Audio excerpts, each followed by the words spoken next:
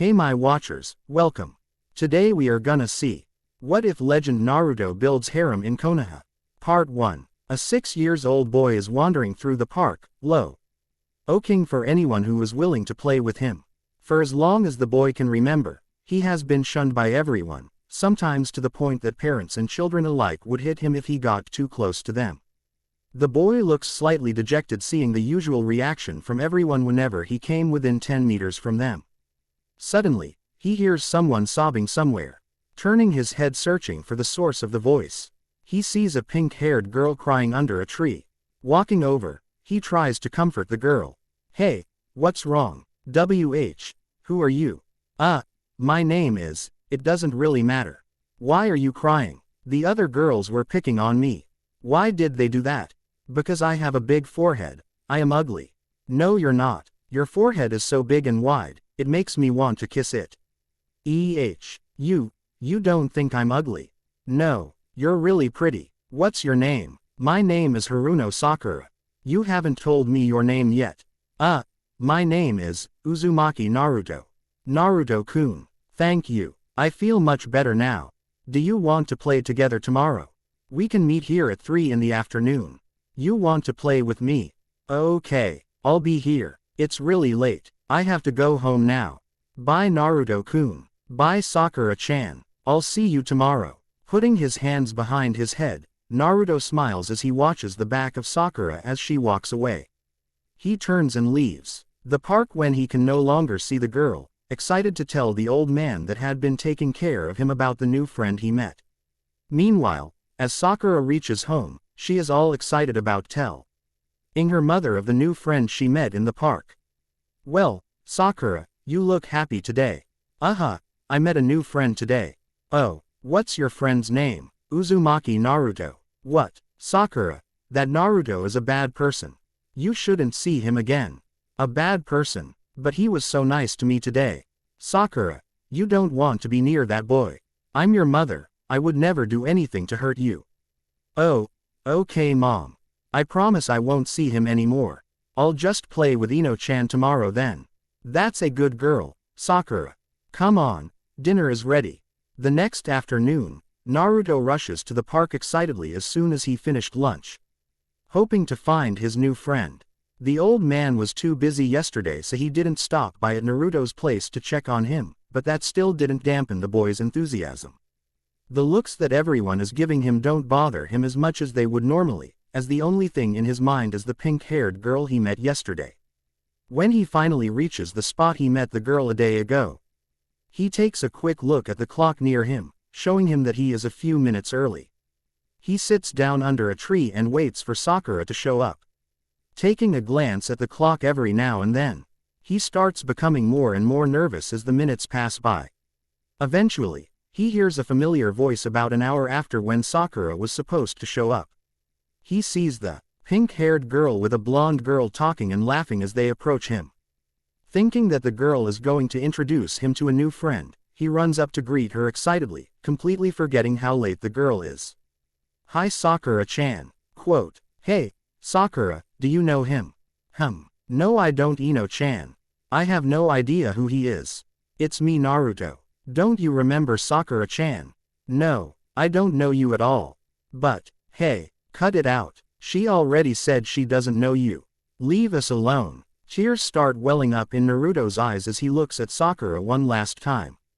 Seeing the tears, Sakura quickly looks away, trying to be as steel-hearted as she can until the boy finally leaves them.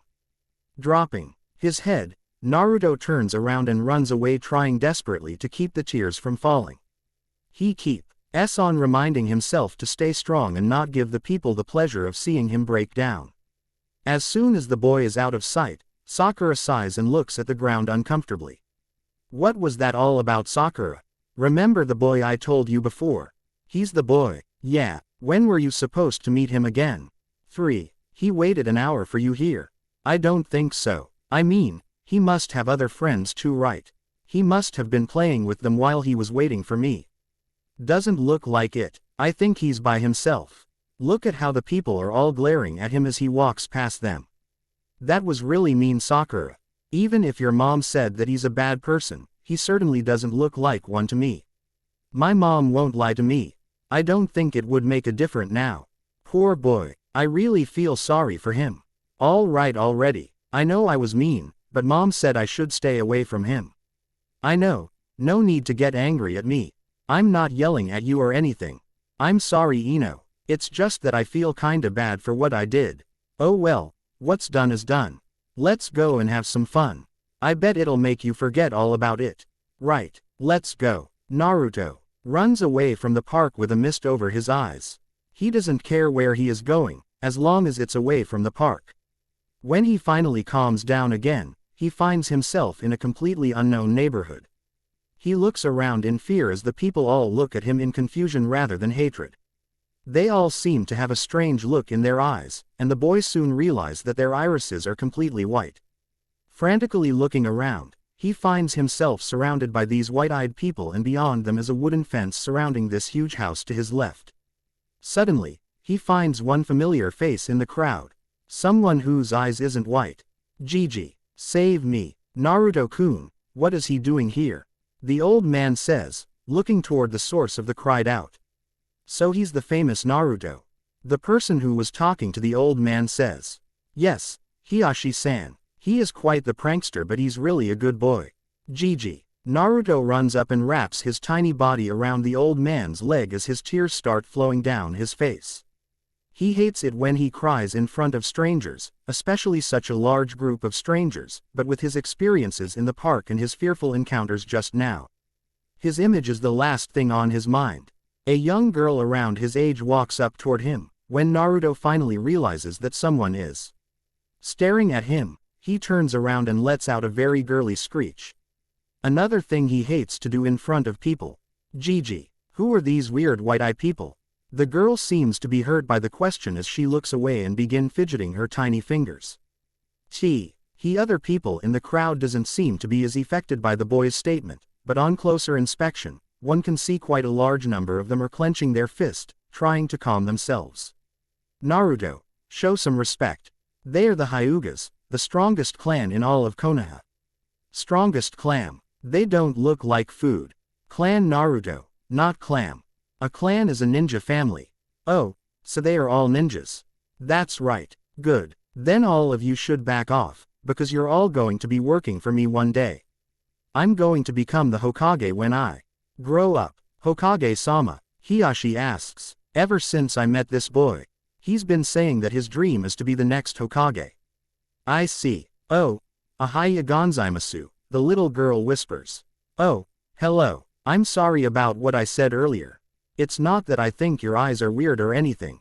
You just surprised me, that's all. It's okay. Naruto-kun, Hiyashi says. What do you want, Oji-san? Oh, Oji-san, Hiyashi says, turning toward the Hokage. Naruto has a very interesting way of greeting people. I see. Well, Naruto-kun, do you want to become friends with my daughter Hinata?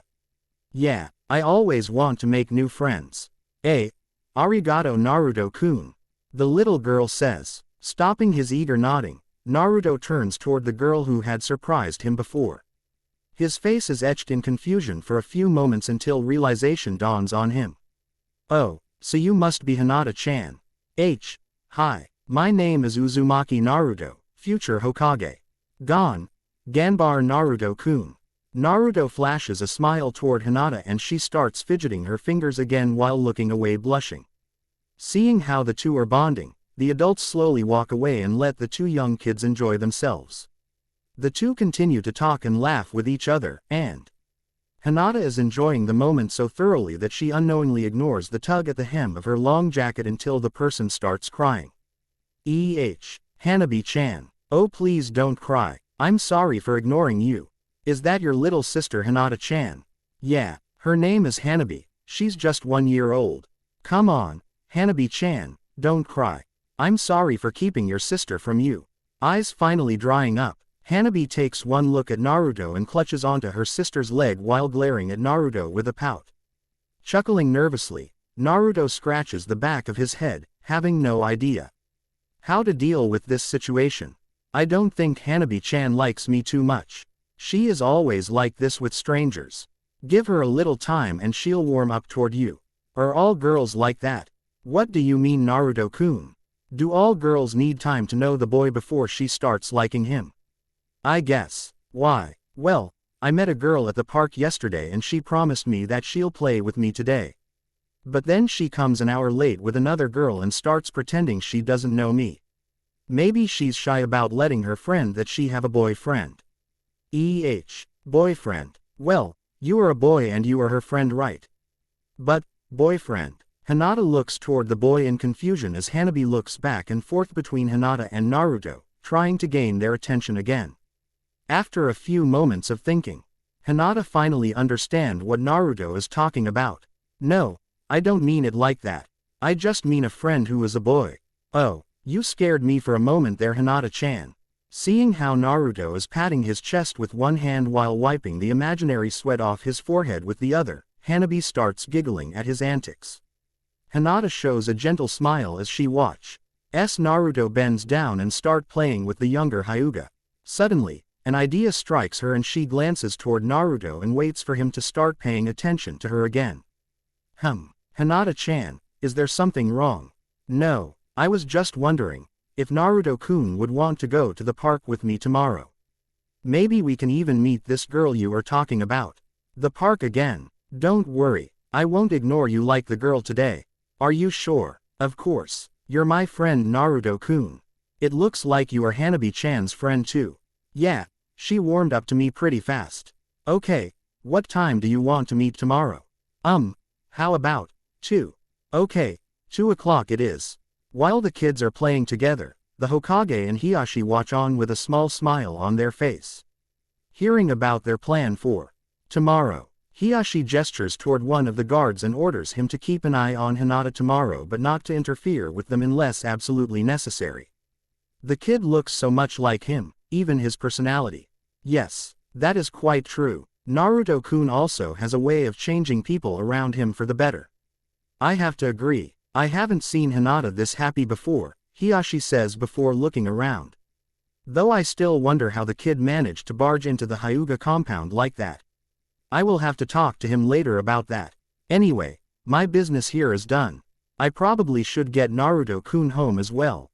It's getting late, we shouldn't intrude any longer. Oh no, it's no trouble. It's an honor to have you visit us today, Hokage-sama. Please tell Naruto that he is welcome to come whenever he wishes. Quote, thank you Hiashi. Come on Naruto, we're going. Okay, see you tomorrow Hinata-chan. Bye, Hanabi-chan. The next afternoon, Naruto rushes to the park again, hoping that his luck will be better this time around. Remembering his conversion with Hinata yesterday, Naruto is hoping that he can see Sakura again today so he can introduce her to Hinata and perhaps she won't be as shy anymore. In fact, he is hoping that Sakura would introduce him to her friend and they can all play together. When he arrives, he sees Hinata standing there with a teenager standing next to her. Seeing the boy, the teenager nods toward Hinata before disappearing. Hi Hinata-chan, who's that? Chi-Chi-Yui felt that he should send someone to watch over us in case we get into trouble. Oh, so what do you want to do Hinata-chan? Do you see your friend around? Maybe you can introduce me to them. I don't think I see them here. Suddenly, he hears two familiar voices coming toward them. The girls are so engrossed in their conversation that they don't realize two people running toward them. The two girls only realize their existence when Naruto calls out right before they collide. Why don't you watch where? Hey, you're the boy from yesterday. Ino says. Hello, Naruto says hesitantly. Naruto-kun, I would like to apologize for yesterday, Sakura says. It's okay, I understand that you were a bit shy. You don't want your friend to know that you have a friend who is a boy. Hinata-chan told me yesterday that girls are like that. Then you must be Hinata, right? Ino says. Yes, Hinata says, hiding partially behind Naruto. See Ino, I told you he had other friends with him yesterday. Actually, I met Hinata-chan after I left the park yesterday. Oh, Sakura says meekly. The four look at each other awkwardly. While she has warmed up toward Naruto yesterday, Hinata is still very shy around strangers. Ino told her parents about what happened at the park yesterday. After fumbling with the name for a while, her parents finally figured out who she was talking about and confirmed her suspicion that Naruto is actually a very kind, if stupid and brash, boy. And that her father had seen the boy with the Hokage on occasion and asked her to become Naruto's friend, though she doesn't really know how to approach him. Sakura had since found out from her mother that she was angry with something else that day and that she was surprised that a boy had approached her precious daughter and allowed Sakura to befriend the boy again. What Sakura doesn't know is that Ino's parents had a lot to do with her mother's change of heart. Naruto is trying to figure out if the two girls would be willing to be friends and play with him. So, Sakura, aren't you going to introduce me to your friend? Oh, Ino-chan, this is Naruto-kun. Nice to meet you, Naruto-kun. Nice to meet you too, Ino-chan. Why do you look so happy all of a sudden? Ino asks. Because now I have 3 friends. 3. Sakura says. Yeah, Sakura-chan, you, Hinata-chan, and Ino-chan. What about your other friends? I don't have other friends. But that's okay, because I have the 3 of you. Oh yeah, Hanabi-chan is my friend too, so I have 4 friends. Who's Hanabi? Ino asks. She's my younger sister. I see. Nay, Sakura-chan, Ino-chan, do you want to play with us today? Naruto asks. Okay, but what are we playing? Sakura asks. I don't know yet. What do you think, Hinata-chan? I don't know either. Hey, I have an idea. Let's play family. Family. What is that? Naruto asks. We pretend to be a family. So you would be the father, and I'll be the mother, and... Wait a minute, Ino. Why do you get to be the mother? Sakura says. Well, I came up with the idea after all. I would like to be the mother as well. Now that's dumb. We can't have 3 mothers and no children. Or the 2 of you just want to be Naruto-kun's wife. Sakura starts yelling and chasing Ino around in anger and embarrassment, while the blonde girl is laughing at her pink-haired friend. Hinata's face is so red that Naruto almost comments how much she looks like a tomato. But said boy is too distracted by the antics of Sakura and Ino to notice the blushing girl standing beside him. When Sakura and Ino finally settle down, Hinata's notice someone walking toward them. Tenten-senpai. Ahaya, Hinata-chan. What are you doing here? I'm here with my friends. This is Naruto-kun, Sakura-chan, and Ino-chan. Ahaya Mina-san. My name is Tenten. Tenten-senpai. Did you just get out of the academy? Hinata asks. Yeah, the classes are hell. The things I do to become the best. Kunoichi. You are attending the academy, Tenten. Ino asks. The classes are really boring though. I can't wait till I graduate and become a ninja. So, what are you guys doing? Well, Ino suggested that we can play family, but we can't figure out who is going to be the mother, Sakura says. Let me guess, all 3 of you want to be the mother. That's right, Ino says. I can't blame you, with this cutie being the father and all. Tenten-senpai. Hinata screams, blushing bright red. I have a way to solve the problem if you let me join. Okay, the more the happier, Naruto says, trying to end the arguing between the girls. Why can't we all just take turn being the mother? The girls all agree with Tenten's suggestion and start their game, though Ino is a bit upset that she couldn't come up with a solution as simple as that. By the time the girls have to go home, Naruto is utterly exhausted. When he agreed to play the game, he was under the impression that the mother would be doing the housework like all the stories he heard. What ended up happening was that Tenten, Sakura, and most of all Ino kept ordering him around telling him to do all the work. Only Hinata acted like one of the housewives that he heard about. Although things didn't exactly go the way he thought it would, he's still happy that he met 2 more new friends and regained another today. As Naruto is about to leave after saying goodbyes to the girls, the Hyuga guard walks up to Naruto and Hinata and states that Hiyashi had invited the boy to attend dinner with them. When the 2 children reach the Hyuga compound, they find the dinner is a private manner, as Hiyashi, Hinata, and Naruto are the only ones present. Hiyashi explained that Hanabi would be there as well, but she would move around in excitement as soon as she sees Naruto, so Hiyashi decides that it's be saint if he let the other clan member take care of Hanabi today. So, what did you 2 do today? Hiyashi asks, looking up from his meal. Hinata-chan and I played family today with Sakura-chan, Ino-chan, and Tenten-chan. Played family. Hiyashi says. Yeah, Hinata-chan, Sakura-chan, Ino-chan, and Tenten-chan took turns being the mother and I was the father. I see. So, do you like your wives? Ino-chan was too bossy. Sakura-chan and Tenten-chan too. I like Hinata-chan best. So when you grow up, would you like to marry Hinata? Chi-chi-ue. Hinata screams, blushing. I would love to marry Hinata-chan, Naruto says. Ignoring Hinata's reaction. Hearing what Naruto said, Hinata busies herself with the bowl of rice in front of her. She feels so embarrassed that she is suffering from one of the bad cases of blushing again. Though secretly in her heart, she is overjoyed with what Naruto said, even if Naruto had no idea what he was talking about. While Hiyashi is interrogating Naruto, Ino is giving her account of what happened today, and faces a similar question from her parents. So, what does my little princess think of Naruto-kun? Inoichi asks. He is really funny and nice, he did very thing I asked him to do when we were playing family. How would you like Naruto-kun to become your real husband when you grow up? I don't know. I still think Sasuke-kun is cooler, but he doesn't treat me anywhere near as nice as Naruto-kun. I can't decide yet, but I think Hinata-chan likes Naruto-kun a lot more than I do. I'm done now. Dinner is delicious like always, Mom.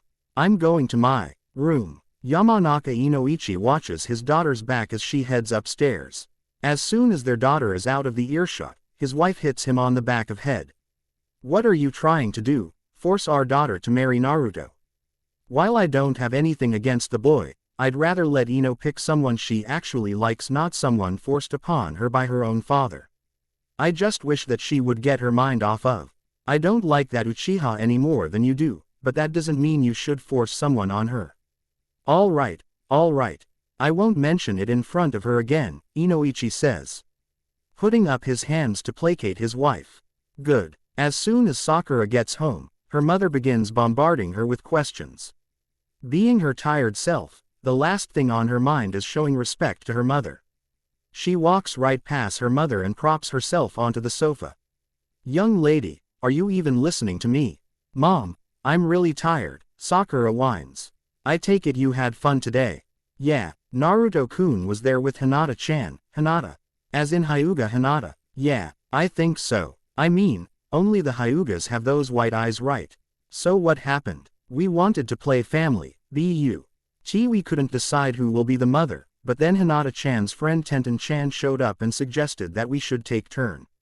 I think Naruto-kun is the most tired one though, Tenten-chan and Ino-chan were really ordering him around. I'm glad that you had fun today.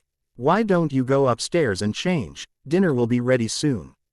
Okay, Mom. As Mrs. Haruno watches her daughter head upstairs, she can't help but to feel glad that the Yamanakas convinced her that Naruto isn't who she made him out to be. Hearing that the boy have befriended the Hyugas only serves to confirm what Ino's parents said. Knowing how her daughter is often subjected to mean comments from others around her age, she is glad that her daughter has gained a few precious friends. Tenten walks home happily. No, she only did the distractions make her forget all about the tough day at the academy. She met 3 new friends along with it. Beside, spending time with others beats staying home all alone anytime. Ever since her parents died on a mission, she has been staying at the orphanage. Only recently when she entered the academy did they give her enough money to get herself a small apartment. While it is nice to be out of the orphanage, it is quite boring to be by herself all the time. She tosses her book bag at the hanger without even taking a look, and it ends up hanging there perfectly. Humming as she picks out an outfit, she proceeds to her favorite activity of the day, taking a bath. Ah, this is nice. I hope Naruto-kun didn't mind me making him do all those stuff, but I can't help it, he looks so cute with that little pout every time I ask him to do something. Letting her train of thought run wild, she soon loses track of time. She doesn't come out of her stupor until her stomach starts complaining of its emptiness. Quickly drying herself, she puts on her clothes and prepares a quick dinner. As she prepares for bed, the day's other activities starts coming back to her. Ah, I completely forgot to do homework. Sensei is going to kill me. Scrambling out of bed, Tenten almost tears apart her book bag trying to get everything out. Muttering curses under her breath, she scribbles own all the answers to the homework questions as quick as she can just so she would have something to hand in the next day. If she actually paid attention to what she was writing, maybe she would be a BLE to avoid the strange looks the teachers gave her 2 days later. A year has passed since Naruto and the girls became friends. Through the year, their relationship has been steadily progressing. It seems that there is a limit to how much it can grow, and it seems that they have reached the limit. Hinata, Ino, and Sakura will be enrolling to the academy this year, 2 years before boys of their age due to the amount of extra knowledge that Kunoichi has to learn before they can become ninjas. Sandaime had seen how depressed Naruto became after he heard about the news. Naruto thinks that they will start drifting apart because they won't be able to see each other as often if Tenten's first year was any indication. After taking everything into consideration, Sandaime decided to enroll Naruto into the academy as well. Just so he can be with people around his age more often, not to mention allowing him to spend some time with the girls during the breaks, even if Naruto would have a difficult time handling the classes. He tried to explain the pros and cons of the situation to Naruto, but the boy ignored all the other points as soon as he heard that he can be with his friends. As Suen as the Hokage lets the boy out of his office, Naruto immediately heads for the park, where he knows that the girls are waiting. Naruto, where were you? It's not polite to make a lady wait, Ino says with a huff. Lady? What lady? I don't see any lady. Nah. Too. Hey. Ino-chan, I was just joking. Putting his hands up to protect himself, Naruto starts backtracking until he bumps into someone. Turning around, he sees Sakura glaring at him with a dark look in her eyes. Chuckling nervously, he starts backing away from the 2 angry girls until he bumps into someone again. This time, it's Tenten, who has a few training kunais in her hands. Finding himself surrounded by 3 very upset and very dangerous girls, he appeals to the last person for help only to be ignored with a pout and a turn of the face. A few minutes and a very bloody beating later, Naruto finds himself in the care of the 4 girls who feel bad about how much damage they actually dealt to the boy. Naruto-kun, are you alright? Hinata asks. Yeah, I feel much better as long as you all take care of me. I wish it wasn't so painful getting to this step though. You deserved it, Tenten says. Oh yeah, I almost forgot. Tenten-chan, can you teach me how to do a henge no jutsu? Why would you need to learn that now? You'll learn it in your first year. Please, Naruto begs. Oh fine, I'll get the textbooks tomorrow. Thank you Tenten-chan, you're the best. Tenten's face flushes from the hug that Naruto gave her. The other girls look on with a small hint of jealousy, but Ino and Sakura quickly shack. It often begins to daydream about a certain member of the Uchiha clan doing the same to them. Naruto, all right already, let me go. Oops, sorry Tenten-chan. So, what are we going to do today? Sakura asks. Actually, I found this really pretty place that I want to show all of you. Really Ino-chan? Well, lead the way. Naruto says. Ino ends up taking them to a flower field near the walls of the village. The group is mesmerized by the scenery and decided to make it their meeting spot from then on. When it's time for them to leave, Naruto reminds Tenten about the lesson again, which Tenten responds by throwing one of the wooden practice shuriken at Naruto's forehead for being so troublesome, but says she will come and get the shuriken back from Naruto the next day, sealing the promise. The next day, Naruto arrived at the flower field half an hour early, excited to get the lesson started and for his plan to begin.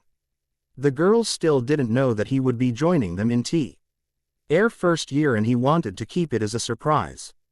Hinata arrived about 15 minutes later with her guardian, and Sakura and Ino arrived minutes later. Tenten arrives a few minutes later than usual since she had to get the books from her home before coming to the field. As Tenten starts explaining the basics to Naruto, the other girls starts creeping in from their games so they can learn me of the basic shinobi knowledge and get a head start against the other people in their class. This becomes their routine for the next week until the first day of academy begins for Hinata, Ino, and Sakura. That morning, the 3 girls gather at the front yard of the academy, waiting for their teachers to show up and take them to class with all the other people entering this year after saying their goodbyes to Tenten, who had to rush inside before she's late for class. In their nervousness, they failed to notice a blonde dressed in orange from head to toe sneaking around the crowd to get near THM so they would be put into the same class. It's not until the girls are seated inside the classroom that they finally see a blonde girl with 2 ponytails in an orange blouse and knee-high orange skirt with black pants underneath sitting at the same 4 people desk with them. Before they can say about it, the teacher has begun her lesson, so the girls wait until the end of the class to confront the girl. Naruto, what do you think you're doing? What do you mean, Sakura-chan? My name is Sarutobi Naru. I'm a distant relative of the Hokage. Naruto, drop the act. We know it's you. That's why you wanted to learn Henge no Jutsu, isn't it? Ino says. Hi girls, how was your first day so far? Hey, who's your new friend? Tenten asks. Tenten-senpai. This is Naruto, Hinata says. What? You're not. Shish. You'll get us all in trouble, Ino says, putting her hand over Tenten's mouth. Naruto, if we get into trouble because of you, I'll beat you up so bad. I know. That's why you girls have to keep this a secret. Gigi told me the same thing this morning and he's willing to cover for me. Fine, but don't say we didn't warn you, Naruto. Naru-chan, Sakura says. What are you girls doing after school today? Tenten asks. I'm going to Ino-chan's place to study. Hey, why don't we all go to Hinata-chan's place to study? Naru says. Her house is huge. I'm not sure if her father would allow us to, Tenten says. I'm sure Hiyashi Oji-san won't mind. Oji-san, 3 of girls asks at the same time, looking toward each other. Naru-chan always calls Chichi-Yui that, Hinata explains. Are you absolutely crazy? Sakura says, hitting Naruto on the head. How can you address the leader of one of the strongest clan in Konoha in that term? Why not? He doesn't mind. Anyway, do you girls want to go or not? Are you sure that Hyuga-san won't? Ino asks. I'm sure Chichi-Yui won't mind either. Well, if you're sure, I guess. It's better to study together in a group anyway. I have to tell my parents first though, Ino says. Me too, Sakura says. Well, we should go with you girls. The guards at Hinata-chan's place are really mean, but they won't bother you if they see that Hinata-chan's with you. They are not mean, Naru-chan. They have to be careful as to who they let in. They're doing their job. Tenten-senpai is right, Hinata says, defending the other members of her family. Whatever. I still think they are mean. Anyway, meet at the yard after school. Okay, I have to go back to class. Kurenai-sensei is really strict about people being on time, Tenten says, sighing. I wish I still have. Susumu-sensei is my teacher, but she only teaches first-year kunoichis. Tenten, are they your friends? Kurenai-sensei. Sorry I'm late. I'm going to class now. Don't worry, you still have time. I'm just curious about your friends. See you, curious, Tenten says as the entire group stiffens in fear. The group looks nervously toward the Chunin instructor. Kurenai has her attention fixed on the transformed Naruto. While they don't know if Kurenai has seen through the disguise, the look and the smirk she has on her face are plenty unnerving enough for the young minds. You certainly have an interesting group of friends, Tenten. Especially you, little girl, Kurenai says, staring at the transformed Naruto. The group is frozen in place as Kurenai walks toward the classroom. Her soft laughter filling the now empty hall. The girls start casting nervous glances toward Naruto, who has a look of pure dread. I think she knows, Naruto says. Does that mean that Suzume-sensei? Ino asks. What's going on? Why aren't you girls in class yet?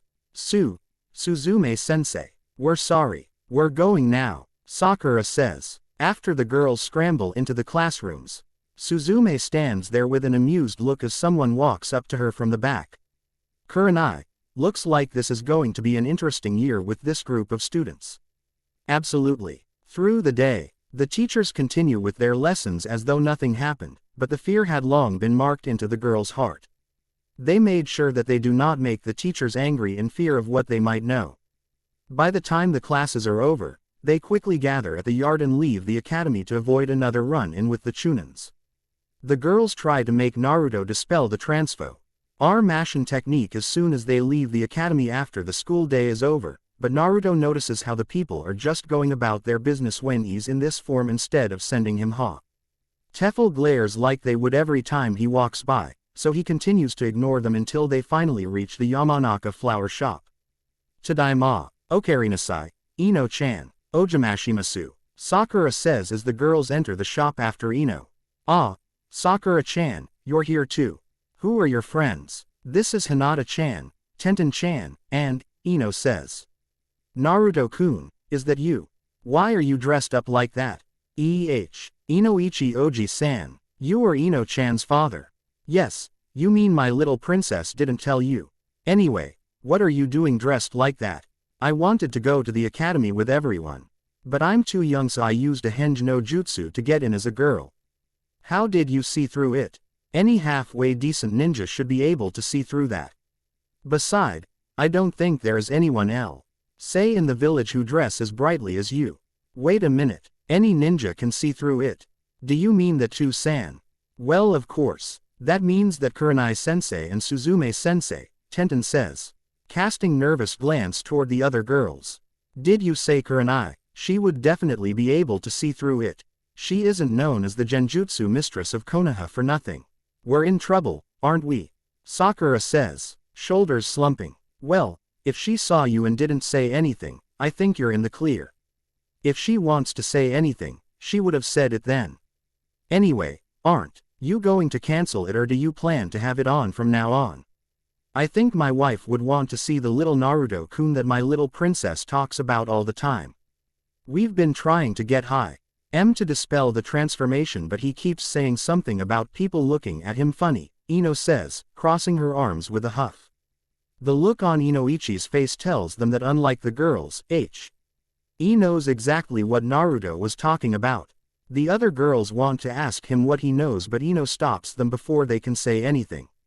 She knows her father a lot better than the girls do, and it's not a very bright idea to talk to her father when he's in this mood. Gesturing for the others to follow her, Ino leads the group to the back where the living space is located. After finally calming down, Yamanaka and Inoichi go to lock the front door of the shop before joining everyone in the back for lunch. It's pretty easy to get the permission from the parents. After all, it's not every day your children are invited to go to the compound of one of the most prestigious clan in the entire village. With him putting it back on as they left the Yamanaka flower shop and only taking it off briefly when they were at Sakura's house. The girls finally manage to convince Naruto to cancel the henge when they approach the compound when Hinata says that the new look might scare Hanabi. Tadaima, okarinasai Hinata-sama, I see you have invited some friends, shall I prepare a meeting room? No, it's okay. We will just study together in my room. Oh, I almost forgot. Hiyashi-sama says that you should go to the clan meeting room with all your guests when you return, the guard says. Chichi-Yui wants to see me. Very well, thank you. I will prepare some snacks for your friends, Hinata-sama. Thank you. The group gathers outside the meeting room as Hinata knocks on the door gently. She opens the door when Hiyashi's voice beckons her to do so. A collective gasp escapes their lips as they see the people inside the room. Suzume-sensei, Kurenai-sensei, Hokage-sama, Hinata whispers. I see that you all have finally made it. We've been waiting for you for over an hour, Hiyashi says. Clearly displeased by the lateness of his daughter. The girls quickly form a wall around Naruto to keep him out of Suzume and Kurenai's line of sight. They slowly back toward the door to allow Naruto to escape until they bump into someone. Standing behind them, looking up, they see a man in a Chunin uniform with an unlit cigarette in his mouth standing at the door. Asuma Oji-san, Naruto says. Now where do you think you're going, Naruto? We've been waiting for you forever. Now why would you do that? It'll be a lot easier to find me at my house. But then it wouldn't be nearly as fun as this. Now would it? Naru-chan. Kurenai says, smiling. Kurenai-sensei. Suzume-sensei, I can explain. Oh, that's quite alright, Tenten. There is no need to explain. Sneaking a boy into a kunoichi class. You know the punishment, Susumu says. Naruto, I'm going to kill you. Tenten hisses. There will be no killing today. I have already explained everything to Kurenai and Suzume. Of course I was quite surprised myself when he came to me with the Henge no Jutsu. I never figured out where he learned it from until I realized that he is quite close to you girls and Tenten is in her second year. Of course, teaching someone a ninja technique when the person isn't a ninja is another punishable offense for any academy student and ninjas, Susumu says. Naruto, you are so dead. But Gigi didn't say anything about it. It should be alright then, right? Just because I didn't say anything doesn't mean it's not wrong. But this time we'll let it slide. Of course, to be able to use the Henge no Jutsu at your age is pretty amazing, Susumu says. I even made up a new technique with it. Naruto says, eager to show off. Oh really? Mind showing us? Kurenai asks. Naruto steps out from the wall of girls around him and go through the sequence of hand seals with a broad smile on his face. A transformation and a few seconds later, the Hokage and Asuma are seen unconscious in a pool of their own blood while Hiashi is looking away with a blush on his face. What in the world is that? The girl screams. That's my new technique Oeruku no Jutsu. Knocks any man within sight out cold. And makes every woman within sight want to kill you. Why are you girls looking at me like that? Nah. I'm going to kill you. The girls growl. A injure beating and a couple of revived male ninja later. Naruto once again finds himself in the care of the girls, including Hanabi, who sneaked into the room when the girls had their attention set on Naruto. Chu-san, I believe we should make that AB rank forbidden technique, don't you agree Hiashi-san? Such indecent technique shouldn't be used at all. I say we should just ban it altogether, Susumu says. I'm sure he would wreck. On-site or whether he should use it again after what happened.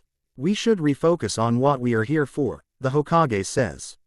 Oh yeah, why are you looking for me Gigi? Well, it seems that Kurenai and Uzume are strongly against you entering the academy as a female. Especially after that display, Susumu says. Right, therefore, please don't kick me out. I really want to learn. No one has doubt that Naruto. But in order for you to enter the academy at your age as if you have the backing of your clan, the Hokage says. But I don't belong to any clan. This is where Hiashi-san comes in. I am sure if the Hyuga clan is willing to add their support, no one at the council would complain. I would have no problem with that, as long as he enters as himself and not pretend to be someone else. Thank you Hiashi Oji-san. Oh, Oji-san, show some respect you little brat. Oh that's all right Asuma. I've gotten used to it. Gotten used to it? Asuma says. That's what he's been calling me since the first time we met. Actually, it would feel strange if he starts calling me differently now. It seems that Naruto has quite a pleasant effect on you Hisagi-san, the Hokage says. Yes, the people outside don't need to know that.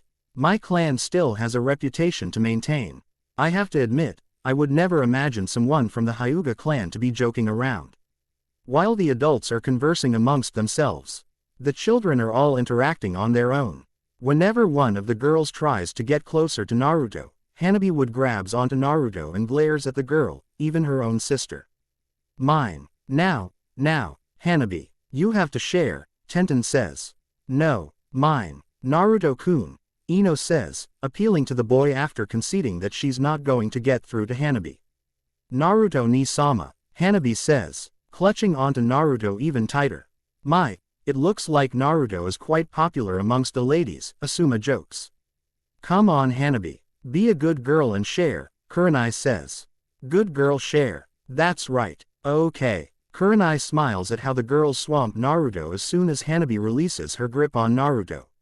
Seeing they have completed what they want to do there, Kurenai, Suzume, Asuma and the Hokage decide to leave. Naruto tries to get away by saying he should go but the girls drag him to Hinata's room making up an excuse about studying. The last two chapters are more a precursor to the actual Naruto storyline, which I will try to follow as close as I can, with changes here and there to fit my story. About the rapid development of the relationship between Naruto and the girls. They aren't really together in a romantic sense.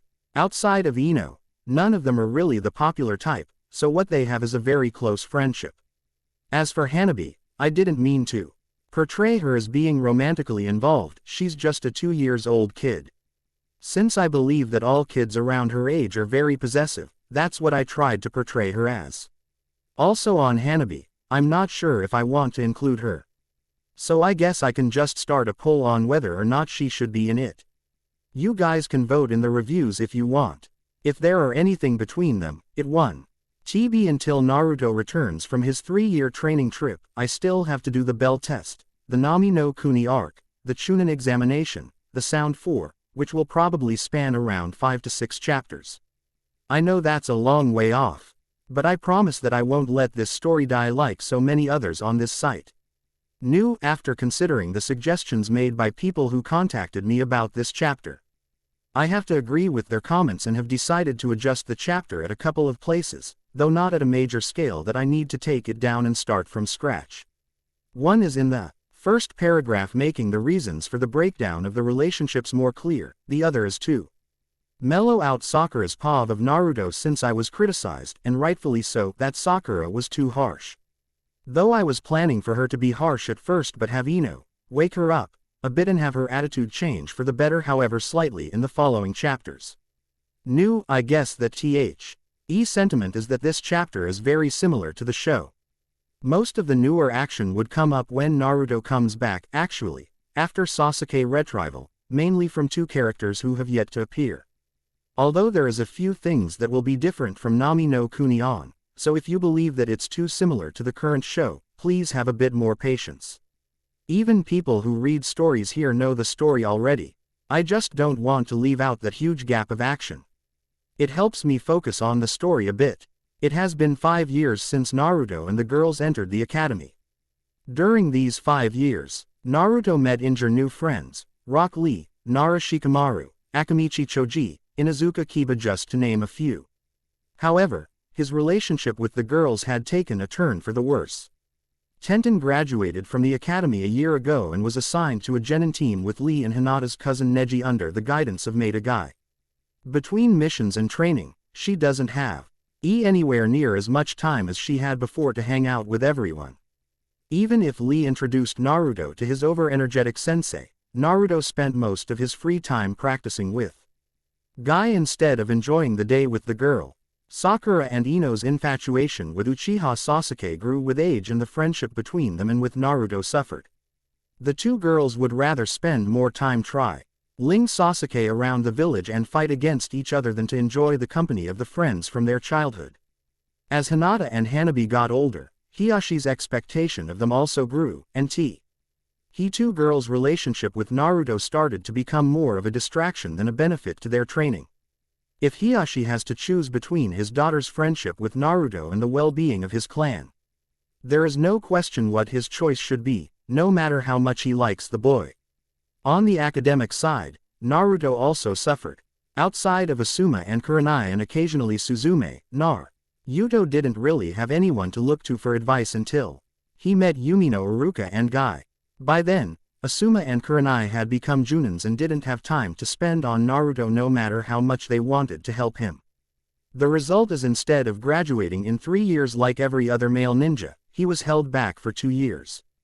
Today is the day of the graduation exam, and Naruto is the only who fails to pass once again.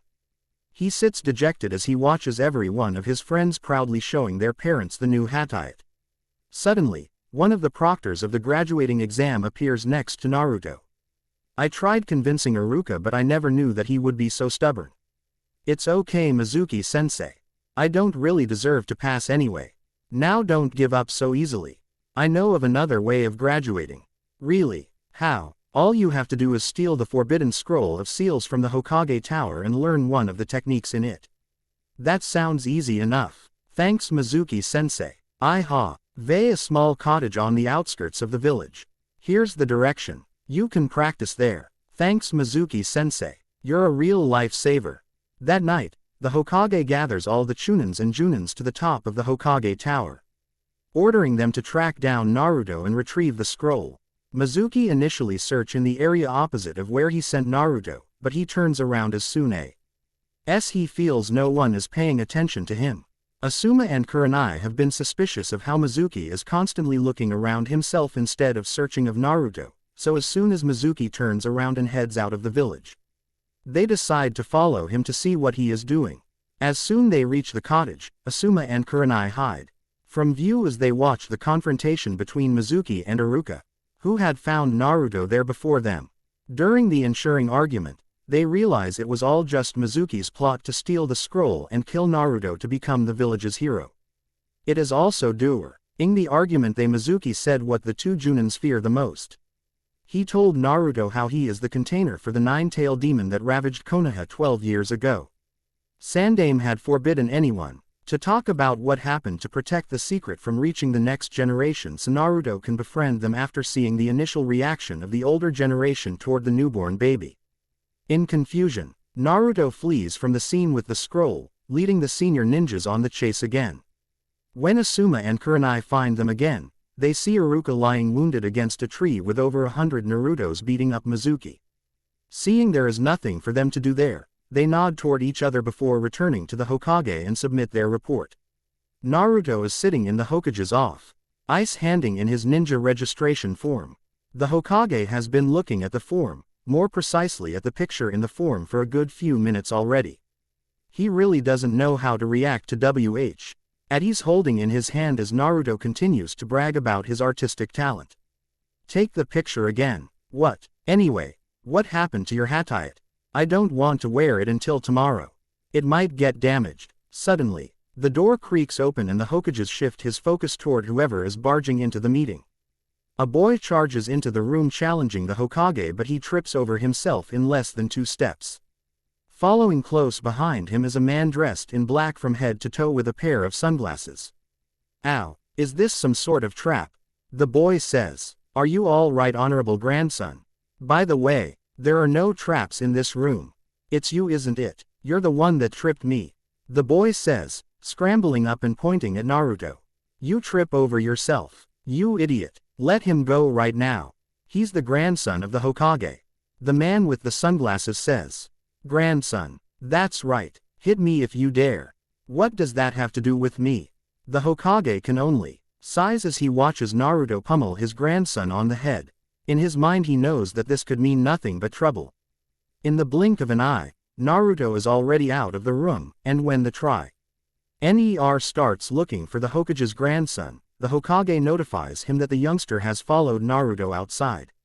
In the streets of Konoha, Naruto is becoming more and more annoyed with each step. Not only did the little brat disrupt his meeting with the Hokage, now he's trying to follow him around with his pathetic attempt in stealth tracking. Stop following me. Your Kakurmino no jutsu is awful. Hey, so you can figure out where I am. You are exactly the person I'm looking for, Oyabun. What? But you have to teach me your Oiruku no jutsu so I can beat the old man. Please, Oyabun. Oyabun. Well, since you put it that way. By the time the trainer is out searching for his student, Naruto and his new follower are already moving all around town on their research trip. After numerous unsuccessful attempts to gather as much information as they can, they finally decide to put their knowledge to use and practice in one of the many training grounds in the village. After the young boy finally grasps the basics of the technique, Naruto decides that they should take a break. So, why do you want to defeat Gigi so badly? He named me Konohamaru, after the village's name. I guess T's a nice name, but nobody ever address me by it. They only treat me as the Hokage's grandson, no one recognizes me as myself. That's why I have to get the title Hokage. That way, they will all see me as me, not a relative of someone else. Quote, idiot, no one would recognize you. Not everyone can get the title Hokage, especially not a Winnie kid like you. If you really want to become the Hokage, then what? Then you're going to have to defeat me. Finally I have found you. Turning around, Naruto and Konohamaru find the trainer standing on one of the branches behind them. As soon as he jumps down from the tree and tries to convince Konohamaru to leave with him, Konohamaru tries his newest technique on his unsuspecting trainer. Henge, Oiruku no jutsu, that's odd. How come it's not affecting you? This technique is unacceptable. I am a gentleman, I will not fall for such low-class technique. Let's go, honorable grandson. If you stay with this kid any longer, you'll become an idiot like him. Only I can guide you to the shortcut on becoming the Hokage, the trainer says, pulling Konohamaru away by his scarf. No, I'm not going. Kage Bunshin no Jutsu. Che, I'm not a weak ninja like Mizuki. You're not even close to my level. Bring it on, I'll show you what a real ninja is like. Henge, surprised by the unconventional technique, the trainer can only stand fro. Zen in his spot as dozens of transformed Narutos surround him, using their charm to cause a massive nosebleed to the trainer. Watching with his crystal private parts from afar, the Hokage can only kiss his head in disbelief as he contemplates the effect the new technique would most likely have on him if he was the one subjected to it. I call this move, Harem no Jutsu. Darn it, I can't even beat the stupid trainer. I really want to be recognized by the village. Why, I already told you, it's not that easy. Only when you are recognized by everyone in the village as the strongest ninja will you gain the title Hokage. I have to go through a lot just to get one person's recognition. I suggest that you prepare yourself. There is no shortcut to be recognized by the people. Who do you think you are, lecturing me like that? From now on, I'm not your follower anymore. We are rivals. Well, I'm going to be one step ahead of you starting tomorrow. I'll become a ninja, but when the time comes, we'll fight for the title of Hokage. I'll be waiting for you, Konohamaru. The next morning, Naruto has a bored grin on his face as he sits at his normal seat in the academy classroom. He watches as the other students slowly fill up the room. Eventually, Shikamaru, Choji, and Kiba enter and, spotting Naruto, walk over toward him. Naruto, what are you doing here? This meeting is for graduates only. I know you're lazy, Shikamaru, but I didn't know that you're blind too. You see this? I'm a ninja just like the rest of you. How did you manage to get your hands on that? Not telling, dog boy. On the opposite corner of the room, Hinata watches them with a small smile as the group continues to argue.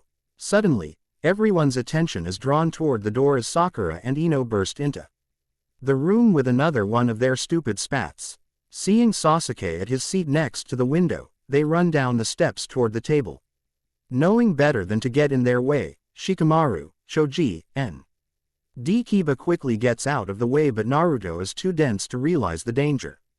Thinking they are there to greet him, Naruto is about to wave toward them when they push him out of the way, fighting for the seat next to Sasuke. His anger flaring from the treatment, he jumps on top of Sasuke's desk and enters into a staring contest against Sasuke. Suddenly, the person sitting in front of Sasuke leans back, knocking Naruto right on top of Sasuke, their lips slamming together. There is a moment of silence and the only sound heard is the gagging noise from Naruto and Sasuke. Suddenly, Naruto feels a chakra spike from his left, where all of Sasuke's fangirls in the class are gathered. The following beating is so injured that Shikamaru, Choji, Kiba, and Hinata do not want to look toward him and see the carnage. When Iruka enters the room and see the battered and bruised Naruto moping at his seat, he can only imagine what kind of prank Naruto pulled to get anyone so angry. Now that you are all here, I wish to congratulate all of you on passing. I will now assign you all to your genin squad. Everyone's focus is on Iruka as soon as the words left his mouth. So much so that he curses his breath about how this is the most focused they had been ever since he started teaching them. Even Naruto seems to have miraculously recovered and is paying 100% attention. As the list is being read off, all the boys' attention starts to slip as the anticipation and disappointment begins to build for the girls. Team 7, Uzumaki Naruto, Haruno Sakura, yeah, I'm doomed, Sakura mutters while thinking to herself. There is no chance Sasuke-kun will be on my team now. And Uchiha Sasuke, why me? Naruto mutters. Yeah, take that Ino. Great, I'm stuck with those two fools. Team 8, Inuzuka Kiba, Hyuga Hinata, and Aburame Shino. So, Hinata-chan and Dogboy are on the same team, Naruto says, looking toward where Hinata is sitting. I feel bad for Hinata-chan, Ino says. Team 10, Yamanaka Ino. Nara Shikamaru. Huh, not lazy boy, serves you right Ino pig, Sakura says, snickering, and Akamichi Choji. No, Not him too. There has gotta be some sort of mistake. Don't be so down, Ino-chan. Shikamaru and Choji aren't that bad. Be quiet, Naruto. Nobody asked you. Sorry, Ino-chan. All right, you should all go and get some lunch, Iruka says, putting down the list. The Junin instructors will be here to pick you up in a couple of hours. Everyone in the room slowly files out and regroups into their assigned teams to get more familiar with each other. Naruto happens to find Sakura wandering around in the courtyard. Without a second thought, Naruto walks up to her. Hey Sakura-chan, do you want to have lunch together? I mean, since we're in the same team and all, I thought that maybe we can hang out together again like we used to. Naruto, can't you see that I'm busy? Arg, what would Sasuke-kun think if he sees us together? But Sakura-chan, no, Naruto, do you know how annoying you are when you keep bothering me like this? Sorry. Lowering his head, Naruto turns around and walks away from her to find a quiet place to eat by himself.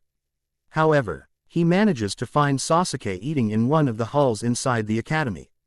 Sneaking up behind him, Naruto jumps Sasuke from the back, knocking down the shades. Ino's team happens to be nearby and saw Naruto sneaks in, but with the shade in place blocking the interior, Ino can only wait for any sign of either one coming out victorious. A few moments later, Sasuke climbs out of the window and with a few pats to clean off the imaginary dust particles, heads away from the scene. Ino silently cheers for her idol and makes a promise to herself to get Naruto for even thinking about hurting Sasuke. What she doesn't see is the real Sasuke tied up inside the hall. Transforming into Sasuke, Naruto once again sets out to find Sakura, whom he sees eating by herself on a bench. Snapping out of her trance, Sakura notices Sasuke watching her while leaning against a tree. In her mind, she starts playing scenarios of how Sasuke would woo her and leaves a crying Ino behind. Sakura, your forehead is so big and wide. It makes me want to kiss it. Why did that line sound so familiar? Where did I hear it before?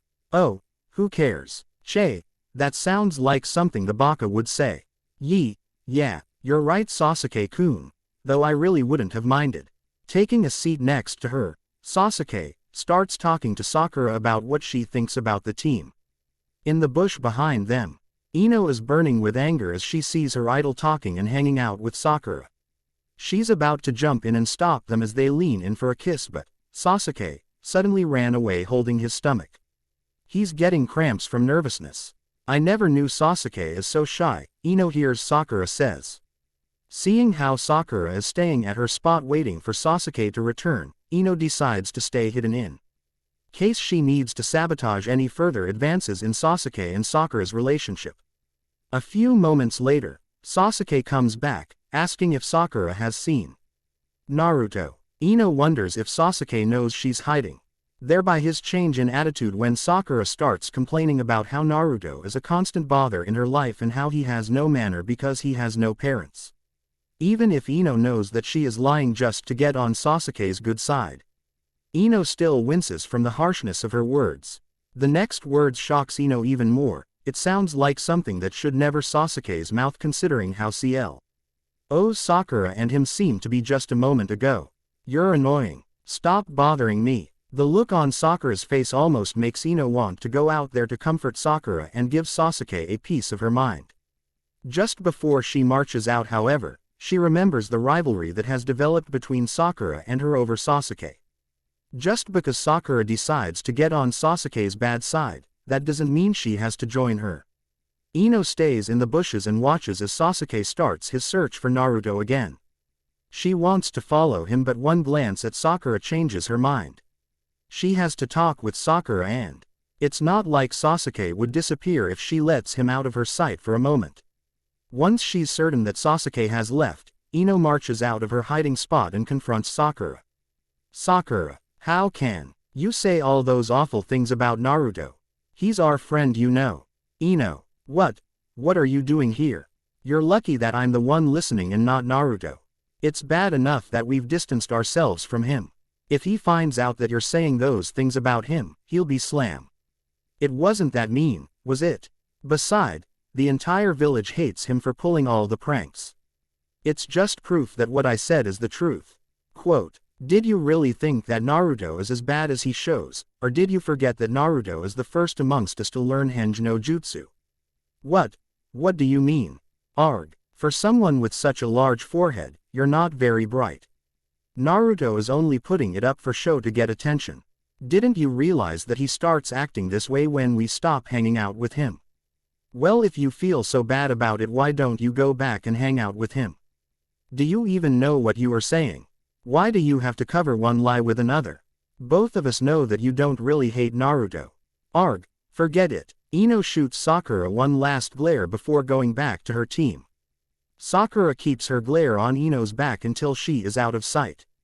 In the heat of the argument, Sakura completely disregarded what Ino said, but as she starts to calm down, she realizes the truth in Ino's words. She silently pledges to herself that she should treat Naruto better from now on. Suddenly, she sees Naruto walking up toward her. Forcing herself to smile, Sakura waves awkwardly toward him. Hi Naruto. Hearing her, Naruto casts a confused look toward Sakura. He hesitates, then runs back toward the academy holding his stomach. Seeing his reaction, or the lack thereof, Sakura trembles in anger, but forces herself to calm down by taking deep breaths. Grumbling, she walks back to the classroom and waits for Sasuke and her team's Junin to show up. Sakura and her team are sitting in the classroom, each becoming angrier with each passing second. The other teams had all left with their sensei hours ago, and they are the only team remaining in the room. Snickering, Naruto picks up an eraser from the blackboard and places it above the sliding door. Sakura scolds him mildly, but she's enjoying the prank herself. Sasuke mutters at his seat about how pointless it is since there is no way a Junin will fall for such a childish trick. Naruto is about to turn and yell Sasuke when the door opens and a silver-hair ninja peeks inside and the eraser hits him in the head, sending chalk dust all over his body. Seeing the ninja's reaction, Naruto is laughing out of his mind and Sakura is apologizing for his action on the outside but is cheering on the inside considering how late he is while Sasuke is staring wide-eyed at the ninja for not catching such a simple trap. My first opinion of you three, how should I say this, I don't like any of you. But Sen, well, let's head up to the roof, the Junin says, cutting off what Sakura was about to say. The Junin leads them to the garden on the roof of the academy and takes a seat on the ledge. He gestures for them to sit down in front of him and waits until they are comfortable before speaking. Well, let's introduce ourselves. What should we talk about? Well, I guess a name, some likes and dislikes, your dream, your hobbies, things like that. Why don't you start first, sensei? Me, well, my name is Hitaki Kakashi. I don't want to tell you my likes and dislikes, I don't really have a dream, and I have lots of hobbies. After all that, we only know his name. Well, let's start from the right. You, the one in orange. My name is Uzumaki Naruto. My favorite thing is ramen, especially the ramen at Ichiraku that Iruka-sensei treats me every now and then. I hate the 3 minutes it takes for instant ramen to cook. My dream is to surpass the Hokage. That way, everyone in the village will respect me. My hobbies, pranks I guess. All right, you, the girl. My name is Haruno Sakura, my favorite thing in the world, more like my favorite person, my dream, should I really say it out loud? My hobby is, and the thing I hate the most is the way a person constantly interrupting my relationship with a certain someone, even if that person is my friend. Okay, you, in the middle. My name is Uchiha Sasuke. I hate a lot of things and I don't really like anything. As for my dream, I don't have one because it will be a reality. I will restore my clan and kill a certain someone. Well, I guess that does it. We will begin taking missions tomorrow.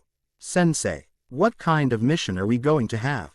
Sakura asks. Well, first of all, this mission is only to be taken by the 4 of us. Alone. What is it? What is it? Naruto asks excitedly. Survival training. Survival training. We did plenty of survival trainings in the academy. Why do we have to do it again? Well, this time I'm going to be your opponent. Beside, this is not just any survival training. Well, what kind of survival training is it? Naruto asks. I better not say. If I did, you're just going to give up. Give up. Why? Sakura asks. Out of the 27 students who graduated, only 9 of you would become genin. The other 18 will have to go back to the academy.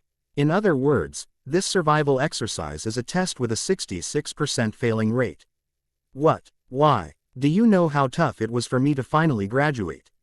Why do we have to go back? The graduation exam is only for finding potential genins. As for whether or not you will actually become one or not, that depends on this test. Anyway, I'll be the one judging your skills tomorrow, so show up at 5 and bring all your ninja gears. Oh, and don't eat breakfast, 'cause I can't guarantee that you'll hold it down. The next morning, 2 half-asleep ninjas and an emotionless one greet each other in the middle of the designated training ground, but Kakashi is nowhere in sight. Sasuke decides to lean against a tree as he waits while Naruto and Sakura slump to the ground with their back against each other holding each other up. The 3 young ninjas are almost asleep when Kakashi shows up at the training ground almost 5 hours later. You're late. Oh, well, you see, I saw this old lady trying to cross the street, liar. Anyway, let's set the alarm to 12 o'clock. What's that for, sensei? Sakura asks. I have 2 bells here. Your job is to take the bells from me. Those who can get the bell will pass the exam. But there are only 2 bells and there are 3 of us. Sakura says. Exactly, that way at least one of you will fail. And those who don't have a bell when time's up will have to be tied to the training post and watch the rest of us eat lunch. So that's why he told us not to eat breakfast, Naruto mutters. Sensei is evil. You can use whatever weapon you desire. In fact, unless you come at me with the full intention of killing me, there is no way you can get one of the bells. But isn't that too dangerous? Sakura asks concerned. Don't worry, you're not at the level to be able to kill me yet. I'm definitely going to get one of those bells. Bring it on, Kakashi-sensei. No way I'll be tied to one of those poles. The weakest dog always barks the loudest. We can all just ignore the dead last. Sakura notices how Naruto's muscles tighten up as soon as he hears Kakashi's words. Before she can even try to stop him, Naruto reaches into his weapon pouch and charges toward Kakashi with his kunai drawn. Before Naruto can even take a step, however, Kakashi is already standing behind him with Naruto's arm twisted around so the kunai is on the back of Naruto's neck. He's fast. I couldn't even see him move, Sakura whispers. So he is a Junin after all. Relax, I didn't say start yet. But you did come at me with the full intent of killing me. I think I'm starting to like you guys more. As soon as Kakashi gives the order to begin, Sasuke and Sakura immediately disappear and hide themselves in the woods around the training ground. Kakashi is about to comment about how they have a good basic knowledge in stealth when he notices Naruto standing in front of him challenging him. Let's go. Me and you. 1-on-1. You surprised me last time, but I'll beat you this time for sure. What is that idiot doing? Sakura and Sasuke think at the same time. The other 3 members of the 4-man squad all stare at Naruto in disbelief. There is one thought in their mind, and it revolves around how big of an idiot he is. Sighing, Kakashi turns toward Naruto as he gets into his fighting stance. Ninja Skill Lesson 1, Taijutsu. Naruto is about to charge at Kakashi but stops when he reaches into his weapons pouch. Naruto watches wearily as Kakashi pulls something out of the pouch, then stares wide-eyed as he sees. Kakashi starts reading the book he pulled out. Well, are you going to attack or not? But why are you reading? Because I want to see what happens next in the story. Don't worry about it, you won't be able to hit me whether I am reading or not. In his anger, Naruto starts throwing an uncoordinated series of punches and kicks, all of Kakashi blocked without taking his eyes off the book. On the last punch, Kakashi moves behind him and holds his hands in the Tora seal. That's a fire technique seal. At this range, Naruto's going to. Sakura whispers to herself before cried out, Naruto.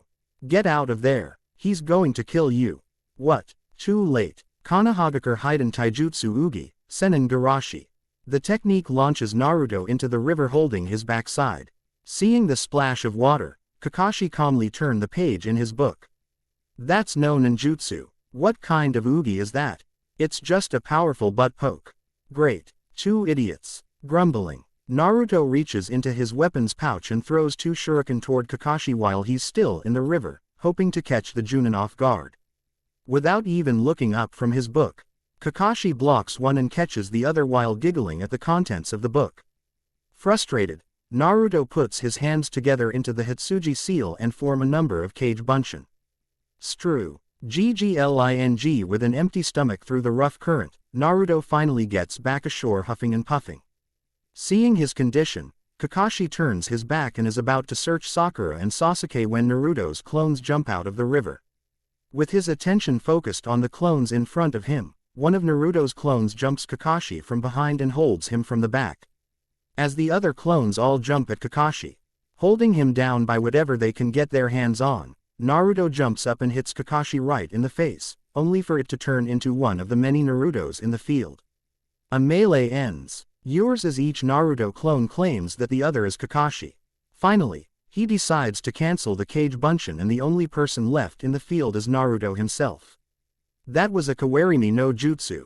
That's a basic academy jutsu. How can the idiot not see through it?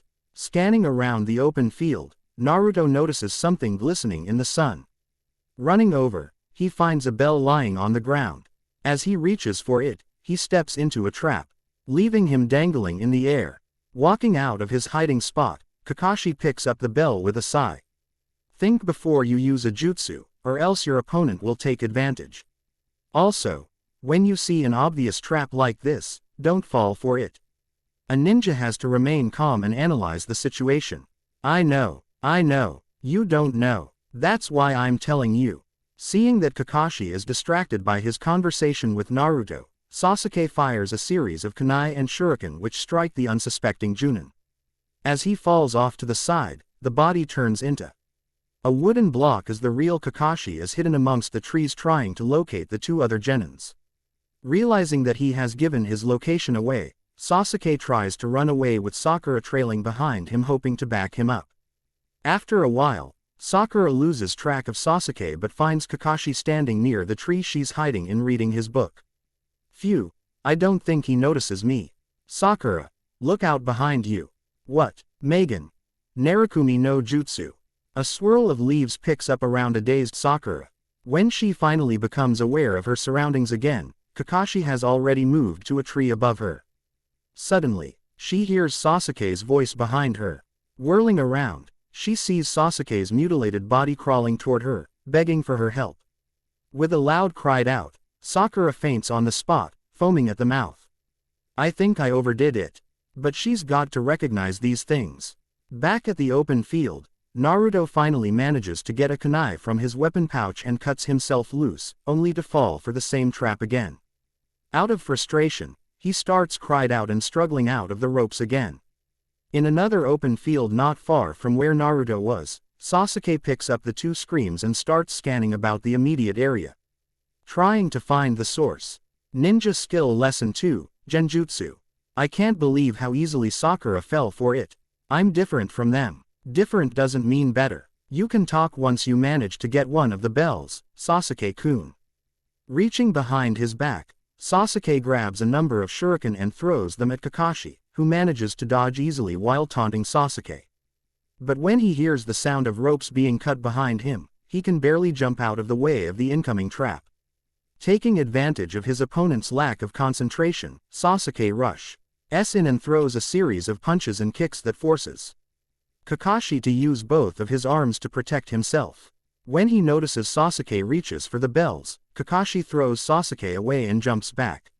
This kid, I don't think I have time to read Ika Ika Paradise anymore. When Kakashi is about to taunt Sasuke again, he notices Sasuke going through a series of hand seals, ending in the Tora sign. Kakashi can only stand and watch astounded as Sasuke takes a deep breath and unleashes a fireball. When the fire dissipated, Kakashi can no longer be seen as Sasuke frantically looks around him, trying to find any traces of the Junin. I'm under you, Doden. Shinjio Zansho on Jutsu. Sasuke can only cry out as he is pulled down into the ground by Kakashi. When the only part of Sasuke's body left above ground is his head, Kakashi comes back above ground and taunts Sasuke before walking away, waiting for the next challenger. Back at the trees, Sakura finally comes to and remembering Sasuke's condition. Starts running about searching for her source of affection again. Naruto has also managed to free himself after spotting the bento boxes lying unprotected on top of the memorial stone. Hehe. Even if I didn't go after the bells, that doesn't mean I can't eat first. Itadakimasu. Oi, I was just joking sensei. Too late. By the time the alarm rings and Sakura and Sasuke return to the center of the training ground, they find Kakashi standing near the memorial stone and Naruto tied to one of the posts there. As soon as their bodies register that they have stopped their movements, their stomach starts complaining about its emptiness. Looks like all of you are pretty hungry. Oh yeah, about this survival exercise, none of you will be going back to the academy. Does that mean that the three of us? That's right, the three of you don't deserve to be ninjas. It's a waste of time for you all to go back to the academy. Kakashi looks at the three in front of him, studying what he thought of as an expected reaction to his speech. Naruto, even if tied to the post, starts cried out and struggling trying to get at Kakashi. Sakura is frozen at her spot with a haze over her eyes. When he turns his attention toward Sasuke, he notices the boy shifting his weight. As soon as Sasuke charges toward him, Kakashi pins him to the ground stepping on his head. The 3-0, you still haven't figured out the purpose of the test. Why do you think that we have to break you up into teams to take the survival test? The answer is the key to whether you pass the exam or not. About that, I wanted to ask you from the beginning.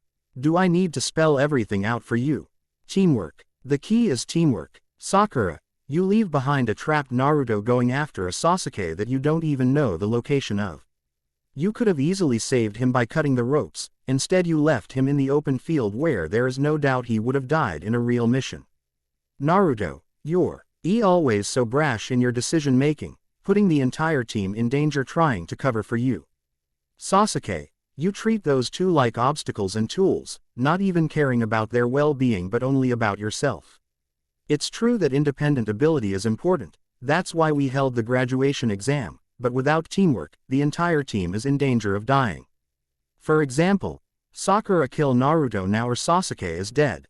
What? Just like that, when one of you is captured because of the lack of teamwork, you get put into an impossible situation that can very well lead to the death of everyone on the team. I'll give you two one last chance, but don't expect me to make it easy for you. Go ahead and finish your lunch, but don't give any to Naruto. He tried to break the rule by eating by himself first. If anyone tries to feed him, that person fails immediately. As soon as Kakashi leaves, Naruto starts cried out about how he can go without food even if his stomach is grumbling with every movement he makes. When Sakura interjects, Sasuke silences her by saying that everyone needs to be at full strength to get the bells from Kakashi. After giving the matter some thought, Sakura offers Naruto her bento box instead. But Sakura-chan, just hurry up Naruto, I'm on a diet, I don't need to eat as much. Thank you, but I can't. Just hurry up already. No, I mean I really can't. My arms are tied, you're going to have to feed me. Why you? Fine, but don't expect to get this kind of treatment again anytime soon. As the food nears Naruto's mouth, there is a small explosion in front of them and Kakashi charges out of the cloud of dust. Sasuke can only sit frozen at his spot while Naruto and Sakura are cried out for their lives. You three, passed. What do you mean? You three are the first team to pass. All the teams before only know how to follow my orders. In the ninja world, people who break the rules are trash, but people who abandon their teammates are worse than trash. All right, the survival test is over, everyone passes. We will begin missions tomorrow. Better make that the day after, I still have a lot of paperwork to do to actually register you guys. Okay, let's go. Sakura, Sasuke, and Kakashi all head off the training ground when Sakura asks if they want to go to her house for dinner. When they refuse, they suddenly have a feeling that something is missing. Looking around, they find that the orange-wearing loudmouth ninja is missing. Did we manage to free Naruto yet? Kakashi asks. I think he's still there. Sakura says, sighing, I'll go and get him. See you in 2 days. Sasuke-kun, Kakashi-sensei. Turning around, Sakura heads back inside the training ground to find a pouting Naruto stranded in the open field. Sighing, she takes out a kunai and cuts Naruto loose before asking him the same question that she already asked the others. Are you sure, Sakura-chan? Yes, my mom wants me to invite my team over for dinner so she can meet them. But Sasuke-kun and Kakashi-sensei already said no. I would love to visit Haruno-san. I haven't seen her in such a long time. Well, come on then. I don't want to stay here all day. As soon as Sakura and Naruto walks through the doors, they decide to make their presence known. Hearing the noises in the living room, Sakura's mother walks out from the kitchen to find Sakura seething in anger and Naruto on the ground nursing a bump on his head. Ignoring the fact that a rare guest has shown up at her house, she rushes over to check on the loudmouth ninja. Naruto, are you all right? Yeah, I'm used to it. I'm going to change, okay mom? Okay, go ahead dear. As Sakura's mother watches the retreating back of her daughter, Naruto reaches for the tea kettle on the coffee table and pours himself a cup. Noticing the sudden movement behind her, Sakura's mother watches as Naruto holds the cup in his hand, just staring at it.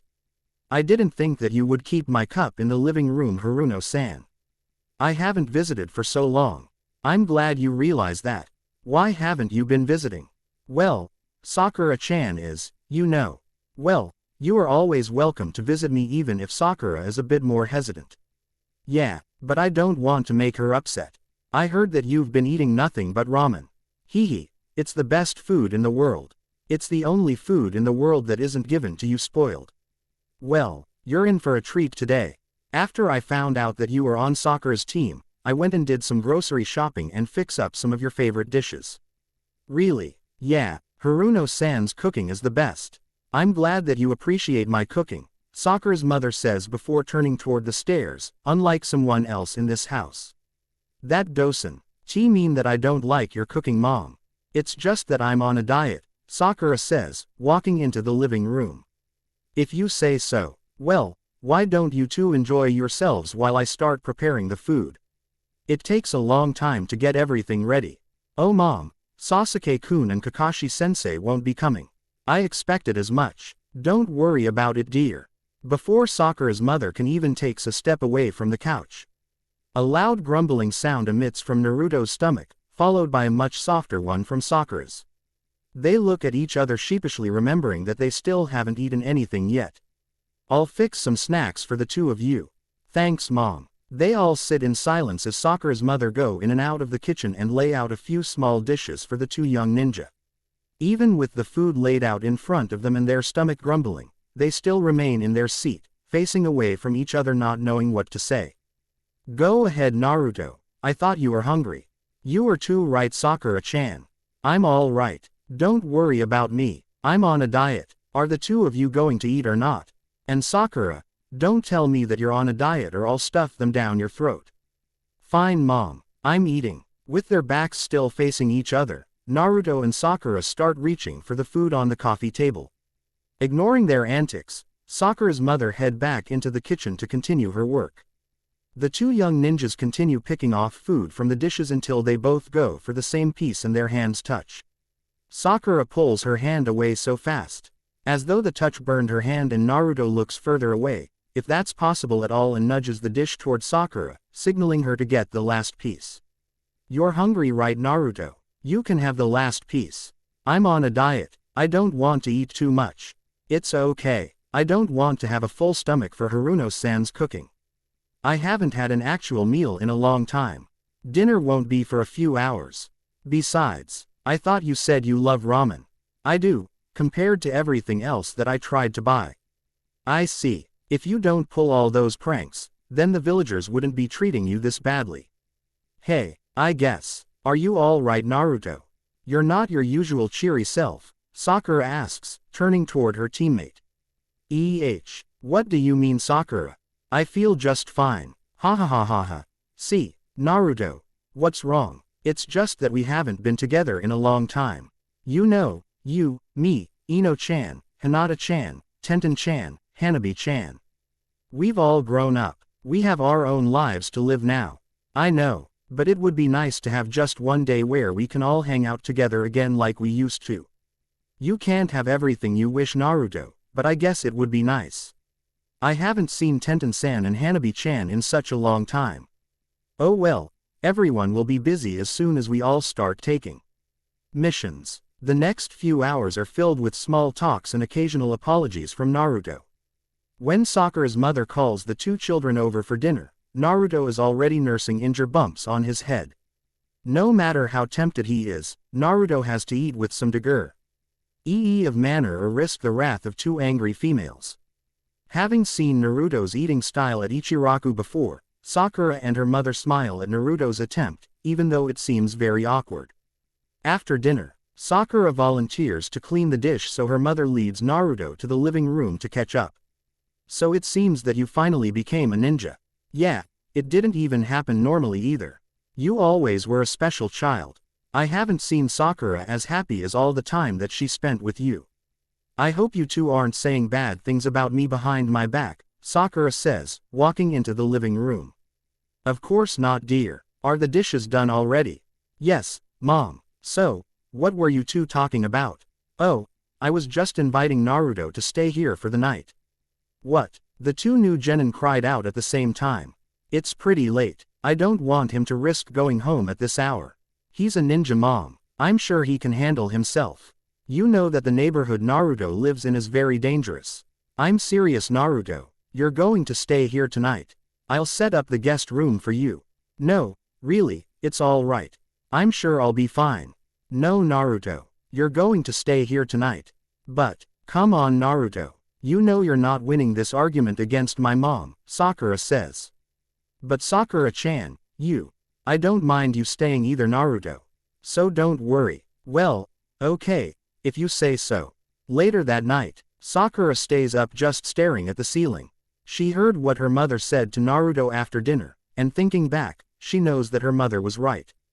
Thinking back to what Ino said the day before, Sakura decides to do something for Naruto to repay his kindness toward her.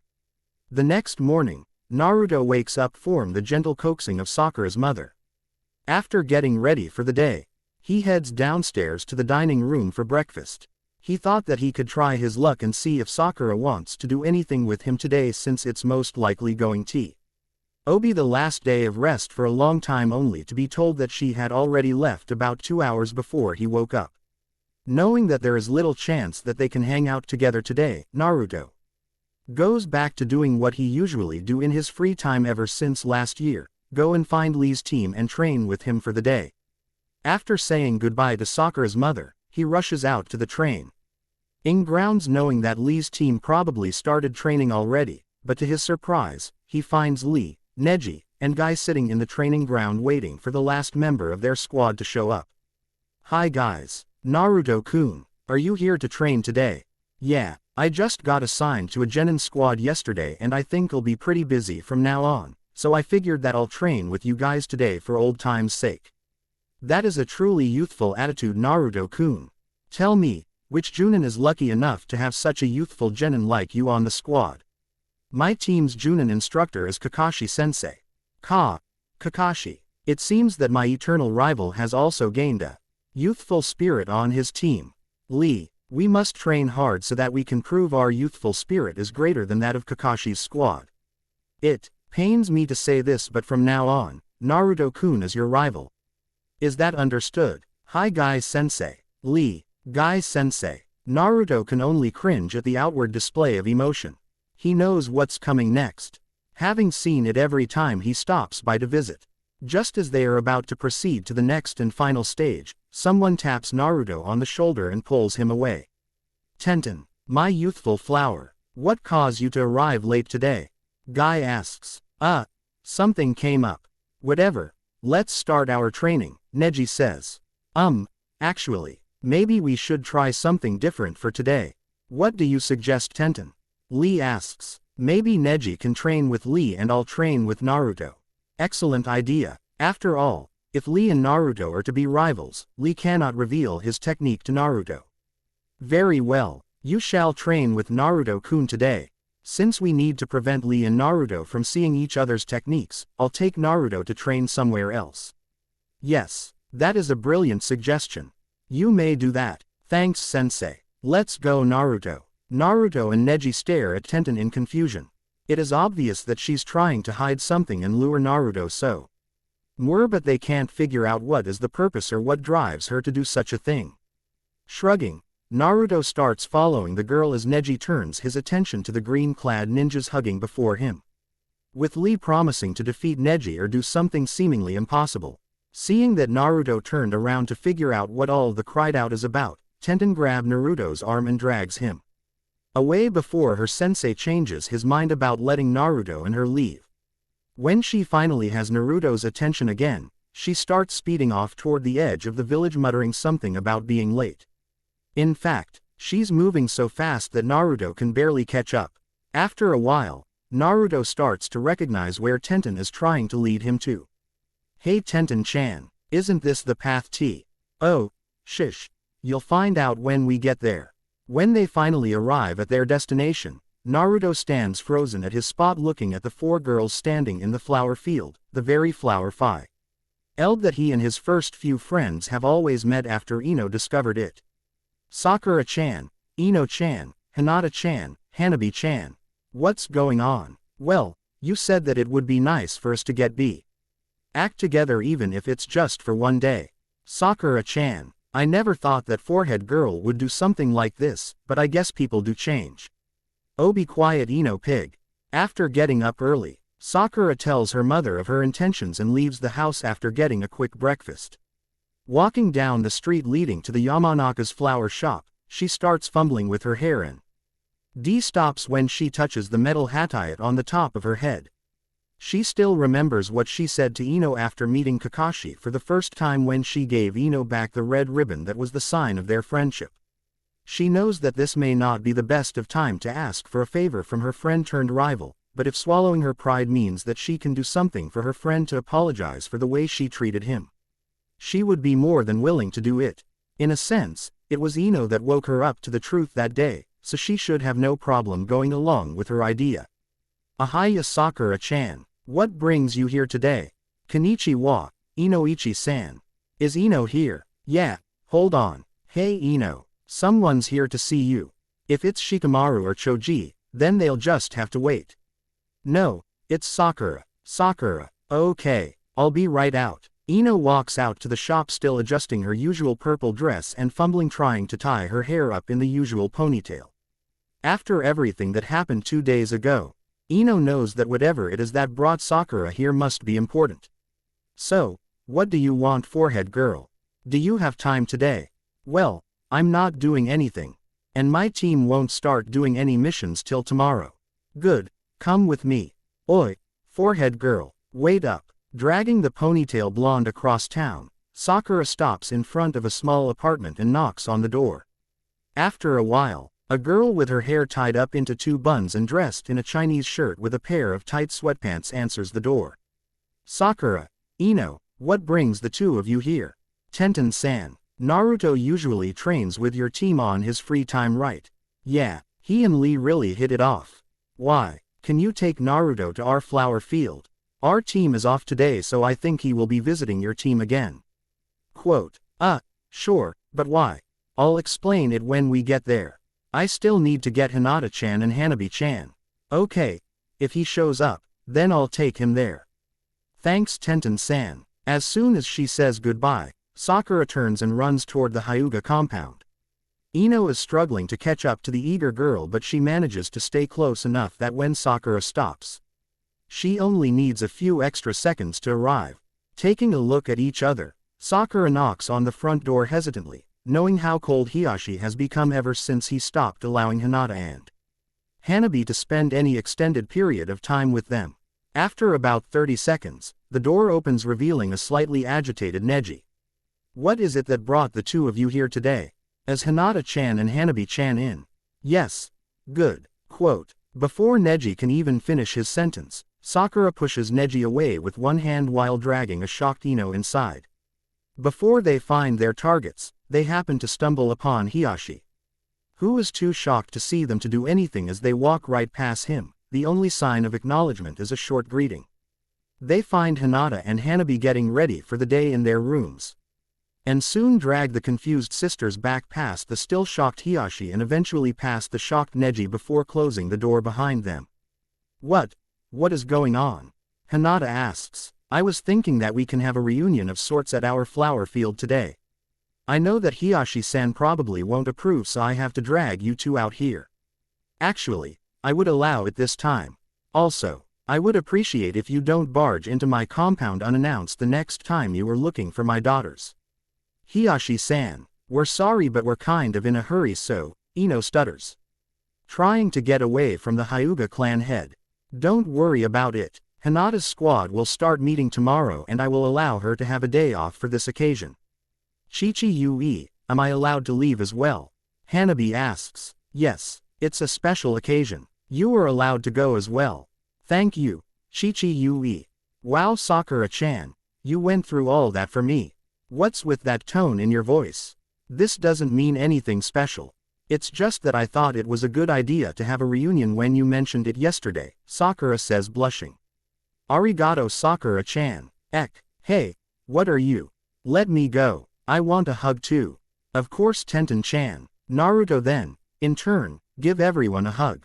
It all went smoothly until Naruto hugs the last girl. The white-eyed princess's face turns bright red and, with her eyes rolled to the back, faints as soon as the loudmouth ninja wraps his arms around her. Reaching into her weapons pouch, Tenten retrieves some smelling salt to revive Hinata before lecturing at Naruto for being so forward. They spend the rest of the day catching up and playing, and when it's time to head home, Naruto declares it the best day of his life and promptly thanks everyone by hugging them again. Which caused Tenten to bring out the smelling salt for the fainted Hinata for the second time of the day. Team 7 is at the Hokage Tower to report the Tsuchi SS of their latest mission and to receive their next assignment. As the Hokage reaches for the D-rank mission pile, Naruto starts complaining about the dullness of the missions. To appease Naruto and reward the team for the string of mission successes, he gives them a C-ranked mission to protect a bridge builder from Nami no Kuni as he heads back and complete the bridge. Am I supposed to feel confident putting my life in the hands of these runts? They look so undependable, especially the shortest one. Kakashi moves behind Naruto discreetly as Naruto starts laughing at the person the bridge builder is talking about. Taking a look at his sides, Naruto notices Sasuke and Sakura moving a step closer to him, showing him that he is the shortest one on the team. Kakashi moves in to restrain Naruto before the genin can attack the bridge builder, but he cannot stop Naruto's cried out from damaging everyone's hearing. Calm down, Naruto. We can't kill the client. Let me go, Kakashi-sensei. I'll tear him apart. Then we'll see who's undependable. Can't you just knock the dope out? We need to let him blow off some steam, or it'll be worse when he wakes up. Sakura, tell him to stop, Sasuke says, turning to the last option for help. How? I don't care. Just make him stop. Say you would go out on a date with him or something, Kakashi says, his grip on Naruto starting to slip. What? I can't do that, Kakashi-sensei. He'll tire out eventually, right? Yeah, but we don't want any trouble during the trip either, Kakashi explains. The bridge builder takes a drink from his cant as he leans against the wall and quietly enjoys the free entertainment. The Hokage and Iruka can only watch on in amusement, though they are pondering what Naruto's antics would do to the village's reputation. Finally, Sakura gives up and agrees, to which Naruto's screams of pain turns to yells of jubilation. Sasuke and Sakura glare at Kakashi for his failed tactic, and even though Sasuke's reaction is only due to the fact that the cried out got worse, Sakura takes that as a sign of affection. While Naruto is oblivious to the apparent grin on Kakashi's face, Sasuke and Sakura are highly unnerved by it. Each trying to figure out what their sensei is thinking. I know what you're thinking, Sakura, but you have to look underneath the underneath. You have leverage over him now. You can get him to do whatever you want. Hey, that's right. You're brilliant, Kakashi-sensei. Great. Now that that's taken care of, can you get Naruto to stop? Oh right. Sorry, Sasuke-kun. Naruto, if you don't start behaving, I won't go on that date with you. Sorry, Sakura-chan. Good. Now that I have your attention, go home and pack for the mission. We meet at the gate in 2 hours. Hi, sensei. 3 hours later, Sasuke, Kakashi. and Tsunade are all waiting at the gate. While Kakashi and Tsunade arrived at the assigned time, Sasuke just arrived only a few minutes ago. Kakashi can only sigh as Sasuke ignores Tsunade's complaints. Knowing that they are embarrassing him in front of a foreign client is their form of silent protest of his perpetual lateness. Sakura shows up a few minutes later, waving toward Sasuke and putting up the fakest smile for Kakashi as she too ignores Tsunade's complaints. Not long afterward, Naruto arrives at the gate smiling and approaches Sakura, completely ignoring Kakashi and Tsunade's existence. Good, now that all of you are here, we can be on our way. Yeah, let's go. What are you so excited about, Naruto? Sakura asks. Of course I'm excited. This is the first time I get to go outside the village.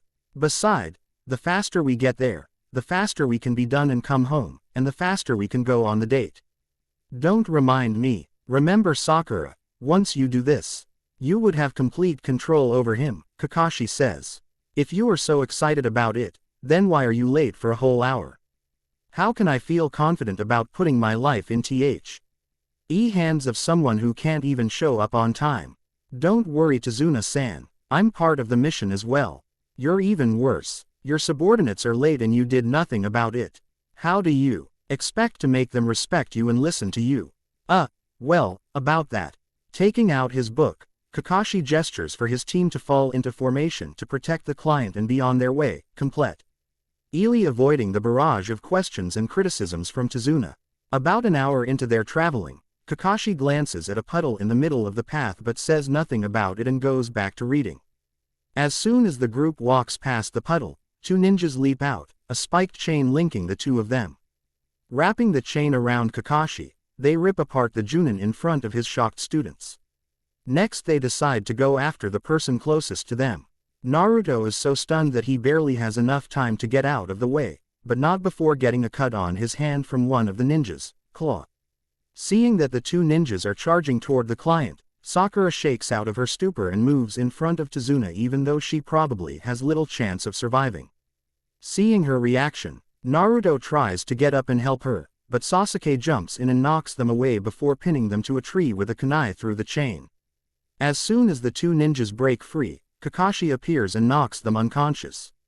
Looking back toward where their sensei used to be, all they see is a bunch of wooden blocks. Good job, team. Kakashi-sensei. Sakura says. Sorry I didn't come out sooner. But I want to see who their target is, and I think you have to answer a few questions to Tsunade-san. Naruto, is your hand all right? Sakura asks. I think so. It's not a really big wound. Naruto, you should be careful. That claw was poisoned. Kakashi says. What? We need to get Naruto back to the village for treatment. Besides, we are just genins, we can't fight in this kind of ninja battles. We won, didn't we? You two weaklings can go back. Kakashi and I can handle pawns like them. Don't talk to Sakura-chan that way. You're one to talk. You're the only who got hurt. Even Sakura did more than you. Maybe you should just run back to Konoha crying about your hand, Yujiro Tonkachi. You two are just in the way. That's enough, Sasuke. We are supposed to work as a team. Though we do need to treat that wound. Shut up. Taking out a kunai, Naruto stabs at the wound and the others all watch in shock as the blackened blood splatters onto the ground. When Sakura finally gets over the shock and looks up from the pool of dark red liquid on the ground, she barely catches the end of Naruto's pledge. Rushing over, she checks on Naruto's hand, not at all surprised to find the wound slowing closing. Having seen it along with the other girls as children. Sighing, she takes out some bandage and wraps it around the wound, lecturing him in the process. After everything is taken care of, the team decides amongst themselves to continue with the mission. Tsunade points out the direction to the dock where one of his friends is waiting to take them to Nami no Kuni. During their travel and through the boat trip, Tsunade explains everything relating to the situation at Nami no Kuni. By the time Tsunade ends his story as they arrive, each member of the team has a different reaction. Naruto is seething in anger from Gato's treatment of the people. Sakura is concerned about how many more strong ninjas someone as powerful as Gato can send their way. Sasuke is excited about the very prospect that Sakura is concerned with. Kakashi, with what little can see of his face, show signs of indifference to the situation. With the group trying to avoid Gato's men, they land at SM. All distance away, then travel by land back to Tezuka's village. Suddenly, Kakashi yells for everyone to get down as he pushes Naruto to the ground. Behind him, Sasuke and Sakura push Tsunade down before hitting the deck themselves. A giant sword spins over them and embeds itself in a tree. In a swirl of water, a ninja appears standing on the blade. Hand over the old man and nobody gets hurt. Who do you think you are? Naruto. Calm down. I'll take him on. He's out of you guys' league, just focus on protecting Tsunade. Ah, the famous copy ninja Sharingan Kakashi. No wonder the Oni Kyodai were defeated so easily. Kurigakur no Kijin, Momochi Zabuza. I would never have guessed that someone like you would be working for someone like Gato. It's a way to make a living. Plus he can help me avoid the Oinen. Regardless, if you are not going to hand the old man over, I guess I'll have to take him by force. If you are going to be my opponent, looks like I'm going to need this. Reaching up, Kakashi lifts the hatayat from his left eye. Naruto can only stare at the blood-red eye in shock, but if anyone is paying attention, they would see that Sasuke is the most shocked out of everyone. Chuckling, Zabuza jumps to the ground and pulls the large blade out from the tree. Take defensive positions and protect Tsunade, I'll take care of Zabuza. Are you sure, Hatake? Kurigakur no Jutsu. The fog is thickening again. 8 spots. Liver, lungs, spine, clavicle veins, jugular veins, brain, kidneys, heart. Where should I strike? Where is he? Don't worry, I won't let my team die. Are you sure, Kakashi? Zabuza appears from the thick mist right between the 3 genins. Before anyone can react, Kakashi is already behind Zabuza, but before either one of them can make a move, Zabuza turns into a puddle of water.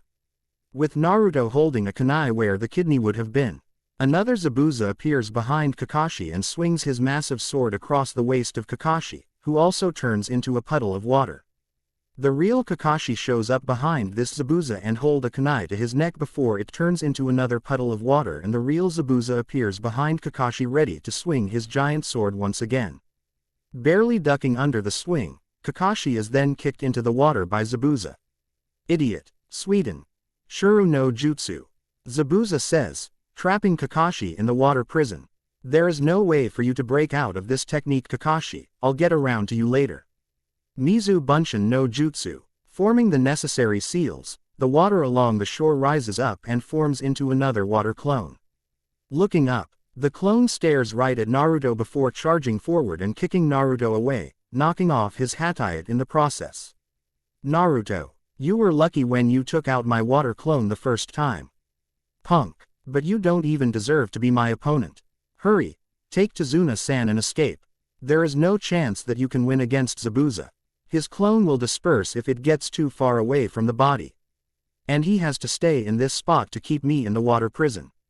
Slowly getting up, Naruto stares at his hatayat under the foot of Zabuza. Growling in anger, Naruto charges toward Zabuza only to be kicked away again, but he managed to retrieve his hatayat. Hey you, the one without the eyebrows. Ever heard of the phrase don't judge a book by its cover?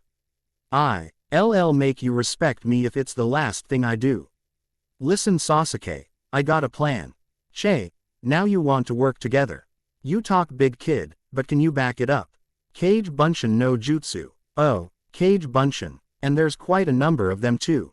The massive Kage Bunshin charges at Zabuza, completely covering him, but Zabuza clears them away with a swing of his sword.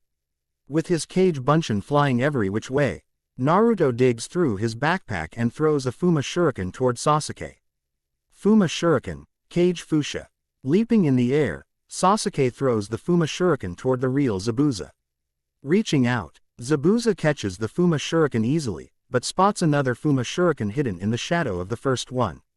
Before the second Fuma Shuriken connects, however, Zabuza jumps out of the way with his hand still connected to the water prison. With Zabuza still in the air, the second Fuma Shuriken turns into Naruto and he throws a kunai at that arm. Surprised by the attack, Zabuza can barely dodge out of the way, but not without the kunai leaving a small cut on his cheek. Furious at the surprise attack, Zabuza whirls his body around and tries to throw the Fuma Shuriken at Naruto only to have it blocked by Kakashi, who escaped when Zabuza's hand left the water prison. So, you managed to get out of the water prison. The same technique won't work on me twice. It's time to finish you off. Activating his Sharingan, Kakashi jumps away from Zabuza and they both start forming a sequence of hand seals. Everyone is amazed by the speed and the accuracy of which Kakashi cop. IED Zabuza's hand seals as they both use the Suiryuden at the same time. After the two moves cancel each other out, they start running through hand seals again, but Kakashi finishes ahead of Zabuza T. His time and unleash an even deadlier technique. Sweden. Daibikufu no Jutsu. The whirlpool swallows up Zabuza, sweeps him ashore and slams him into a tree. Before Kakashi can land the final blow, Wosen bonds pierce through the back of Zabuza's neck. Looking up, they find a young Kiri nin standing on one of the branches. Jumping down, Kakashi checks the body to find that Zabuza is indeed killed by the young ninja. Thanks for all your help. I have been tracking him waiting for an opportunity to kill him. Your mask. You're a Oinin. Who are you? This is our fight. How can you just relax, Naruto? He's not our enemy. But, relax. Now's not the time. Well, thanks for helping me out. I'm going to dispose of this body. Lifting the body, the Oinin uses Shunshin no Jutsu to teleport away. Pulling down his hatayat to cover his Sharingan, Kakashi orders his team to head into the village before fainting on the spot. While Sakura and Sasuke help carry Kakashi, Naruto takes another L. Look at the spot where Zabuza was before hurrying after them as they begin to get angry at him for slacking off. After struggling with his weight for a while, the team finally manages to carry Kakashi to Tsunade's house. With the help of Tsunade's daughter Tsunami, they clean out a room and set up a futon for Kakashi to rest. Are you going to be all right? Tsunami asks. No, I think I won't be able to move around too much for a week. Sensei, even though the Sharingan is powerful, you should at least consider the damage it may cause to your body. Well, at least we defeated that powerful ninja, right? But who was that other ninja? Sakura asks. Oinin is part of the Anbu squad. Their mission is to track down and kill any nuke nin from their village.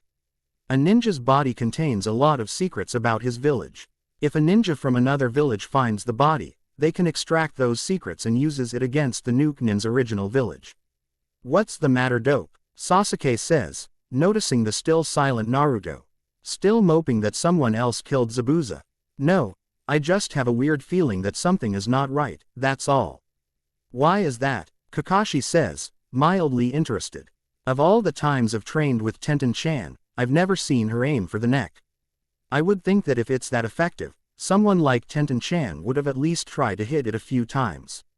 Naruto's right, Kakashi says, bolting up suddenly before slamming down on the futon again. Kakashi-sensei, stop moving around, you'll faint again. Normally, Oinin would take care of the body on the spot, so what?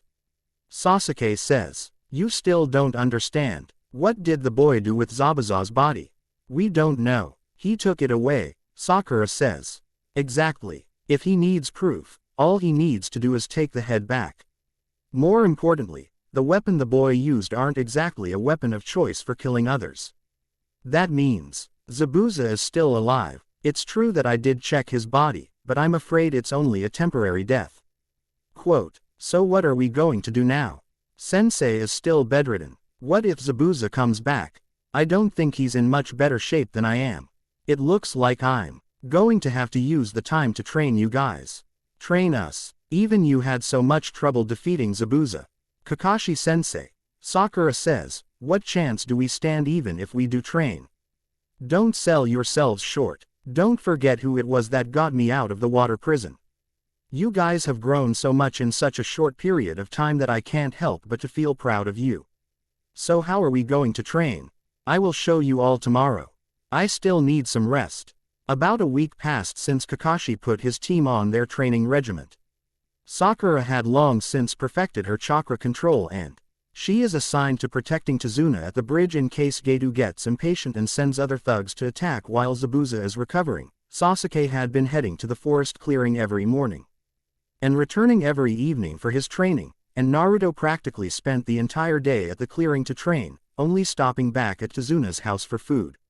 Occasionally, Sasuke and Sakura would help him back to Tsunade's house to rest, but mostly Naruto would train himself till exhaustion then fall asleep in the clearing. On the 6th day, before Sasuke arrives at the clearing, there is Anyo. There person there who finds Naruto asleep while pick herbs. Hey, wake up, you'll catch a cold. Who are you? What are you doing out here? I'm just here to pick some herbs. Hey Ne-chan, do you want me to help you out? Okay, the girl says before telling him how to pick out the useful herbs from wild grasses. Wow, I never knew that these wild grass can be so useful. So, what are you doing out here this early in the morning? Training. I need to train to get stronger. Really? Do you have someone you wish to protect? I suppose. Why? When you have someone you wish to protect, you become much stronger. I can tell that you will get much stronger. If fate would have it, we may meet again. Bye Ne-chan. Oh by the way, I'm male. What? Naruto screams as the person leaves the clearing. What are you doing dope? Sasuke. Did you see the person that just walked past? Do you think that's a male or female? I don't have time for this. Let's just start training already. The next night, Sasuke and Naruto stumble back to Tsunade's house right at dinner time. After finding that they have finally reached the top of the trees successfully, Kakashi allows them to join Sakura on guard duty the next day. Of course, due to his exhaustion, Naruto stayed in bed the next morning when his team headed out to the bridge. What do you mean they left already? Naruto screams when he found out he was left behind. Oh, Naruto, you're awake. Your sensei said that you should take a break today, Tsunade says. Arg, I knew it. They left me behind again. I'm going. As Naruto charges through the forest heading to the bridge, he notices cut marks littering the path. Slowing down to investigate, he finds a boar lying dead in the middle of the path a bit further ahead. These are sword marks. I've seen Tenten-chan use weapons like this. This is bad. Jumping through the trees again, Naruto heads back toward Tsunade's house. He arrives just in time to see Tsunade's grandson charging blindly toward two thugs. Jumping into his path, he uses the Kawarimi no Jutsu to replace Inari with a block of wood he picked up from the forest heading back. Reaching into his weapons pouch, Naruto throws two shuriken at the thugs, who dodges them easily, but Naruto is using the same trick he used against Zabuza. The two shurikens turn into cage buncheons and knock the two thugs out from the back. After tying the two thugs up, Naruto asks Inari to gather the villagers to let them know what is going on before hurrying back toward the bridge. By the time Naruto gets to the bridge, Zabuza and his assistant already attacked the bridge. While Kakashi and Zabuza are facing off against each other, Sasuke is trapped by Zabuza's follower while Sakura is protecting Tsunade. Taking advantage of the young ninja being distracted by Sakura's kunai, he transforms himself into a shuriken and uses a clone to launch himself at the young ninja, knocking him out of the ice formation. Hey Sasuke, how did you end up getting trapped? Do you want me to help? You talk too much dope. Seeing that the two are distracted, Zabuza launches a series of shurikens and kunais at Naruto. But the young ninja blocked all of them with his Senbon needles. Haku, what are you doing? Please allow me to handle them myself, Zabuza-san. While Zabuza has Haku's attention, Sasuke begins to check his wounds and find that none of the injuries indicate that Haku is aiming for any vital spots, and from the way he blocked every one of the weapons from Zabuza, it's not likely that he missed his target. While he's thinking, Naruto sneaks inside the ice formation. Hey, I'm here to save you. What are you doing in here, you idiot? What are you talking about? I'm here to save you and this is what you say. Haku re-enters the ice mirrors while Sasuke and Naruto are arguing. Picking out the mirror that he is entering from, Sasuke reaches for his weapons pouch only to find that Haku has moved to the mirror directly behind him. Seeing that he can't catch up to Haku's speed, Sasuke tries to blast his way out with his Gukakyu, but the Grand Fire Private Parts has little effect on the ice mirrors. He's too fast. There is no way I can catch up to his speed with my eyes. This is just like training with Lee, I need to use my other senses to pick out where he is. Closing his eyes, Naruto tries to listen for any sound that may tip off where the real Haku is. Looking over his shoulder, Sasuke soon becomes enraged at Naruto's lack of reaction as needles start flying toward the two of them again. He had been expecting Naruto to at least provide enough backup for him so that at least one of them would be able to escape and they would be able to attack from both sides, like how it should have been before Naruto entered the ice formation. While Sasuke is dodging left and right trying to avoid being hit in any vital spots as much as possible, Naruto only covers himself up and takes the hit while still trying to focus on the enemy's location. When Naruto finally has a gauge on Haku's movement, he has taken a fair share of hits that injure limits him movement, even if his wounds are all closing up at a rapid pace. By this point, Haku had already expended much of his chakra, and Sasuke, being pressured into protecting himself, has slowly awakened his Kekkei Genkai, the Sharingan. Deciding to end the fight quickly, Haku intentionally attacks Naruto but focuses all his attention on Sasuke. When Naruto finally looks around after everything quiets down after the latest barrage of attack, he sees Sasuke standing in front of him with Senbon needles littering all over his body. Scrambling to his feet, Naruto barely catches Sasuke before his unconscious body hits the ground. He got in my way without thinking to protect you. Is this the first time you have seen someone die in battle? This is the life of a ninja. He truly is someone worthy of the title ninja. Shut up. I won't forgive you. Haku is stunned by the sheer amount of chakra emanating from Naruto's body. The Senbons that are still embedded in Naruto are forced out by the chakra, and the cuts from Haku's attacks are all healed instantly. Seeing the crazed Naruto charging to him, Haku can only slow him down by firing more Senbons and moving to another ice mirror. Taking advantage while Naruto can't determine which mirror is housing the real Haku, he charges toward Naruto only to have him dodge out of the way. Before Haku can get back inside an ice mirror, Naruto catches him on the wrist and punches Haku through one of the ice mirrors. With one of the ice mirrors broken, the rest of the formation crumbles along with the mask on Haku's face. Charging toward Haku again, Naruto wants to kill Haku with the next hit. But upon seeing Haku's face, Naruto snaps out of his rage and the punch lost all power behind it. Why did you hold back? Where is the fire that you showed before? You can't kill me like this. What are you talking about? Quote, Zabuza-san doesn't need useless ninjas. You have taken away my right to live. Why do you dedicate your life to him? Is he your only precious person? I used to have other precious people. They are my parents. But then I discovered something, my bloodline. Because of that, in a village that despises Kekkei Genkai, my father killed my mother, and he wanted to kill me. When I finally shake out of my stupor, I found out that I've already killed my father. That was the first time when I feel that I'm not necessary in this world. It's not until I met Zabuza-san that I discover another purpose to live, and now you've taken that away. Please, just finish me of Naruto. Is there really no other way? I'm sorry to have to dirty your hands. Lowering his head, Haku waits for the final blow. Before Naruto can bring his hand down, Haku notices how the fog is thinning out and catches Naruto's arm before teleporting away with another ice mirror. It takes a moment for Naruto to recognize what is happening, especially the strong source of chakra from where Kakashi and Zabuza would be. Putting everything together, Naruto realizes what Haku is trying to do and tries to stop it. Wait, Kakashi-sensei, don't do it. Kakashi is so surprised by Naruto's cried out that he lost his concentration and the Reikiri in his hand fizzled away before his bare hand touches the chest of Haku, who has taken the spot in front of Zabuza, ready to take the blow for his master. After a short period of silence, Naruto and Sakura hear a resounding slap coming from where Kakashi and Zabuza would be. When the mist clears out, they see Kakashi frozen in shock, with his head still turned to the side and his hand still stretched out.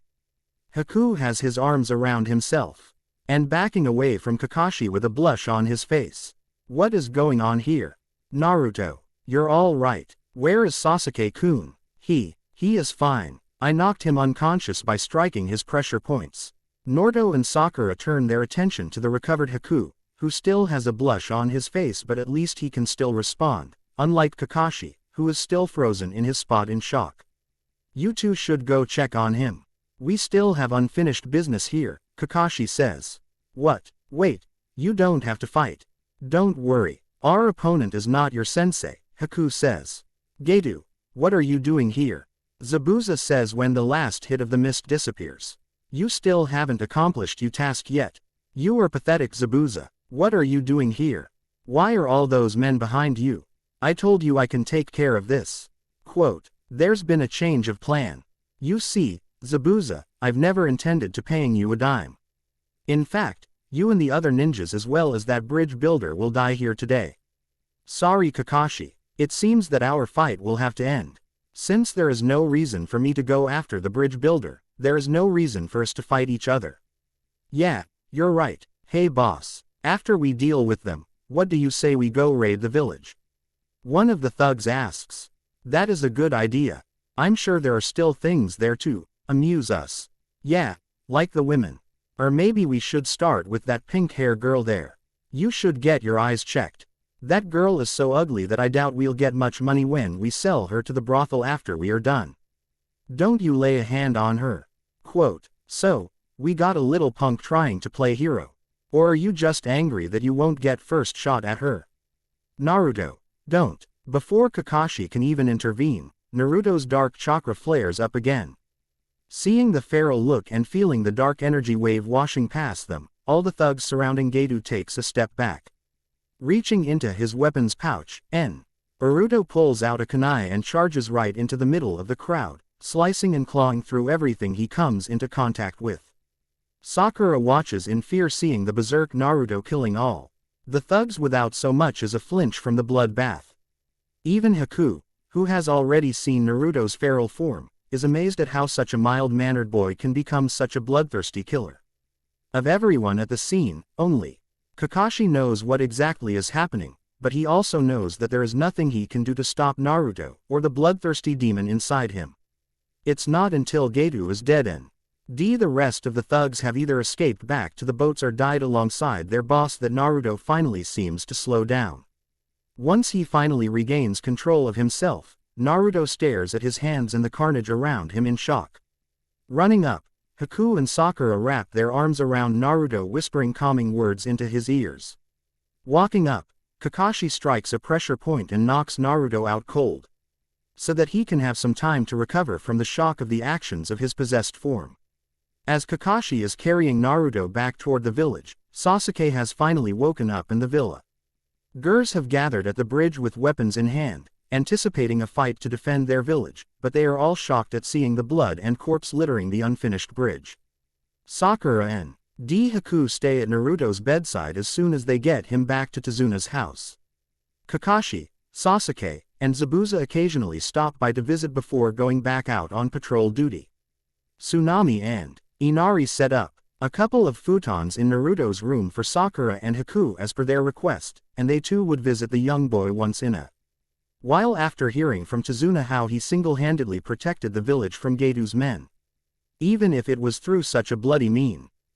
Naruto, you're awake. Sakura-chan, I'll tell the others. Thank you, Haku-chan, Sakura says.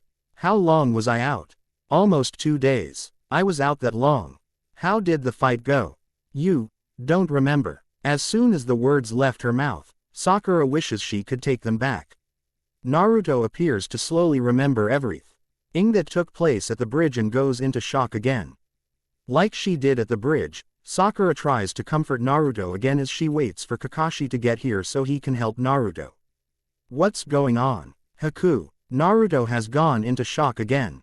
Let me try. Haku presses a few pressure points on Naruto's back and his breathing starts to slow down again as he slowly calms his nerve again.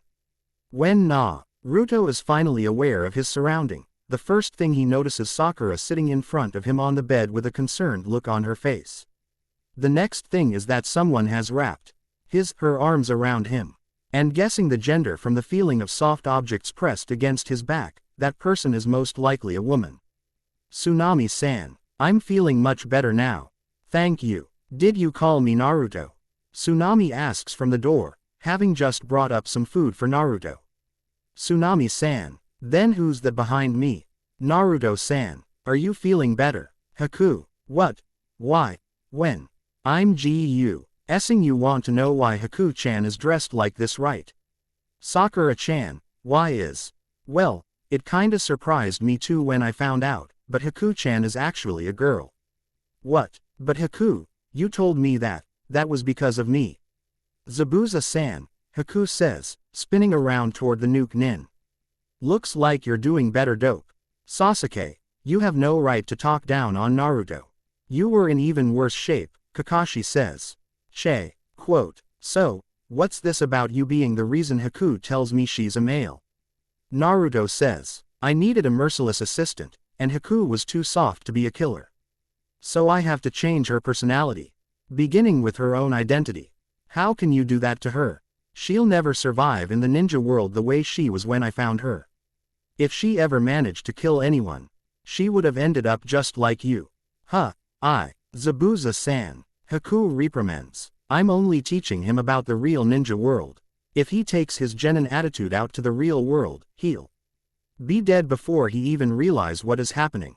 While I appreciate you helping me teach my students, Zabuza, I think I should give Naruto the emotional training myself, and I think now is as good a time as any. Fine, Haku, let's go. We should leave now. Wait, where are you two going to go? Well, Gato is dead, and from all the ruckus he caused, I'm sure the Kiri Oinen would be onto us soon. Why don't you go back to Konoha with us? I'm sure Gigi wouldn't mind having you two become Konoha nin. I highly doubt it. You have no idea how I became a nuke nin to you. I don't care. I'm sure I can convince Gigi to let you stay. Having some place to go back to is better than wandering around the world, isn't it? Zabuza-san, I am quite tired of running away all the time as well. Let's get back on patrol, Haku. You can visit this kid later.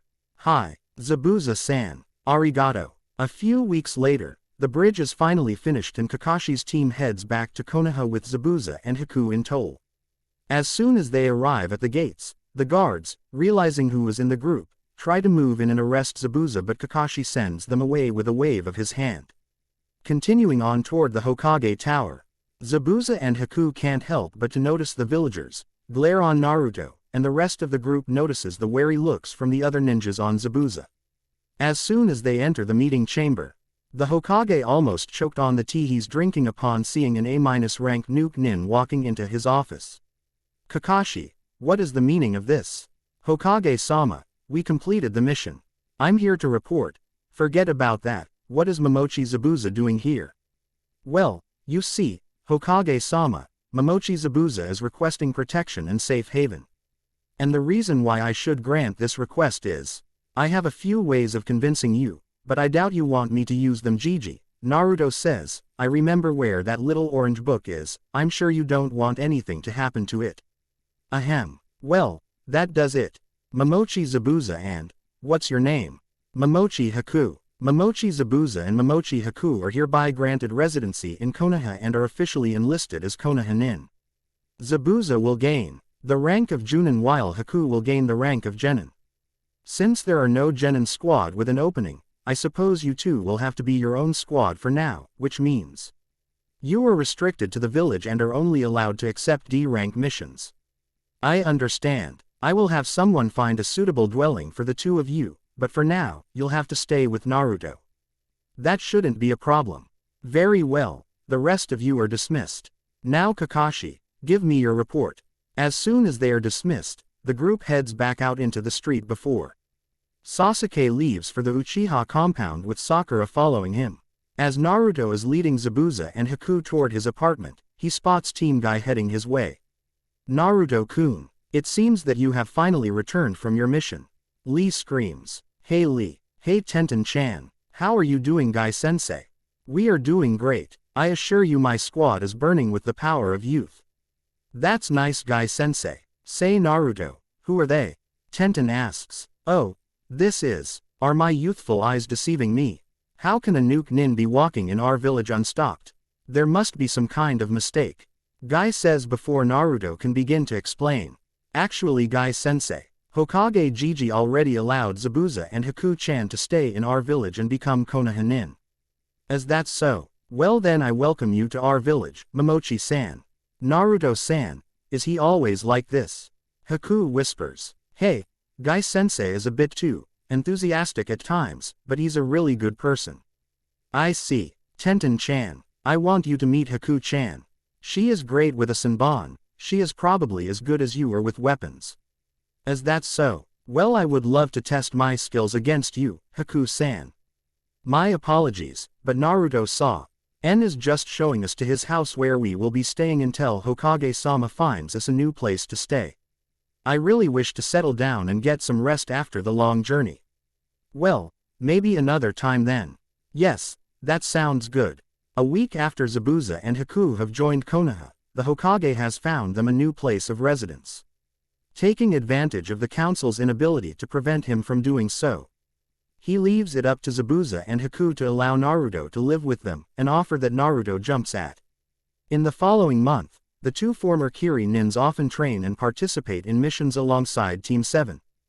Given their lack of members, while Naruto got closer to Zabuza and Haku, the relationship between Naruto and Sasuke got progressively worse. Sasuke craves for the kind of power he heard of from Tsunade about Naruto's actions at the bridge, and Naruto wants to gain Sasuke's respect, something that Sasuke's not willing to give while he craves for Naruto's power. Well, this mission is over. You are all free to go, Kakashi says before disappearing. Then I'm going home.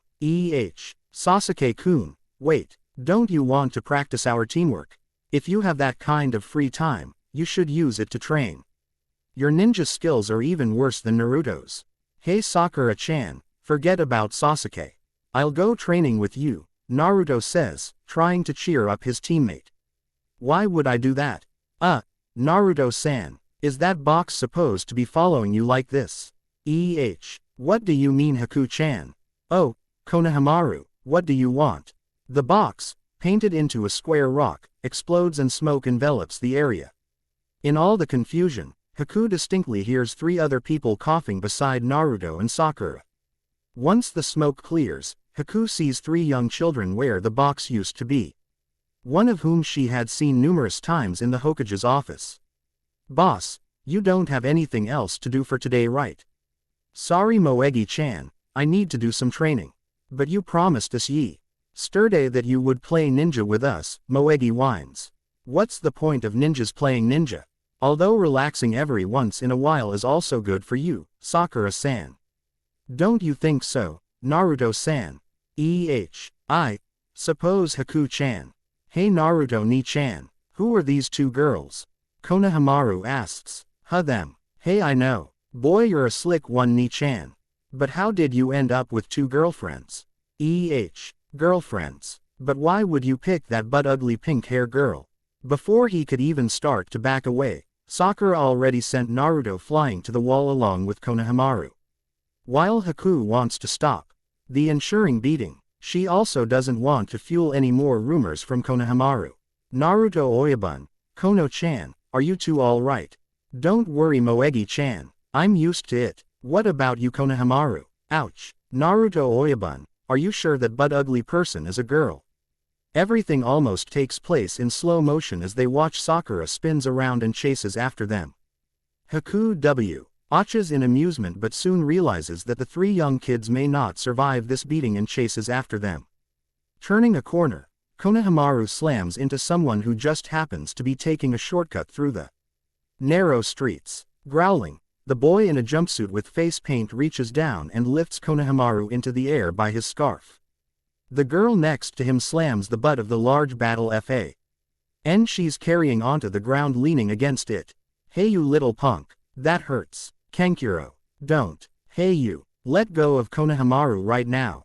Naruto screams. How about no? I'm telling you, you're going to get yourself into trouble Kankuro. Just let me enjoy myself for a minute until he gets here Temari. Why you? I said let him go. Naruto says. Shut up. You are starting to annoy me you little runt. However, if it's that girl next to you doing the talking, now you're starting to get on my nerve. Let go of Konohamaru right now before I bash your face in.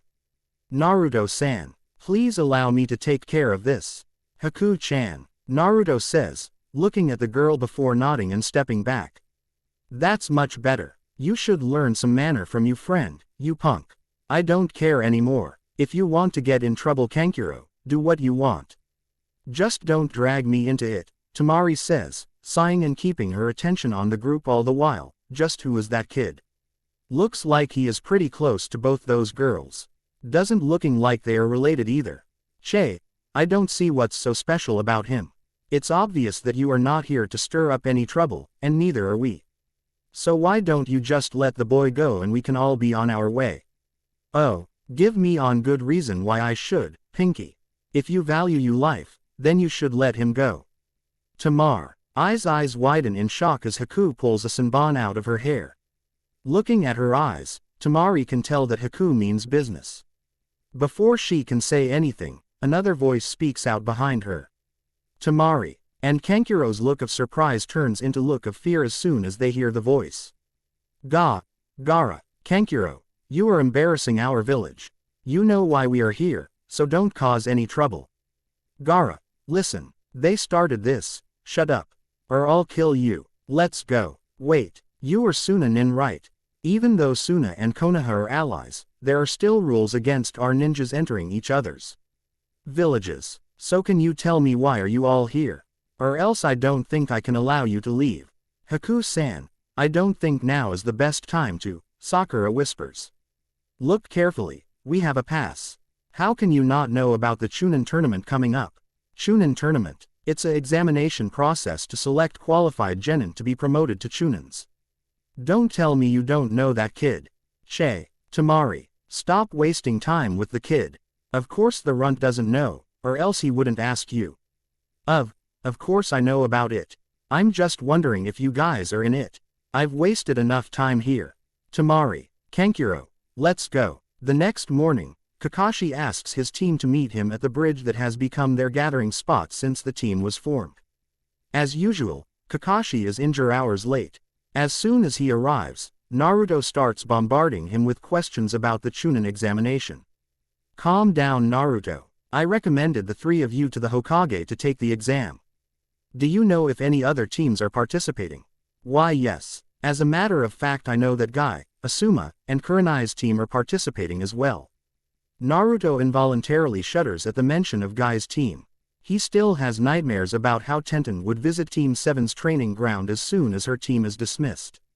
She would announce her appearance by firing her weapon at Haku, challenging her to a match.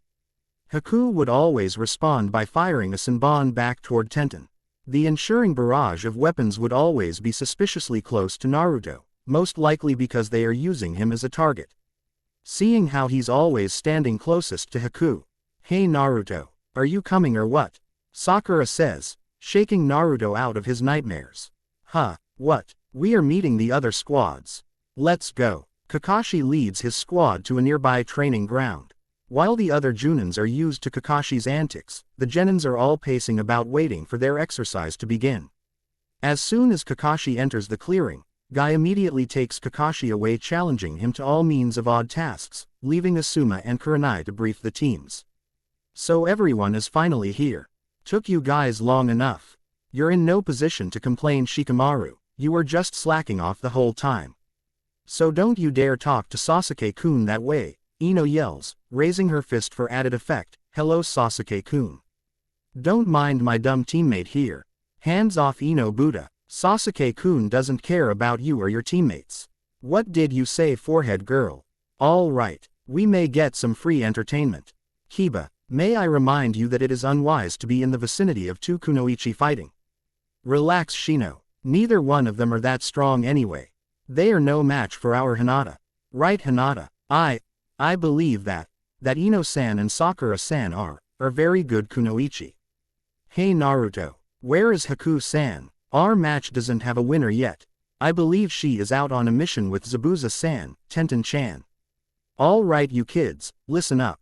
What do you want, Asuma Oji-san? Naruto asks when the Junin has everyone's attention. We are going to tell you briefly about the Unin examination, then I will leave you all to train amongst yourselves, Asuma says. Why do we have to train with all the other teams anyway? We can do that by ourselves without revealing our abilities to everyone. That is true Shikamaru, but if you manage to become Chunins, chances are that you will have to go on mission with people who are not part of your Genin team. This training session is for you all to get to know each other's abilities better. Not like that lazy bum would train by himself anyway. Don't worry about him Asuma-sensei, Please go ahead. Alright, back to the point. We're not supposed to tell you the exact formats of the exam, but that doesn't mean we can't give you a general idea about it. After all, there are teams who have taken the exam before and you are at a disadvantage in taking the test for the first time. Anyway, they change the exact rules of the test every year, but the general framework is that it will be divided into 3 parts: a written exam, a survival exam, and a tournament.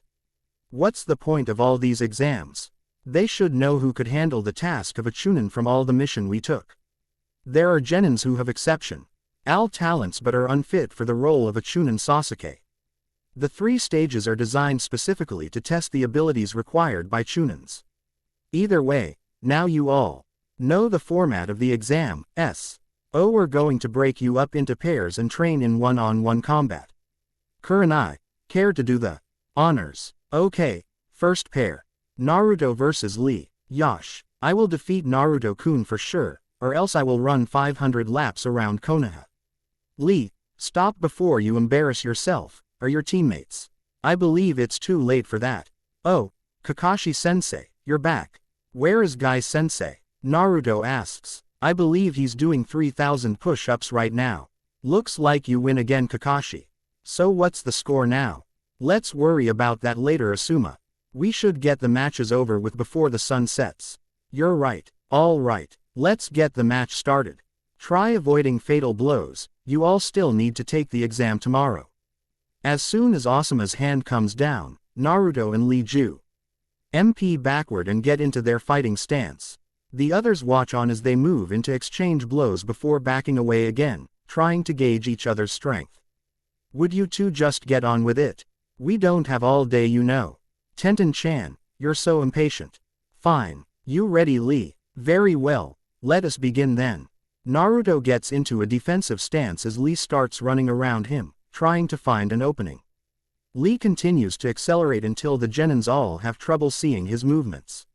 As they focus on Naruto, they find that he is still in the same stance but has closed his EYs once they cannot catch up to Lee's movements. Suddenly, Naruto raises his right arm and a split second later Lee's kick smashes against it. Turning his wrist, Naruto catches Lee's leg and slams him to the ground. Without wasting any time, Naruto slams his left fist to the ground, trying to catch Lee before he gets away, but Lee rolls away just in time and uses his speed to escape and try to look for another opportunity. Since when can the dope fight so well? Sasuke says. Don't look so surprised. They are both still holding back right now. Kakashi-sensei, what do you mean? Sakura asks. So far it's only a hand-to-hand combat contest. Naruto still hasn't used his favorite technique yet, and being trained by Guy, I'm sure that this isn't the best Lee can do. It's a little self-imposed rule when they fight. Naruto would only use taijutsu against Lee and Lee would not use his maximum speed against Naruto, Tenten explains. Tenten-san, you mean they are still holding back? I can barely keep up with their movements. Sakura says. I don't think it's wise to show off everything anyway. After all, there is a tournament in the exam, we may end up facing each other, Shikamaru says. As they turn their attention back to the fight, they are just in time to catch Lee throwing his second barrage of strikes. Naruto blocks a punch with his right arm and a kick with his left, but it leaves him open when Lee swings around and punches him in the stomach. Before the hit connects, Naruto manages to throw a kick toward Lee's midsection. The two hits land simultaneously and send both fighters stumbling back, but they easily regain their balance and get into a defensive stance again. The hits seem to get the two fired up as they both charge toward each other seconds later, trying to catch the other off guard.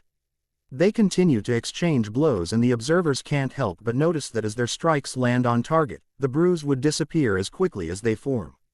The fight continues for almost 20 minutes before the 3 Junins step in to stop the match. Even then, neither fighter seems the least bit winded. Everyone can only watch on in amazement as they secretly hope that they can avoid the two as they enter the fighting stage of the exam. The rest of the matches are over much quicker than the one between Naruto and Lee. Try as she might, Sakura never stood a chance against Hinata. Even if Hinata was too kind-hearted and squandered numerous chances, Ino also lost her match against Tenten as the blonde could not withstand the barrage of weapons in Tenten's arsenal.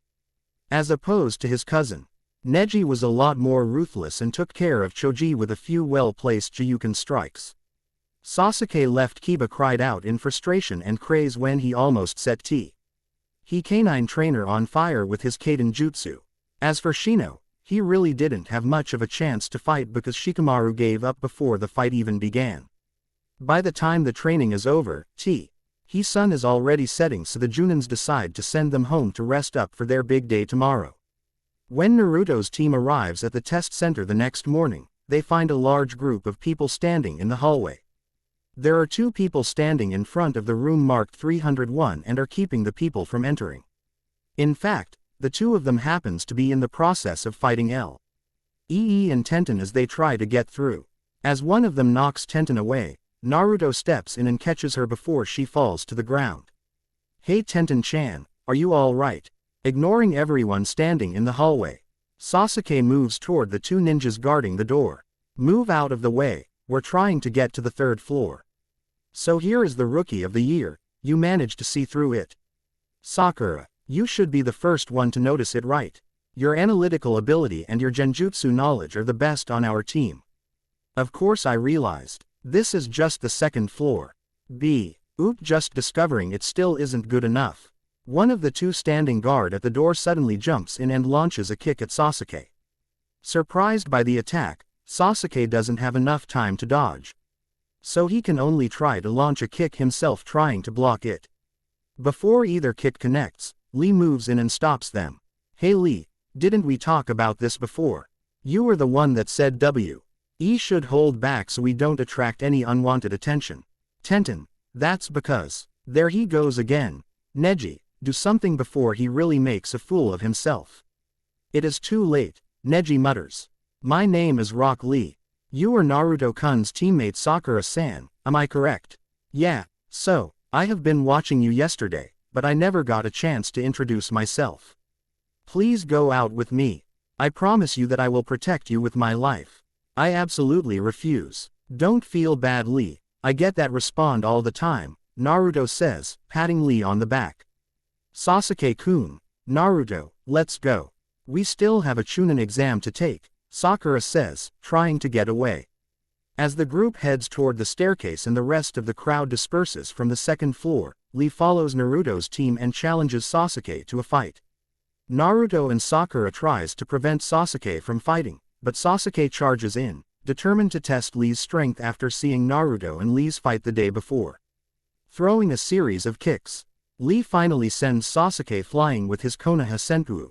Determined to defeat Lee, Sasuke activates his Sharingan and charges in again, but Lee ducks under and sends Sasuke flying up with a kick to the chin. Cage Buyu. Jumping up behind Sasuke, Lee shakes loose the bandages around his arms. Before being able to utilize the bandages, someone throws a dart to pin it to the wall. A turtle suddenly appears and yells at Lee for using his forbidden technique. That's a turtle, right? Are you blind? Of course that's a turtle. Sakura screams. I thought Lee's sensei is Guy sensei. Just as Naruto finishes his sentence, Guy appears on top of the turtle in his signature pose. While Naruto has long since becoming immune to Guy's entrances, Sakura and Sasuke are both shocked by Guy's uniqueness. Gesturing for Lee to get closer, Guy punches his student then hugs him with tears running down their eyes. Naruto steps in just in time to shield Sakura's eyes, but Asuka is almost at the point of fainting from the scenes in front of him. Well, the 4 of you should get to the exam room. You don't want to be late, Guy says. That's right, the exam, Sakura screams. Well then, I must rejoin my team. I will see you all in the exam room. As soon as Naruto's team enters the exam hall, Ino immediately latches onto Sasuke's arm. As Ino and Sakura argues, the rest of the Rookie 9 all come up to greet them. Suddenly, another ninja approaches them, asking them to be quiet. Just who are you? Naruto asks. My name is Yakushi Kabuto. Take a look around you. You are drawing unwanted attention to yourselves. I assure you, you don't want to be the target of everyone's rage in here. Before they can talk more, a large cloud of smoke appears in the front. The room and a large group of ninjas are standing there when the smoke clears. After assigning everyone to their seats, the proctor, Morino Ibiki, begins explaining the rules to the exam. As soon as the test starts, everyone starts wrecking their brains for answers to the question, which are much more advanced than any knowledge that genins are supposed to understand.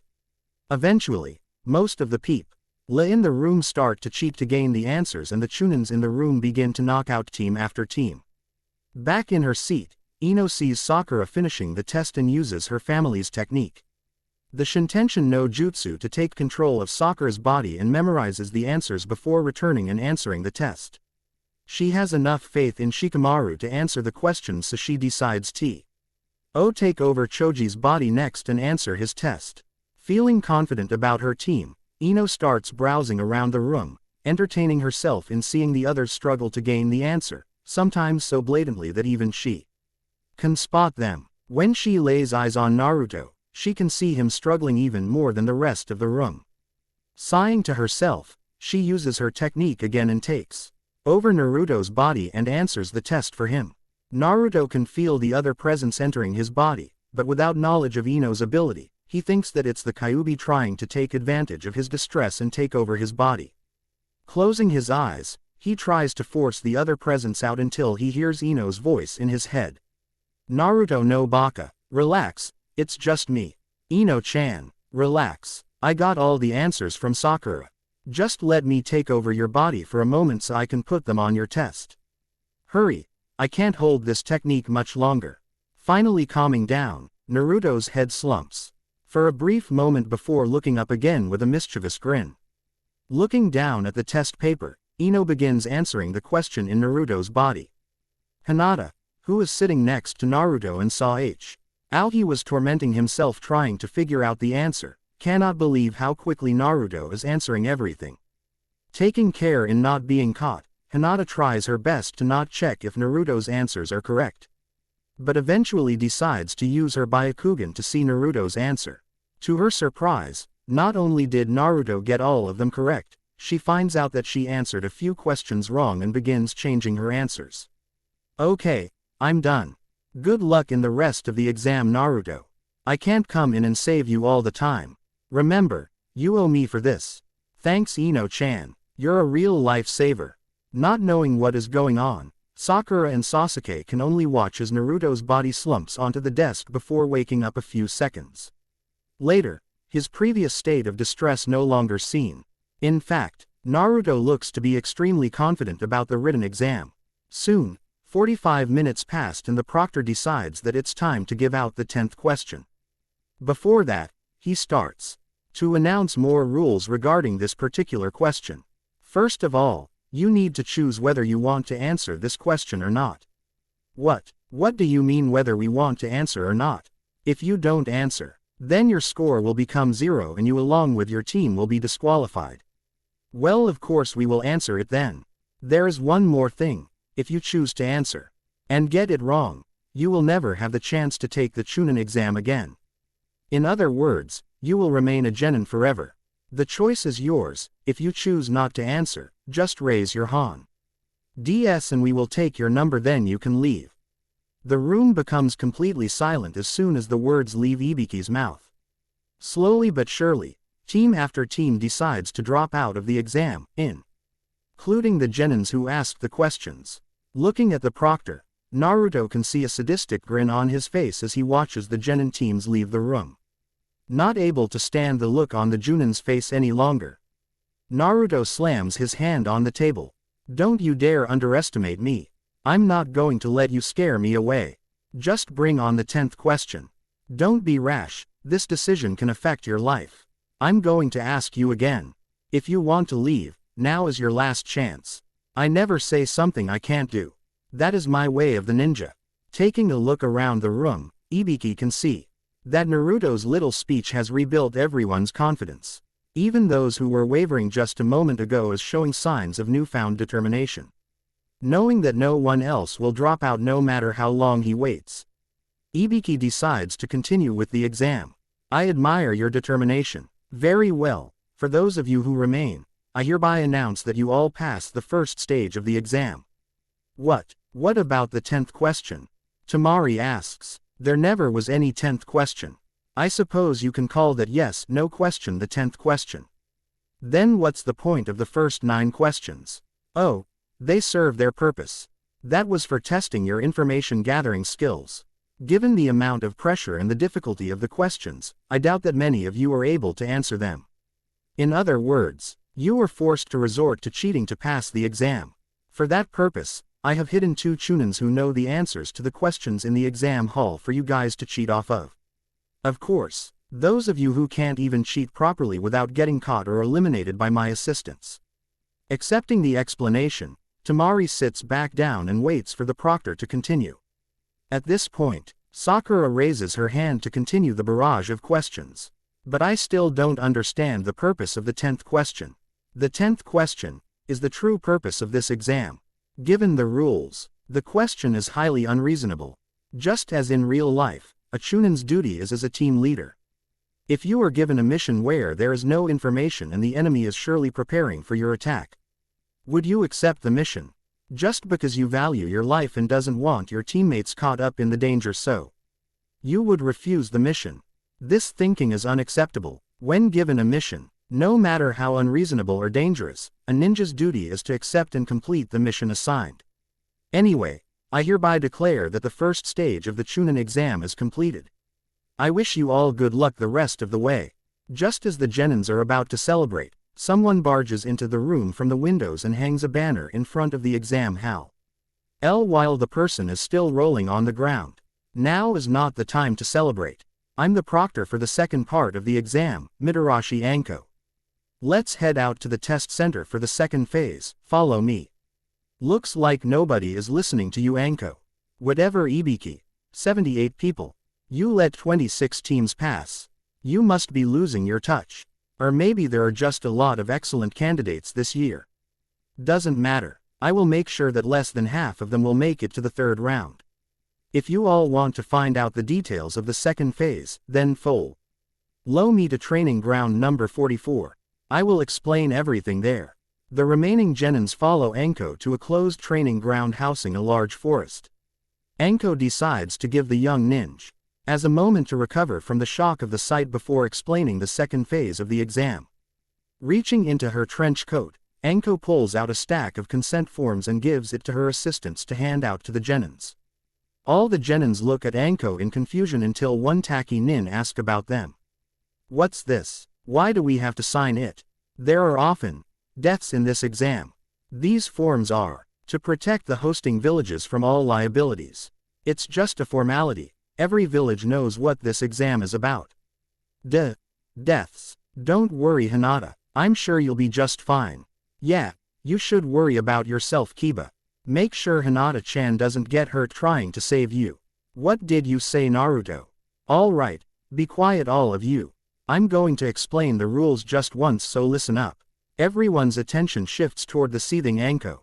Naruto is about to open his mouth to say something and Anko fires a kunai toward him to shut him up. With all the practices he had whenever Haku and Tenten would fight, Naruto easily dodges away from the kunai and it almost hit the Kusa-nin standing behind him. Surprised, the Kusa-nin barely moves out of the way and the kunai cuts a few strands of hair. Before anyone realizes what is happening, Anko is already behind Naruto, pressing another kunai against the back of his neck. Suddenly, Anko spins around, leaving a small cut on Naruto's cheek along the way, and blocks a kunai coming toward her, held by the Kusa-nin by the tongue. If you value your life, don't surprise me with weapons again. My apologies. I was surprised. Hen, you fired your kunai and it cut my precious hair. I hope you understand if I'm a bit excited. Just be sure you don't do it again. And I would like my kunai back, please. Of course. Here you go. Putting the 2 kunai back in her trench coat, she checks with her assistants to see if everyone has received a consent form. After getting confirmation, she nods her head and turns her attention back toward the genins. All right, now for the explanation. After everyone in your group has signed the consent form, the group can go to that booth there and pick up one of these scrolls, Anko says. While pulling 2 scrolls out from her trench coat, in order to pass the exam, you have to get both a Heaven Scroll and an Earth Scroll and proceed to the tower in the middle of the forest. There are 26 teams in this exam, meaning that there will be 13 pairs of scrolls. You must do whatever you can to get your hands on both of these 2 scrolls, including killing your opponent. You have 5 days to accomplish this task. Those at the tower with both scrolls within the time limit will progress to the 3rd exam. Oh, and before you get to the tower, you are forbidden from opening the scrolls. Now, if there's no questions, you can report to the booth once you've signed the forms. Slowly, team after team proceeds to the booth, then heads to the designated entrance. Once the designated time comes, the entrance is open and the teams charge in, eager to begin their task to seek out their targets and finish the 2nd phase as soon as possible. Naruto was already separated from his team once and someone had impersonated Naruto, but Sasuke, with the help of the returning Naruto, chased the imposter away. Sasuke came up with a password system just before they were separated again by a blast of wind. Oh great, now where am I? And where the heck is Sakura-chan and Sasuke? While he is still trying to figure out what is happening, Naruto finds himself constantly distracted by loud hissing sounds. Finally having enough, Naruto starts looking around to find the source of the noise, only to find a gigantic snake approaching him. That snake is huge. I know, the crazy woman sighed. That there are dangerous things in here, but she never said anything about this dangerous. While Naruto is focusing on the snake's head, he doesn't realize that while he was thinking, the snake has already circled around him. Before he can even think about escaping or fighting back, the snake wraps itself around him and swallows Naruto in one go. Trapped in the restrictive space inside the giant snake, Naruto tries in vain to fight his way out. Instead, he starts to quiet down and think of a way to get out of this predicament. So you want to eat, huh? Let's see you eat this. Taju Kage Bunshin no Jutsu. Concentrating his chakra, Naruto forms as many clones as he can until the snake explodes from the inside. Cleaning the slime off him, Naruto sets out looking for his teammates again. A few minutes later, he feels a large source of chakra, one that feels familiar but he can't quite place his finger on it. Following the source, he finds what appears to be the Kusa-nin that surprised Ko just before the 2nd phase, stretching his neck and biting Sasuke on the neck. Seeing that neither Sasuke nor Sakura are in any condition to fight, he performs his Taju Kage Bunshin no Jutsu Agai to create a diversion and move his teammates to a safer place. By the time Sakura comes around from her shock, she finds herself inside a hollow tree with Sasuke lying next to her and Naruto guarding the entrance. After checking on Sasuke's condition, Sakura walks up toward Naruto to check on him and to find out what happened. I saw that weird Kusa-nin bite Sasuke on the neck. After using the Taju Kage Bunshin once already, I know I'm in no shape to fight someone that seems to have defeated Sasuke without so much as a scratch on his body. So I used what chakra I have left to form more Kage Bunshin to create a diversion to get you two out of there. Thanks, Naruto. Are you okay? Chakra exhaustion isn't something to kid about. I'm fine. I had some time to rest up. Get some rest, Naruto. I'll stand watch. But Sakura-chan, no buts. You won't be able to do much when you are this tired anyway. If I get into trouble, I'll wake you up, okay? If you say so, Sakura-chan. But remember to wake me up if you need me. Don't worry, Naruto. Seeing the determined glint in Sakura's eye, Naruto knows that arguing won't change her mind. Nodding his head, Naruto takes a seat inside and tries to catch a quick nap. After making sure that both Sasuke and Naruto are recovering, Sakura set up a few traps around their temporary campsite before resuming taking care of both her teammates. Things are relatively peaceful through the night and Sakura stays up on guard to allow Naruto to get some more time to recover his strength.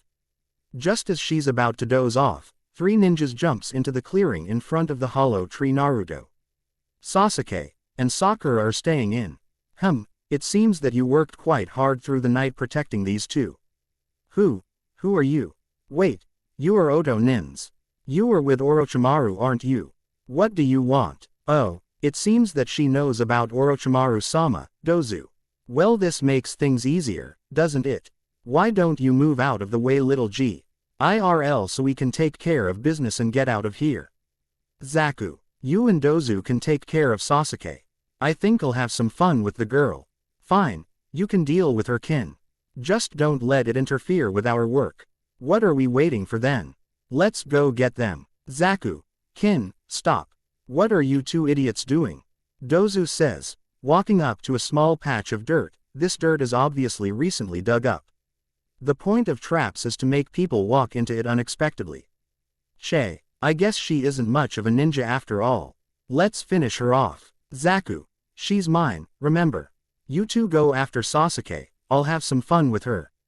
The three Oto nins jump up into the air, but instead of leaping over the trap on the ground, they jump right into the trap Sakura set. Above them, instead of slam T. Hem with the giant log like she had planned, Dozu puts his hand on the log and the log explodes, leaving nothing but splinters hitting the ground. I must say that the trap would have caught normal genins. But it seems that you've underestimated us. Zaku. Kin, go now. Before Zaku and Kin can get anywhere close to Sakura, someone jumps in front of those two, intercepting them. Konoha Reppu. Lee-san. It's you. Who are you? I am the beautiful green beast of Konoha, Rock Lee. And who might you be? Kinyuta Dozu. Yes, I remember you. I saw you in the first phase. The technique you used just now isn't normal. It seems there is no choice. Kin, you go after the girl. Zaku, you go get Sasuke. I'll get this guy. Right. Spreading themselves, Dozu charges toward Lee while Zaku moves in from his left to go after the two sleeping boys, and Kin moves in from his right to go after Sakura. Before any of them even gets close to their target, Lee uses his speed to move out of sight before pairing in front of Dozu again and uses the technique he almost used on Sasuke before Guy stepped in to stop him. Omit Renge. Lee releases Dozu just before they both slam to the ground. He manages to jump away safely, but Dozu slams into the ground with half his body buried. However, instead of being knocked out like Lee thought he would be, Dozu slowly climbs out of the ground and dusts himself off. Turning sharply, Dozu charges toward Lee again and tries to punch him, but Lee manages to back away just in time. However, Lee still collapses to the ground, throwing up and holding his left ear. Rushing over, Sakura checks on the fallen ninja. What did you do to him? Sound. Even if you dodge away from my punch, the sound will still strike you. Hey, consider yourself honored. It's not often that someone for both Dozu and I to use our technique. I can control sound wave and thus air pressure. I can use the sonic wave to shatter a boulder as well as use it to turn solid ground as soft as a sponge. Old-style ninja techniques don't stand a chance against us, Zaku says. Charging chakra into his arm again, Dozu runs toward Sakura, trying to get past her and get to Sasuke. Before he comes close to Sakura, Lee moves in again and tries to use his Konoha Senpu to block him. Still suffering from the disorientation caused by Dozu's last attack, the kick barely touches Dozu.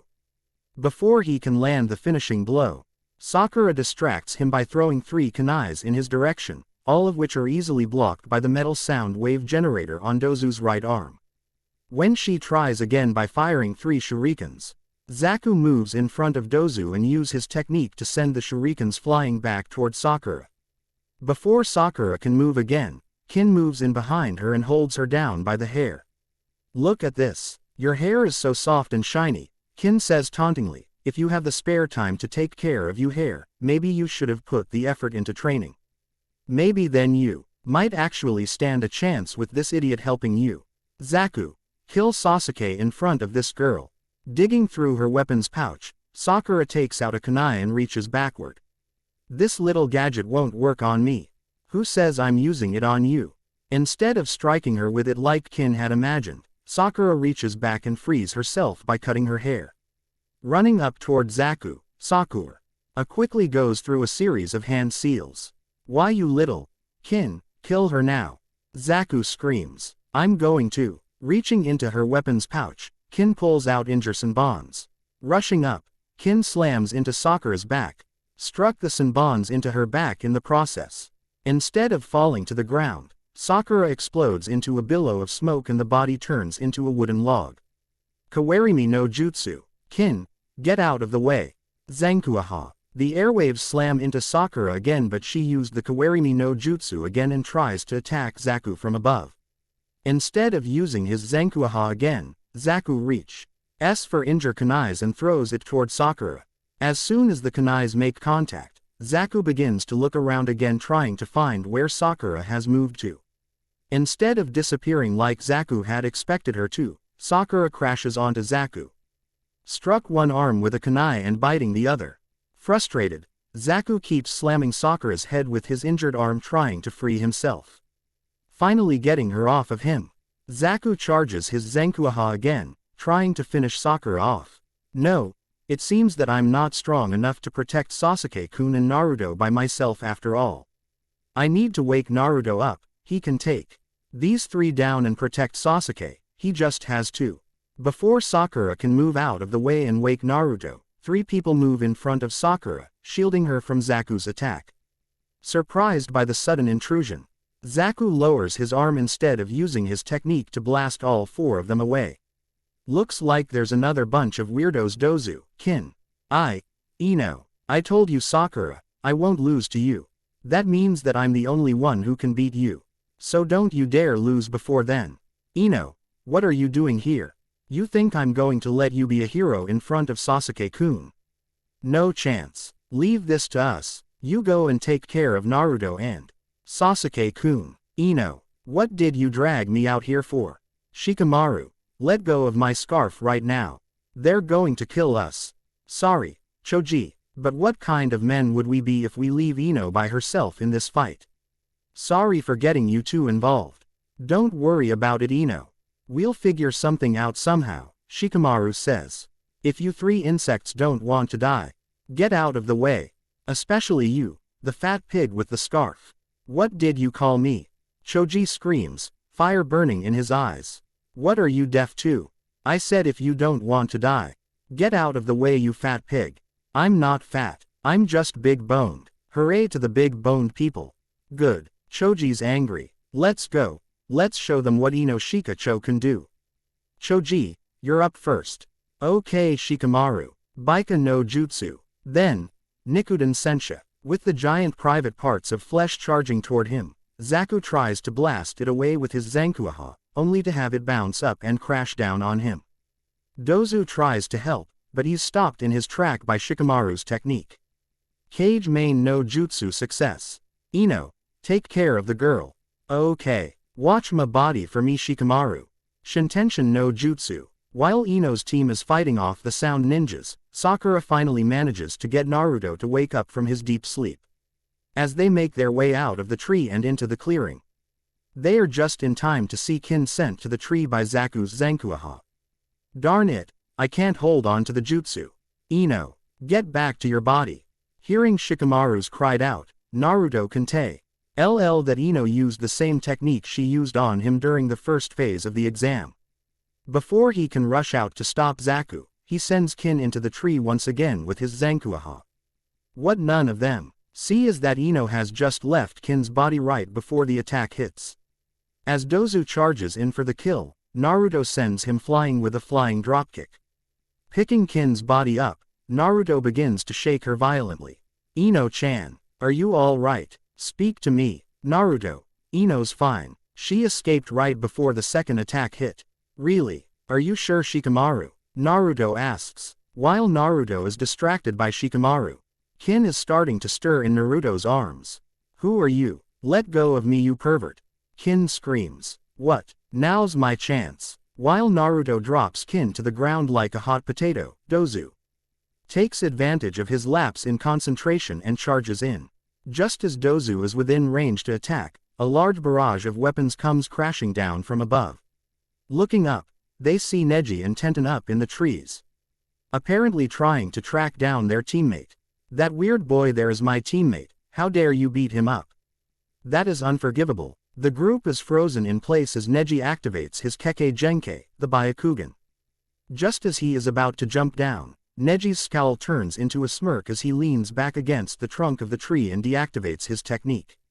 Lowering his arm, Dozu stares tauntingly back at Neji. Well, I thought you said you're going to get us. That is no longer necessary. Sasuke-kun, you're up. Sasuke-kun, Sakura, who was it that hurt you? That guy, he's covered by the curse seal. Dozu thinks to himself while studying the revitalized Sasuke. That would be me. So what are you going to do about it, Sleeping Beauty? Zaku, don't be stupid. This fight has gotten out of hand. We need to retreat right now. We have a job to do, and if I have to do it alone, I will. Just make sure you aren't there to claim the credit when we report to Orochimaru-sama. Zaku, don't. Charging his chakra into his arms, Zaku unleashes a much stronger version of his Zankuaha. Just as he's about to relax, seeing the trail of destruction his technique has caused, Sasuke moves next to him and sends him flying to the side with just a punch. Before Zaku even knows what is happening, Sasuke is behind him again, with his foot planted on Zaku's back and his arms holding Zaku's. With a simple kick and a pull, two loud snapping sound echoes through the forest, indicating that both Zaku's arms are broken. Now there's only the two of you. I hope that you will at least provide me with some entertainment. Sasuke-kun, stop. I'm begging you, please, stop. Wrapping her arms around Sasuke, Sakura finally manages to get Sasuke to calm down, and the curse marks on his bow die starts to recede back to the seal near the back of his neck. Seeing that they are finally saved, Dozu uses his scroll as a bargaining chip and flees with Kin and Zaku in tow. With everything starting to settle down, the three teams decide to tend to the injured before going their separate ways again. So who's going to take care of Lee? Don't worry, I got him. Picking Lee up from Choji's shoulder, Tenten begins to shake Lee violently, much like what Naruto did to the unconscious Kin a few moments ago. Ino's sweat drops looking at Lee's neck snapping back and forth. I think you are doing more harm than good, Tenten-san. Ino says hesitantly. Oh, Tenten, what are you doing here? Lee says, slowing coming to. We are here to help you. What are you thinking, going off by yourself? Not to mention getting beat up so badly. Quote, I saw that Sakura-san was in trouble, so I decided to help her. You are an idiot, Lee. Hee, I guess I can't deny that. Oi, Lee, what are you doing here? Shinoru, how can you be so disrespectful to Lee-san? Naruto. The rest of the people in the clearing stares wide-eyed at how Sakura sends Naruto flying with one solid punch. Some are even wondering where that strength was when she was fighting against the Oto Nins. I guess Naruto really brings out the best in you, doesn't he, forehead girl? What did you call me, Ino pig? All right, just settle down. I'll fix your hair for you. Huh, oh, okay. After making sure that everything is all right, the teams decide to go back to searching for the scrolls again. While Sasuke, Shikamaru and Neji L want to take the scroll from one of the teams in the clearing, Ino, Tenten and Naruto promptly put a stop to it before any of them can make a move. Grumbling about their teammates' stupidity, the teams say goodbye to each other and head in different directions searching for new targets. It's almost 4 days into the exam and Naruto's team still only has the scroll Dozu left behind. The Y manages to find their way to the river running through the middle of the forest in hopes of catching some team gathering food and water unexpected.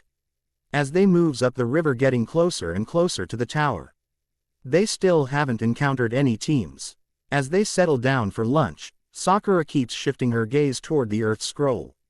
Hey guys, do you think that maybe there are no more Heaven Scrolls left? What do you mean, Sakura? There were 26 teams entering this phase of the exam, so there are only 13 pairs of scrolls. Orochimaru burned the Heaven Scroll that we had, which means that there is one less Heaven Scroll. We still haven't encountered any teams yet. Do you think that maybe the other teams have already went to the tower with the 12 pairs that are left? Well, there is only one way to find out. What crazy ideas do you have now, Naruto? Well, if there are still any teams left in the forest with both scrolls, they are sure to be heading for the tower's right. That's why we are moving toward the tower in the first place, dope. Well, why don't we just go to the tower and the first team that shows up, we'll hit them and take their scrolls. That's actually not a bad idea. Good job, Naruto. I never knew that you can actually think. That's mean, Sakura-chan. Hey, sorry Naruto. Let's go then. Gathering enough water to last them for the day, the team speeds toward the tower, hoping to catch another team before they can go inside the tower. Through the way, they fought through injure different types of wild beast and giant inns. ECTS that Anko warned the teams about at the beginning. Just as they are about to stop for a quick break, Naruto fires off a kunai and kills a giant centipede by nailing its head to the tree it's climbing on. Wow, that's one large bug. It's almost as big as a tree. Naruto says, maybe we should find another clearing. This bug really creeps me out, Sakura says. We should keep going, we don't have any time to waste. Sasuke-kun, I really can't move anymore. Don't even start Sasuke-tem.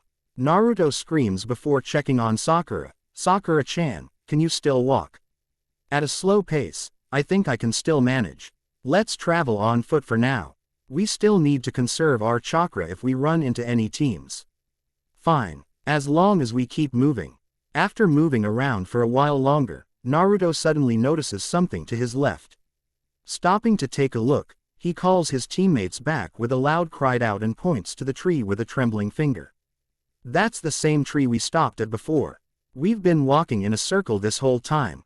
Genjutsu. Our enemy is trying to exhaust us before moving in for the kill. I think it's about time now. As soon as the words leave Sasuke's mouth, a large number of AIM nins show up and surrounds the group. Upon closer inspection, Sakura notices that all of them look the same and concludes that their enemy is using a clone technique and alerts her teammates. Rushing in, Naruto punches one of the clones in the stomach only to go clean through, and the clone, instead of disappearing, turns into water and reforms itself. Darn it, I don't care how many of you there are. I'm going to destroy you. Kage Bunshin no Jutsu. Naruto spends the rest of the night fighting off the clones with Sakura and Sasuke backing him up. When the sun rises again, they are all at the point of complete exhaustion. Seeing their opportunity, the three AIM nins finally reveal themselves and move in for the kill. Instead of trapping their opponent like they intend to, the three ninjas find themselves surrounded by the three Konoha nins as soon as they reveal themselves. Looking around, they see the two Konoha nins behind Naruto turn into Kage Bunshins and disappear. You idiots, I was only trying to lure you out by having my clones transform into my teammates, Naruto says with a grin. While the three of you are watching Naruto fight in the trees, we are waiting and resting in the bushes. Sakura says, it would be nice if you would hand over your scrolls now, before I knock all three of you out. I started this, I'm going to finish it. Dawn, you dare take all the credit and glory. Scrambling back to his feet, Naruto charges in and punches one of the AIM nins, sending him flying into his two teammates, knocking all three of them out cold. Searching through their clothes, Naruto finally manages to pull a scroll out. Hooray, it's a heaven scroll, now we can pass the exam. Sasuke-kun, we should get to the tower, there isn't much time left. Yeah, just make sure you're not too tired to catch up to us, dope. Don't you worry Sasuke-tem. I still have plenty of energy left. When they finally get to the tower, they find themselves inside a small room with an instruction telling them to open the scrolls. When they do, Sasuke swats the two scrolls away from Naruto and Sakura as soon as smoke starts billowing up. When the smoke finally clears, Iruka is standing on top of the two scrolls on the ground. Looks like the three of you made it just in time. Team 7, you passed. Yeah, thanks Iruka-sensei. Hey sensei, what is it Sakura? What does that plaque over there mean? Oh that's instructions left by Sandaime-sama regarding requirements of being a chunin. Instructions: if you lack heaven, seek knowledge and be prepared. In other words, if smarts isn't your best attribute, you should study and learn. Strategies and tactics: if you lack earth, run in the fields and seek advantages. So if strength and stamina aren't your strong suits, you should train your endurance so you can perform better in missions. When heaven and earth are opened, the dangerous path will become righteous. Had about that blank there in the next line. Good question Sakura. Do you still remember what was on the scrolls when you opened them? Man, that's right. That is the meaning of man, and can be chosen as the leader of others. Meaning if you have both the qualities, then you are fit to be a chunin candidate. Alright you three, get inside, the third phase should be starting soon. You don't want to miss the opening, right? Don't worry Iruka-sensei, we'll make you proud. This chapter features the preliminaries. I kept 4 of the 10 matches the same: Sasuke vs Yoroi, Ino vs Sakura, Temari vs Tenten. Lee vs. Gaara, but I changed the other 6 fights. Just a heads up so that you won't be turned off seeing that the first match is the same and assume that the rest are the same as well. Team 7 enters the interior chamber of the tower just as time expires. Looking around, they see Asuma's team, Kurenai's team, Guy's team, Kabuto's team, the Oto team and the Suna team they ran into a couple of days ago.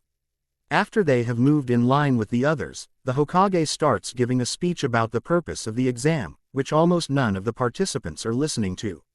They why turn their attention to the front when another ninja, the proctor of the preliminary leading to the 3rd exam, shows up in front of them. Hokage-sama, please allow me to explain this phase of the exam. Very well, go ahead Hayate. Since there are so many candidates this year, there is going to be a preliminary tournament to determine the candidates for the 3rd phase of the exam, Hayate says in between fits of cough. What, preliminaries? But we just finished the 2nd test. What, Naruto, you scared? Shut up Kiba, just worry about yourself. Ahem. If you, cough, feel that you, cough, are not feeling well, cough, you may, cough, withdraw from this test. It is you who seems to be unwell, Proctor-san, Hinata says to herself. I'm going to drop out of this exam. The entire room's focus turns to the silver blue-haired ninja. The Konoha nins recognizes him as Kabuto, the man that approached them before the 1st phase of the exam. Looking around, Hayate sees the determination in everyone's eyes. A clear sign that no one else is withdrawing. Very well, if no one else is withdrawing, we will proceed with the preliminaries. In a moment, a pair will be selected at random, and their names will be displayed on that panel. The rules of this preliminary will be simple, there are no rules. The fight will continue until one side forfeits or is unable to continue. Killing your opponent is allowed, but if a clear victor has emerged, I will not hesitate to step in and prevent death blows. If there are no more questions, we will begin. Looking around, Hayate sees no sign of any questions coming, only looks of distrust at his ability to intervene due to his health. Nodding his head, names begin flashing on the screen until it stops at 2 names in particular, Akato Yoroi and Uchiha Sasuke. Would everyone beside the 2 participants please move to the balcony above so the match can begin? Sakura remains glued to her spot as she focuses all her attention on the mark on Sasuke's neck. It's not until Naruto puts his hand on Sakura's shoulder that she shakes out of her stupor. When those 2 finally decide to move, they notice Kakashi and Sasuke talking for a brief moment before their sensei joins them on the balcony. Once everyone beside the 2 fighters and the proctor has cleared the ground level, Hayate decides to begin the match. Knowing he can't use his chakra from what Kakashi told him, Sasuke decides to keep his distance until he can figure out what technique his opponents specialize in. Sasuke knows that his only chance of winning is his taijutsu, which proves to be a problem. Since his specialty is ninjutsu, but given his situation, he'll have to make do with what he has. Charging chakra into his hands, Yoroi launches himself at Sasuke, who was too preoccupied with the pain in his neck to dodge away properly and barely moves out of the way with Yoroi's hand only gracing his hair. Even that was enough to cause Sasuke to stumble a few steps. And he feels a sudden bout of weakness as soon as Yoroi's hand went past him, leaving him open for Yoroi to slam his head to the ground and keep his hand on the back of his head. Only then did Sasuke realize his chakra is being drained away by Yoroi's technique. Struggling with all the energy he has left, Sasuke manages to kick Yoroi off him before scrambling away and try to recover as quickly as he can. Come on Sasuke, get him, and you call yourself an Uchiha. Show that guy what you got. Che, that dope doesn't know what I'm up against, Sasuke mutters to himself. So, his specialty is hand-to-hand combat. I have to figure a way out of this mess. Wait a minute. Lee, that's it. You don't have time to look away. Ducking under Yoroi's strike, Sasuke sends Yoroi flying up in the air with a kick to the chin. To the ones who have seen it before, they immediately recognize what technique Sasuke used. Cage Buyu, Yoroi mutters. So I admit I copied that part, but from here on out, it's all original. Just as Sasuke is about to go on the offense, his curse seal starts acting up and curse marks start covering his body. Anko wants to move in to stop the match, but Kakashi stops her before she can even make a move. Just as Kakashi decides that he has waited long enough, the marks start to recede back toward the curse seal, giving him the time to execute his technique. Spinning around to his left, Sasuke launches a kick, which Yoroi blocks easily. Before Yoroi even realizes what's happening, Sasuke spins around again and drives Yoroi toward the ground with a backhand. Sasuke follows the strike with a punch to the insides and finishes off the technique by driving Yoroi's head to the ground with a kick. Shishi Renden. There is no question about this one, Hayate thinks to himself. The winner of this match, Uchiha Sasuke. While his team celebrates, Kakashi teleports to the arena floor and takes Sasuke away to deal with the curse seal while the medics rush in and move Yoroi to the infirmary, clearing the grounds for the next match. Sakura and Ino look on with concern as Sasuke gingerly follows Kakashi out of the arena. When the next pair of names appears on the screen, Naruto crosses his arms and mutters about wanting that guy for himself. Looking across the arena, he glares at Kankuro as he casually walks down to the arena floor. After getting some last-minute instructions from Kurenai and Shino, Kiba and Akamaru descend the staircase and join Kankuro.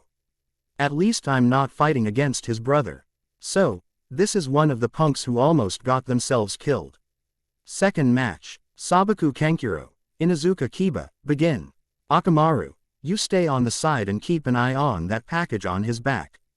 I'll take him on. Arf. Akamaru jumps out of Kiba's shirt and start pacing around him as it stares at the bandage-wrapped tool on Kankuro's back.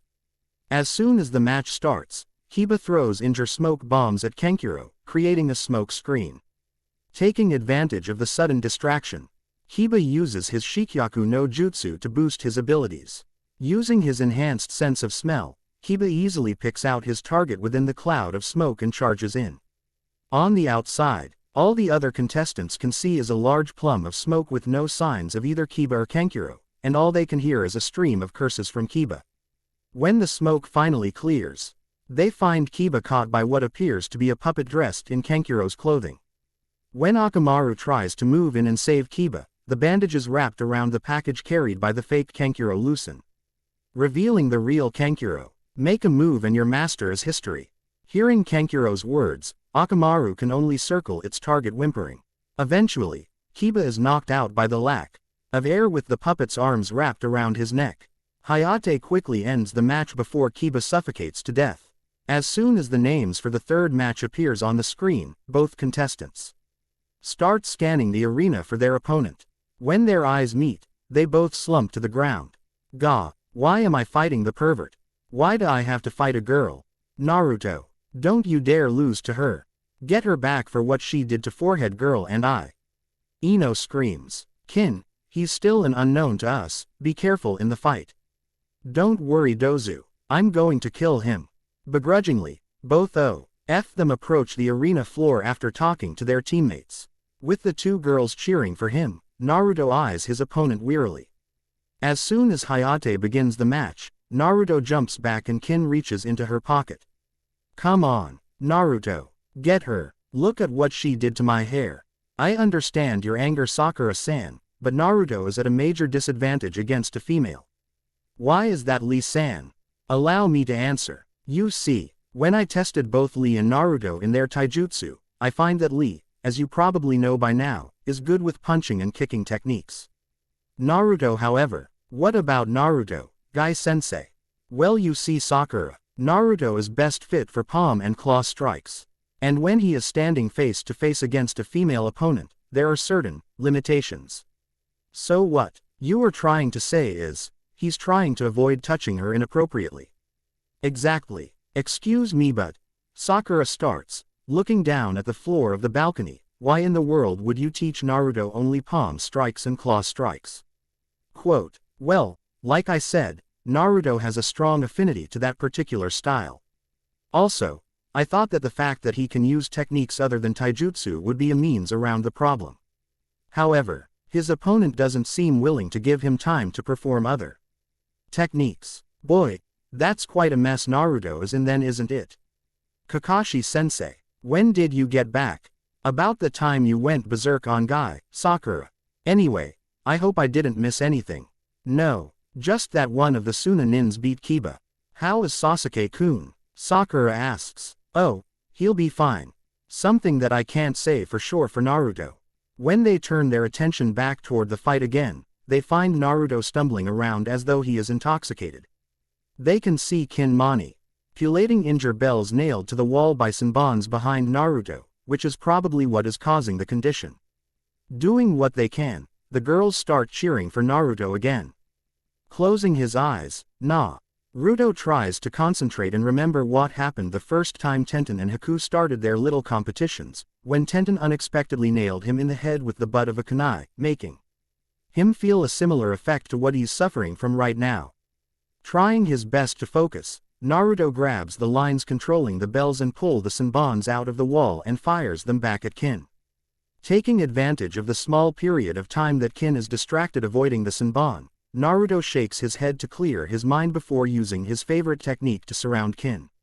Realizing that he still can't mold chakra properly in his condition by the number of cage bunshin he formed, Naruto sneaks behind Kin, determined to use taijutsu to end the match.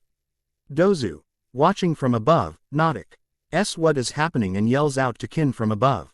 Kin, watch out, the real one's behind you.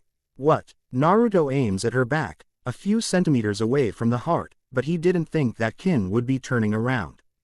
By the time he sees, you pervert, die, Kin screams as she jumps back and fires off every weapon she has in her craze. Naruto, what the heck are you doing? You better hope had you have to go to the infirmary after this match, cause if you come up here, I'll kill you. I don't care what she did to me and Ino Pig, this is unacceptable. That's right, what forehead girl said. You were dead when you come back up here, Naruto. But I didn't mean to. Naruto screams while putting his previous practices with Tenten and Haku in good use, his clones long since destroyed by the barrage of weapons. While the girls are fuming, the guys are looking on as Naruto barely avoids the Senbons, shurikens, and kunais, not knowing whether to congratulate Naruto or feel pity for him. Eventually, Kin finally runs out of weapon and Naruto moves in again, determined to end the match before Kin catches a second wind, but controlled enough to try and avoid what happened last time. Instinctively, Kin's arms go around her chest instead of up in front of her to defend herself. Using his now recovered speed, Naruto gets around Kin and knocks her out with a blow to the back of the neck. And after Hayate declares Naruto the winner, he stays on the arena floor, too scared to go back up and face the wrath of Ino and Sakura. That is, until the next set of names appears on the screen. Eyeing the two girls wearily, Naruto moves toward the staircase opposite to the one Ino and Sakura are descending from. Naruto slumps to the ground when he finally makes it to the safety of his sensei. So, how was she, Naruto? Not now, Kakashi-sensei. Fine. Oh, and don't worry about Ino and Sakura, they'll take their anger out on each other. After finally tearing their glares away from Naruto and onto each other, Ino and Sakura gets into their battle stance as Hayate begins the match. I never thought that I would be fighting you, Sakura. Ino stares wide-eyed as Sakura takes off her hatayat and ties it around her forehead. Smirking, Ino follows suit before glaring at Sakura again. Charging at Ino, Sakura forms two bunshin and in response, Ino leans back and tries to find the real Sakura from the movements. Smiling, Sakura concentrates chakra to her feet, giving her a boost in speed, and punches Ino in the cheek. Excellent punch, Sakura-san. Naruto-kun, aren't you going to root for your teammate? I don't even know who I should root for. If I root for Sakura-chan, Ino-chan will kill me, and if I root for Ino-chan, Sakura-chan won't forgive me. Well, you can try rooting for both. Yeah, Kakashi-sensei, you're right. Go Sakura-chan. Go Ino-chan. Don't think we've forgiven you yet, Naruto. And pick one side and stick with it. The two girls screamed simultaneously. Okay. So it didn't work out as well as we had hoped. That's all you can say, Kakashi-sensei. Now they're both even angrier at me. Don't worry, Naruto. I already told you that they will take out their anger on each other. Turning their attention back to the fight, everyone watches as the two girls continue to exchange punches with each other. Their attention starts waning as the fight goes on. About 10 minutes later, Everyone beside Naruto is talking with each other about everything but the fight, which is still taking place on the arena floor. How the heck can you last this long? I thought you would have noticed by now, Ino Pig. I intend to win against you, especially since you care more about your hair than your ninja skills. But Sakura-chan is the same, Naruto mutters upstairs. Don't let her hear that, Naruto, or else even I can't save you, Kakashi says. Don't underestimate me. Reaching for a kunai, Ino cuts her ponytail and throws the hair in Sakura's face. Forming a hand seal, stretches her arms out into her family's hand sign. Ino's team and Sakura's team all move toward the fence, trying to talk Ino out of using her technique. Unleashing her technique, Ino's body slumps to the ground. Such a shame, Ino. This match is over, Sakura says. Oh really? Ino says, looking up toward her opponent. What? I can't move. Looking down, Sakura is shocked to see the hair L over the floor turning into a rope and holding her leg down. Now it's really over. Nippo, Shintention no Jutsu. Using her technique for real this time, Ino's body slumps to the ground while she makes Sakura's body turn toward Hayate. Raising her hand, she declares that she will surrender in Sakura's body. No, Sakura-chan, you can't lose. Not like this. It's no use, Naruto. I'm in control here. Naruto is so loud, but he's right. I won't lose here. What, Sakura? But I'm in control. Get out of my body, Ino. Or else there's going to be hell to pay. Ahem. Are you sure you want to give up? Stop kidding around. Why would I want to give up? After struggling in Sakura's body for a while longer, Ino finally gives up and returns to her body. By this point, everyone can see the two of them breathing heavily. Completely exhausted from all the fighting. Charging at each other for the last strike, both their punches landed, knocking each other out cold. Neither fighter can continue, therefore, this match is a draw. And according to the rules, neither competitor qualifies for the next round. These two are impossible, Kakashi and Asuma says as they carry the two girls back up to the balcony. How are they? Naruto asks. Don't worry. They just need some rest, they'll be fine in a little while. Phew, that's good. After making sure that the girls are all right, they turn their attention back toward the screen. As soon as the two names appears on the screen, a blonde girl with her hair tied up into 4 ponytails picks up her battle fan and walks onto the arena floor. On the other end, a girl with her hair tied up into 2 buns is receiving last-minute instructions from her sensei and friends.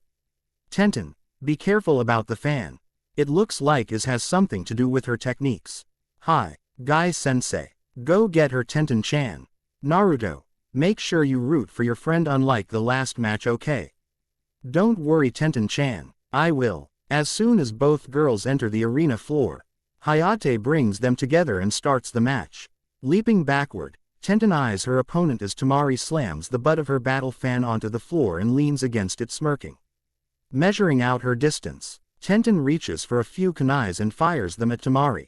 To the surprise of everyone who knows Tenten, the weapons clank harmlessly to the ground without any attempt from Temari trying to dodge them.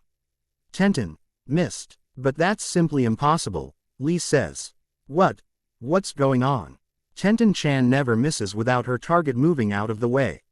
So, the fan is the source of her techniques after all. Quote, hearing Kakashi's words, they all turn their attention back toward the fight, including Ino and Sakura, who have awakened soon after the match has started. Holding her slightly opened fan behind her back, Temari stares at Tenten's shocked face smirking again. This is just the first moon. When the third moon appears, this match will be over. Grabbing more weapons, Tenten starts running around Temari, trying to find an opening to strike. Finally finding one, she fires the weapons again only to have it parried away by the wind again. Jumping back, Tenten reaches for 2 scrolls and puts them on the floor. She's going to use that technique now. Lee says, I was planning on saving this for the finals, but I guess I don't have much of a choice. Sushoryu, jumping up in the air. The 2 scrolls spin around Tenten like a pair of ribbons. Up on the balcony, Lee and Ino are looking at Naruto pressing his back against the wall in confusion, until Sakura explains that Tenten had gotten too excited in one of the practices against Haku and used that technique. What she didn't tell them is that Haku used her Sensatsu Susho to counter it with Naruto trapped in the middle. Even without that information, Lee can completely understand Naruto's fear, having been on the receiving end of the Sushoryu once when he was training with Tenten. To their surprise, none of the rain of weapons even came close to Temari, with her sending them away with her fan again, this time open to the second moon. However, all of Tenten's weapons are tied to her hand with small strings. Pulling the weapons back up, Tenten fires them again, but Temari counters with a fully opened fan, using her attack to catch Tenten in a cyclone and ending the match. Kamedachi no Jutsu, Tenten-chan. Naruto screams. This match is over. Neji, how can you say that? You know that our teammate would never give up, Lee says. It's not a matter of giving up. The wind is imbued with chakra. There is no way for her to escape unless the other fighter allows her to. Then, Tenten won't be able to fight back. Folding her fan up to end the technique, Temari holds it out, so that the falling Tenten would slam her back against the fan. Lee and Naruto both tighten their grip around the railing as they watch Tenten cough up more blood from the blow. Leaning her fan backward, Temari throws Tenten's unconscious body toward the ground, where all the weapons from Tenten's Sushoryu is still lying around. Before she is struck by her own weapons, Naruto moves in and catches her. How dare you do this to her? I'm going to get you for this. Giving him a weird look that Naruto can't quite understand, Temari smirks before turning around and heading back upstairs to her team. Gently placing Tenten to the floor, Naruto picks up a weapon from the floor. But before he can throw it at Temari, Kakashi and Guy teleport down and stop Naruto. After finally clearing the floor, Hayate decides to start the next match. When the two names appear on the screen, the two contestants smirks before casting a glare at each other and descend to the arena floor. So, I guess I do have a chance to deal with you after all. Even though you have a handicap, I don't intend on taking it easy on you. I'll make sure I thoroughly destroy you. Sixth match, Hyuga Neji, Abumi Zaku, begin. As soon as Hayate's hand comes down to start the match, Neji activates his Byakugan. Slightly disturbed by the sight now that he can see it from a short distance away, Zaku subconsciously takes a small step back. Not giving his opponent a chance to recover, Neji charges in, hoping to land enough blows to knock him out before Zaku can put up an offense. To Neji's surprise, Zaku pulls his right arm out of the sling and points it toward Neji. Zankyuaha. Having heard of this attack from Lee before when he starts retelling his heroic tale over and over again, much to the chagrin of Neji and Tenten at the time. Neji easily dodges away from the air wave. Before Zaku can try to charge for another attack, Neji is already on him and lands injured Jiyuken strikes. Not knowing the effect of the Jiyuken, Zaku pulls his left arm off the sling as well and tries to fire off another Zankyuaha only to have Neji easily push away his arms when nothing came from the attack and land a Jiyuken blow close to his heart. Finally feeling the power of the Jiyuken, Zaku slumps to his knee and soon slams face first into the ground, a small trail of blood flowing out of his mouth. While the medic team rushes Zaku to the hospital, Neji casually walks back to his team upstairs. When the next pair of names shows up on the screen, Asuma sighs knowing that most likely not a single member of his team would make it to the third phase. From what he heard from Kurenai, Shino is probably the best overall fighter on her team, and while Choji is a powerhouse in his own right, he doesn't really have Ino's drive or Shikamaru's smarts to utilize the power properly by himself. At first, Choji wants to back out of the fight, only to have Asuma convince him otherwise with the promise of a trip to the barbecue if he wins. Even though he knows that the chance is slim at best that Choji would win, Asuma is hoping that the promise of food would make Choji put up a respectable fight in the minimum. Walking down from the balcony, Choji glares at the emotionless Shino while repeating the phrase, "all-you-can-eat barbecue," in his head. Seventh fight, Aburame Shino, Akamichi Choji, begin. Baika no Jutsu, Nikuden Sensha. As soon as the match starts, Choji charges his chakra and uses his family's signature techniques, hoping to end the match quickly and claim his prize. Out of everyone in the four teams, Shino is the only unknown to him, only because Shikamaru backed out of the practice fight the day before the Chunin exam started.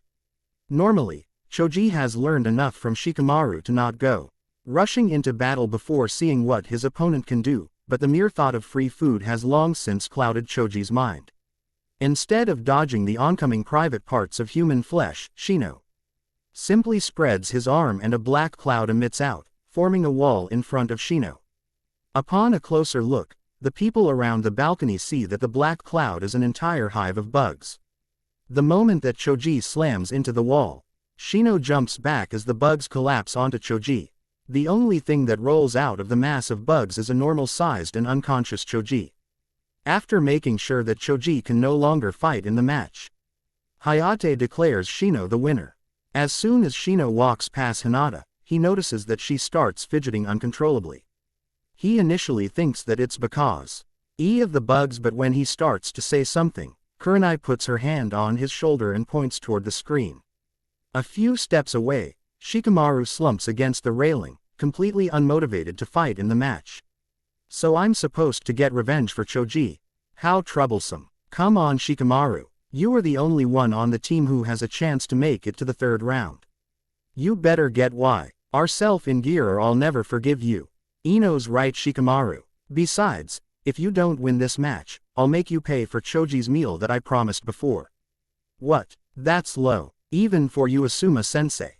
So, Shikamaru, what's it going to be?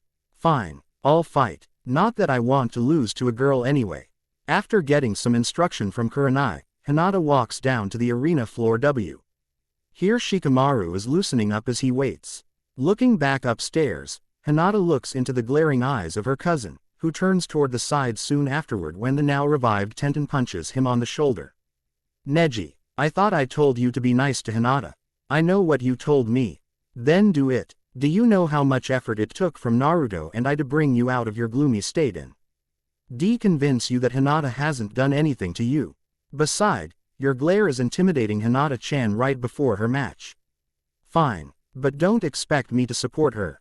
Why not? Because she won't win this match. I refuse to support the side who is going to lose. Neji, how can you say that? Hinata is very strong herself, you know, Tenten says. Just watch. As soon as the match starts, Hinata activates her Byakugan, slightly unnerving Shikamaru in the process. Having seen what Neji can do with the Byakugan and the Jiyuken, Shikamaru decides to keep his distance from Hinata and win the match in a long-range battle. No matter how much Shikamaru is moving around, Hinata remains glued to her spot in her Jiyuken stance, only turning her body to face Shikamaru whenever he moves to the side. Reaching into his weapons pouch, Shikamaru retrieves injure shuriken and fire them at Hinata, who simply sways out of the way of the weapons. That's no good. I need her to move toward the shadow so I can use my technique. Standing where she is right now, I need to move toward her in order for my shadow to be long enough to get to her. Arg, I didn't want to use this, but I guess I don't have much of a choice. Reaching into his weapons pouch again, Shikamaru takes out a small private parts and tosses it over his head. Realizing what that private parts is, Hinata quickly releases her Byakugan and covers her eye, with the rest of the arena with the exception of Shikamaru doing the same thing. Before the private parts hits the ground, the flash grenade explodes, creating a big enough shadow for Shikamaru to use his technique. Nippo, Kage Main no Jutsu. With Hinata trapped by his technique, Shikamaru reaches behind him and pulls out a kunai that he had hidden under his shirt just in case he needs to fight against someone one-on-one. Hinata, give up now. It's going to be all over once I fire this kunai. Looking up, Hinata takes a quick peek at Kurenai and Shino, then turns her head at Neji. All of them nod their head at Hinata, telling her to do as Shikamaru says. I give up. Winner, Nara Shikamaru. At this point, Lee is already pacing about on the balcony, desperately waiting his turn. Naruto and Sakura has long since stopped trying to convince Lee to stop, and have both looked away as the pacing is starting to make them dizzy. Suddenly, they are shocked out of their stupor by Lee's loud exclamation. Yosh, finally, it's my turn. Lee, listen, I think there is something wrong with that gourd of his. Yes, Guy-sensei. Don't write that down. You won't have time to read it during your fight. Just be mindful of it when you fight. Yes, Guy-sensei. In his eagerness, Lee jumps off the railing to the arena floor, joining Gaara, who has long since entered the arena floor using his Suna Shunshin no Jutsu. As soon as the match begins, Lee charges in and strikes with his Konoha Senpu, only to have it blocked by a wall of sand. Lee tries to follow that with a series of punches and kicks. But they are all blocked by the wall of sand without Gaara moving a muscle. Why isn't Lee-san using ninjutsu? Sakura asks. At this rate, he's going to tired out before he can even land a hit. It's not that he isn't using ninjutsu. It's that he can't use ninjutsu. Lee has almost no control of his chakra. He can barely perform the techniques taught at the academy, Guy says. But it's also because of this that Lee can win. What? Chased back by the sand, Lee jumps up to the sidewall to catch his breath. Studying his opponent for a moment, Lee looks over toward Guy for some advice. Lee, go ahead, take them off. But Guy-sensei, I thought you said that I can only take them off if I need to protect my friend. It's all right, I'll allow it this time. Taking a seat, Lee removes his leg warmers before taking off the 2 packs of weight hidden behind them. Everyone is questioning the purpose of such action until Lee stands up and let go of the 2 sets of weights. When the weights make contact with the ground, the impact can be described as 2 small explosions. Leaping off the sidewall, Lee charges in again. After having his first few strikes blocked by the sand, he finally lands a hit to the top of the head of Gaara. The same thing happened a few more times before Lee leaps back to catch his breath. When he looks up again, he notices parts of Gaara's face flaking off. With his Suna no Yoroi cracking, the sand around his feet quickly rises up and covers Gaara up once again. After taking a quick look at Guy, Lee starts unwrapping the bandages around his arm. Diving under Gaara, Lee sends Gaara up in the air with a kick to the chin. He follows that with a series of kicks before wrapping his bandages around Gaara and uses his secret technique. Omit Renge. Everyone thinks that Lee has won the match when the smoke finally clears, but all they see is an empty sand shell of lying at the center of impact. Suddenly, the real Gaara appears behind Lee and sends him to the wall with his sand. Why isn't Lee-san moving out of the way? Sakura asks. He can't. Renge is a technique that causes heavy damage to both the user and the target. That's why Renge is a kinjutsu. The speed required to perform the technique will cause heavy damage to the body. Lee should be hurting all over right now, isn't he, Guy? Kakashi says. Then, if this keeps up, look. Lee-san is smiling. Don't worry about him, Sakura. The lotus of Konoha blooms twice. What, Guy? You didn't, Kakashi says, turning toward Guy in shock. Yes, I did. Then, Lee can control Hachim and Tonko. Yes. He can open them. You know that you can't teach Ura Renge to your students. You don't know Lee at all, so I suggest that you be quiet, Kakashi. How many? How many can he open? 5 gates. Wait, Kakashi-sensei, what is this Hachim and Tonko that you and Guy-sensei are talking about? Sakura asks. It's a preparation for the Omit Renge. You can say that it removes some limits. The 8 chakra gates controls the flow of chakra in a human body, Guy says. And Omit Renge only requires the first gate, Kaimon, to be opened. Then Ura Renge? Sakura asks, looking back toward Lee nervously. After opening Kaimon, then the user will open Qmon to enhance his strength. After the 3rd gate, Seimon is opened, the user can use Ura Renge. B. Oot, if the Omit Renge already did this much damage. Yes, Hachim and Tonko is a technique that harms both the user and the target in the first place. It's true that the user will become stronger than the Hokage for a brief period of time. But if the user opens all 8 gates, then the user will die. He's really going for it. They all turn their attention back toward the fight upon Kakashi's cried out. Moving at a pace that even some Junins have trouble catching up, Lee sends Gaara into the air and continues to land hits before Gaara's sand can catch up. Opening the 5th gate, Lee sends Gaara plummeting to the ground with his Ura Renge. But instead of defeating Gaara, he turns his gourd into sand to soften the impact. Even though Gaara is injured by the attack, he still manages to catch Lee's left arm and left leg with his sand to use the Sabaku Q. Before he can try to envelop Lee's body with sand, Guy moves in and protect his student. Controlling his sand to reform his armor and his gourd, Gaara turns around and heads back to the balcony. The last 2 fighters wait on the balcony as they clean out the floor. When it finally happens, both of them cast a quick look at the To Junin before entering the arena floor. 10th and final match, Kinyuta Dozu, Tsurugi Masumi, begin. Charging toward Dozu, Masumi tries to land the first blow only to have Dozu jump out of the way before it connects. Instead of using other techniques, Masumi continues to try and land punches on Dozu. Even if Dozu doesn't know what Masumi's specialty is, he knows that it is heavily dependent on taijutsu styles. Taking advantage of that, he uses his right arm to block a punch from Masumi.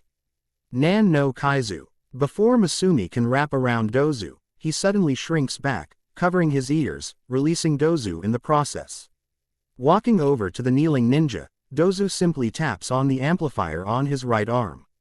Kumaizen. The crowd watches on as Masumi suddenly screams and clutches his head before collapsing to the ground. Looking up, Dozu glares at the Oto Junin before heading back up to the balcony. Before he can do so, Hayate stops him and gestures for the other winners to come down the arena floor. With all the ninjas who qualified for the third phase standing in front of him, Sandaime Hokage addresses the potential Chunins before gesturing for Enko to proceed. Walking up toward them, Enko asks each ninja to draw a piece of paper from the box. Okay, everyone read out your number one at a time, starting from the left. 2. Dozu says. How troublesome. 8. 5. Gaara says. 9. Shino responds. 1. Just what is this for anyway? Naruto asks. 7. Kankuro continues. 3. Temari follows. 6. Neji says. So that means Sasuke is 4. Okay, here's the matchups in the third round. The 9 ninjas move in to study the tournament-style matchups. One half has Naruto facing Dozu, and the winner facing Temari, with the winner of that match facing the winner of Sasuke and Gaara. The other half has Neji facing Kankuro and Shikamaru facing Shino. Good. I can get that weird bandage guy for hurting Sakura-chan, then I can beat that brute up for hurting Tenten-chan. After that, I can face Sasuke. Perfect. I have 1 month before the tournament, I need to do some serious training. As soon as the preliminary tournament is over, Naruto immediately heads over to the hospital to look for Kakashi, trying to get the Junin to train him. Running into the lobby, Naruto starts cried out at the receptionist to find out where Sasuke is. He almost goes ballistic when the receptionist refuses to tell him which room Sasuke is in. Until Kakashi walks out to meet Naruto. Relax Naruto, this is hospital. Even if you are in a hurry, there is still no excuse for you to make all these ruckus. Kakashi-sensei, before you start, I know exactly why you are here. Sasuke has a condition that I must keep an eye on. That's why I found someone to oversee your training. Is this the student you were talking about, Kakashi? A voice says behind the two. Oh, you're here, Ebisu. Him, you're asking him to train me. Naruto says, incredulous. Ebisu is the personal trainer for temporary Hokage. You always said how you are going to become the next Hokage. I thought Ebisu would be the perfect trainer for you, Kakashi says, scratching his head. I've already defeated him before. Why did you ask him to train me? Defeated him before. Don't mind what he's saying. It was just a childish bet. I see. Well, I think you two should get going then. I'd rather train with Zabuza than this guy. Quote, well, unfortunately, Zabuza is currently out on a solo mission, Kakashi says. I'd rather train with Haku-chan than him. I don't think you would want to. If Tenten stumbles onto you two training, nothing will get done. Beside, I am sure that Ebisu will be able to make you an even better ninja. Are you sure, Kakashi-sensei? Why the doubtful tone? When have I ever lied to you? Every time the team has a meeting. Never mind that, I am absolutely positive this time. That's what you told us the last time you announced the time of a meeting. You were late by 2 hours. Okay, fine, Ebisu, can you take him to the hot springs town nearby? I will send a letter to him and ask him to meet Naruto there, but it'll probably take a couple of days until he gets there. If you set out today, he should be there by the time you arrive. Very well, I will take Naruto there then. Now who are you two talking about? Well, I guess you can call him my sensei's sensei. You know that my sensei is Yondaime-sama himself, so how about it? I'm letting you train with someone who taught the greatest Hokage, not to mention that he is also the student of Sandaime-sama. Gigi's student, Yondaime's sensei. That's right. Fine. But if I find that this is a trick, there's no telling what I would do. Okay, don't worry. I'll make sure that he is there. Then I'm going home to pack. Meet me at the gate in 2 hours, Ebisu says. The two Junins watch as Naruto walks out of the hospital, grumbling all the way. Sighing, Kakashi starts towards Sasuke's room again until Ebisu stops him. Are you certain that it's wise to leave him in someone else's hand? I thought that you would want to train him yourself. I did, but something came up. Orochimaru tried to abduct Sasuke. I need to stay close to Sasuke to make sure nothing happens. It's not fair to either Naruto or Sasuke if I can't focus on either of their training. Very well, I just hope that he agrees to train Naruto. He'll show. He would want to see Naruto for himself. As soon as Naruto gets home, he rushes up to his room to pack, completely ignoring Haku, who was waiting for Naruto to get home so she can ask him about the Chunin exam. Following him up to his room, Haku watches in amazement as Naruto starts throwing his clothes about haphazardly. She waits until Naruto calms down before approaching him. Naruto-san. Oh hi Haku. What's going on? I have to leave on a 1-month training trip. Why? The third phase of the Chunin exam is 1 month away. I see. Is it possible for me to go with you? Huh. Naruto looks up from his packing. I guess so, if you want to. But what about Zabuza? He'll be worried if he can't find either of us. He will return from his mission in about a week. I can just leave him a note. You have to promise me one thing Haku. If you see Tenten-chan, please don't get into a fight with her. I will if she doesn't bother me. Well, I guess it's okay. Then I shall pack as well. 2 hours later, the two ninjas are standing at the gates of the village, getting ready to leave with Ebisu who was waiting for them when they arrived. As they set out, Haku and Ebisu can hear the muttering of Naruto that sounds something like finally seeing a Junin who's actually on time. Knowing Naruto's tendencies, Haku decides to keep her mouth shut to avoid adding fuel to the fire, but Ebisu, not knowing what he's getting himself into, asks Naruto what he's muttering about. It takes Haku and Ebisu half an hour to finally shut Naruto up from his ranting. The next morning, the three ninjas enter the quiet town. Suddenly, there's a loud cry out coming from one of the hot springs. A white-haired man runs past the group with a group of women chasing after him with pitchforks and kitchen knives. He looks familiar, Ebisu mutters. Let's go after him. Whatever he did, it must be really bad for so many people to be chasing after him. I'll stop him Naruto-san. Haku says. Isn't that? Hey wait. Don't. Before Ebisu can stop her, Haku fires off her senbon and pins the white-haired man to the wall. After very painful beating, in which Ebisu is too scared to step in and save the poor soul, the three ninjas finally move in when the women return to their business. Jiraiya-sama, are you okay? Ebisu asks, concerned. This is just a minor setback, in my research. Jiraiya-sama, this may not be the best time to ask but, did you receive the letter from Kakashi-san? What, you mean this pathetic old M? And is the one Kakashi-sensei was talking about? Naruto screams, I am not a pathetic old man. I am one of the great Sannin of Konoha, the Gamma Sennin, Jiraiya, he screams, miraculously recovered. If you are such a great ninja, then why would you be caught so easily, old man? That is only because I was surprised by these senbons. And I am not an old man. Jiraiya-sama, why were they chasing after you anyway? Ebisu asks, trying to stop the argument. It seems that one of them spotted me while I was researching.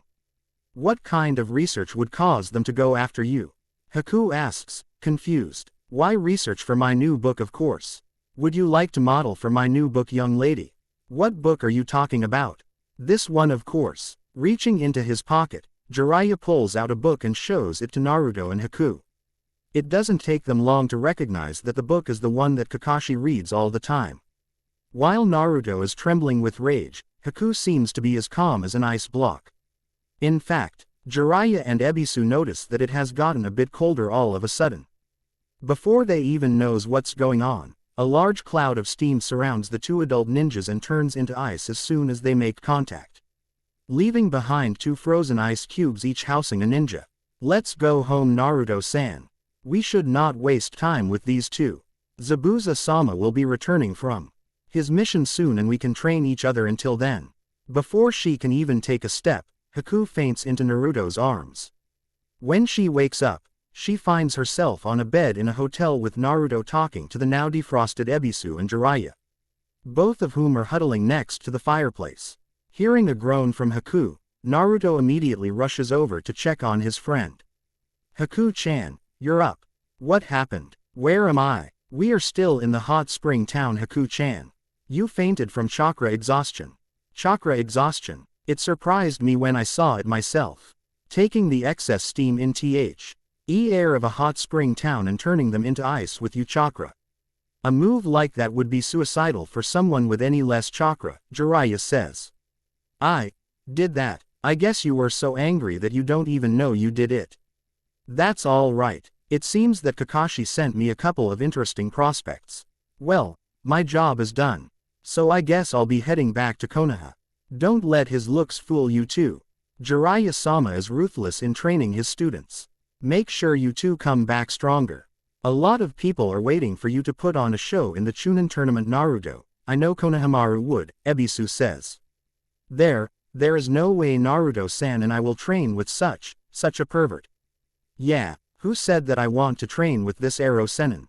Ero Sennin. Jiraiya says, shocked. Yeah, you said you are the Gamma Sennin, and only a pervert can come up with what Kakashi-sensei reads all the time. So you are an Ero Sennin. I agree. That seems to be the perfect name for him. Naruto-san. I'm not thrilled to train you either, you ungrateful little punk. You want to leave? Fine. Go. All the better. It gives me more time to do my research. Fine. Let's go. Haku-chan. Ebisu watches the scene in silence.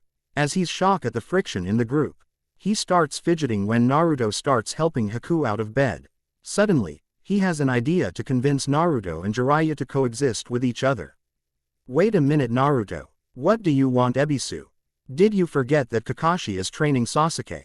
You are going to need someone as powerful as Jiraiya-sama to train you to defeat Sasuke. Yes, Zabuza is strong. But he's not on Kakashi's level. And who says I want to train the kid? Jiraiya-sama, please, can I have a word with you in private?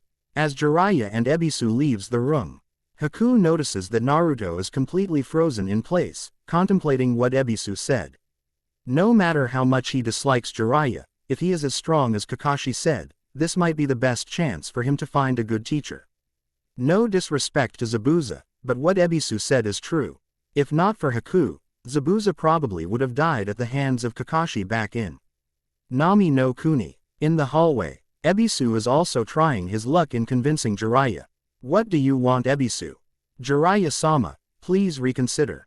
It was Hokage-sama's wish for Kakashi-san to train Naruto, but after a run-in with Orochimaru, Kakashi-san has to stay with Uchiha Sasuke to prevent Orochimaru from getting his hands on him. Before I came to this town, I've already reported to Hokage-sama about the change of plan. Hokage-sama agreed that you are the best candidate. He would be very disappointed if you were to refuse. I know all that. Kakashi told me everything in the letter. It's not that I don't want to train him. He and that girl are the ones who are giving me problems. In fact, I want him to agree because I want to take him along with me to find someone. Are you talking about Tsunade-sama? The old man sent me a letter asking me to bring her to Konoha before the battle. It's not like I can say no. The old man is right in a way. I was shocked at the resemblance when I first saw him, both to her brother and the kid. Then would you? I'll agree to help the kid if he wants my help. I think I can shape him enough to stand a chance in the Chunin tournament in a month. Thank you, Jiraiya-sama. Naruto and Haku looks up toward the door as it opens. While Ebisu and Jiraiya were talking outside, Naruto and Haku had come to an agreement to train under Jiraiya, and they tell him as much when the question is raised again. Satisfied that he has done his job, Ebisu leaves the three ninjas and reports back to the Hokage. For the next week, Jiraiya takes Naruto and Haku on a trip to various towns around Hinokuni. Whenever they complain about the lack of training, Jiraiya would ignore them and proceed to every bar and casino in the towns. Finally, after all the travel, Jiraiya decides to allow Naruto and Haku to stay in one particular town, but he has yet to agree to train the two. Instead, he leads them to a nearby bar as soon as they checked into an inn. Grumbling, they follow he old man reluctantly until he stops at one particular booth where two young women in their 20s are sitting. What are you doing, Ero Senin? I need to train for the Chunin tournament. I don't Avenue time to follow you around on research trips. May I kill him now, Naruto-san? Be quiet, you two. This is important. Sending a weird look at the two kids, one of the women turns her attention on Jiraiya before the young girl does what she asked permission for. What do you want, Jiraiya? Tsunade, it's been a while, hasn't it? Just hurry up and tell me what you want, then get out of my face. The old man wants us to go back. He said that our old friend has set his eyes on the village. No, you may leave now, Tsunade says, turning her attention back to the bottles of sake. Hey Ero Senin, you mean we came all this way just because we have to look for her? Quit your whining, kid. The Hokage asked me to do this.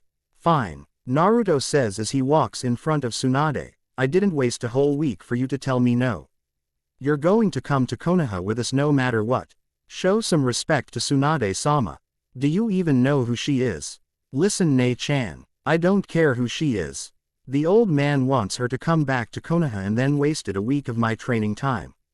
I don't care if she's dead, I'll drag her corpse back. So what are you going to do? Beat me up and force me to go back? Don't encourage me. Let's take this outside. Jiraiya and the other young women sigh as they watch the two storm out of the bar.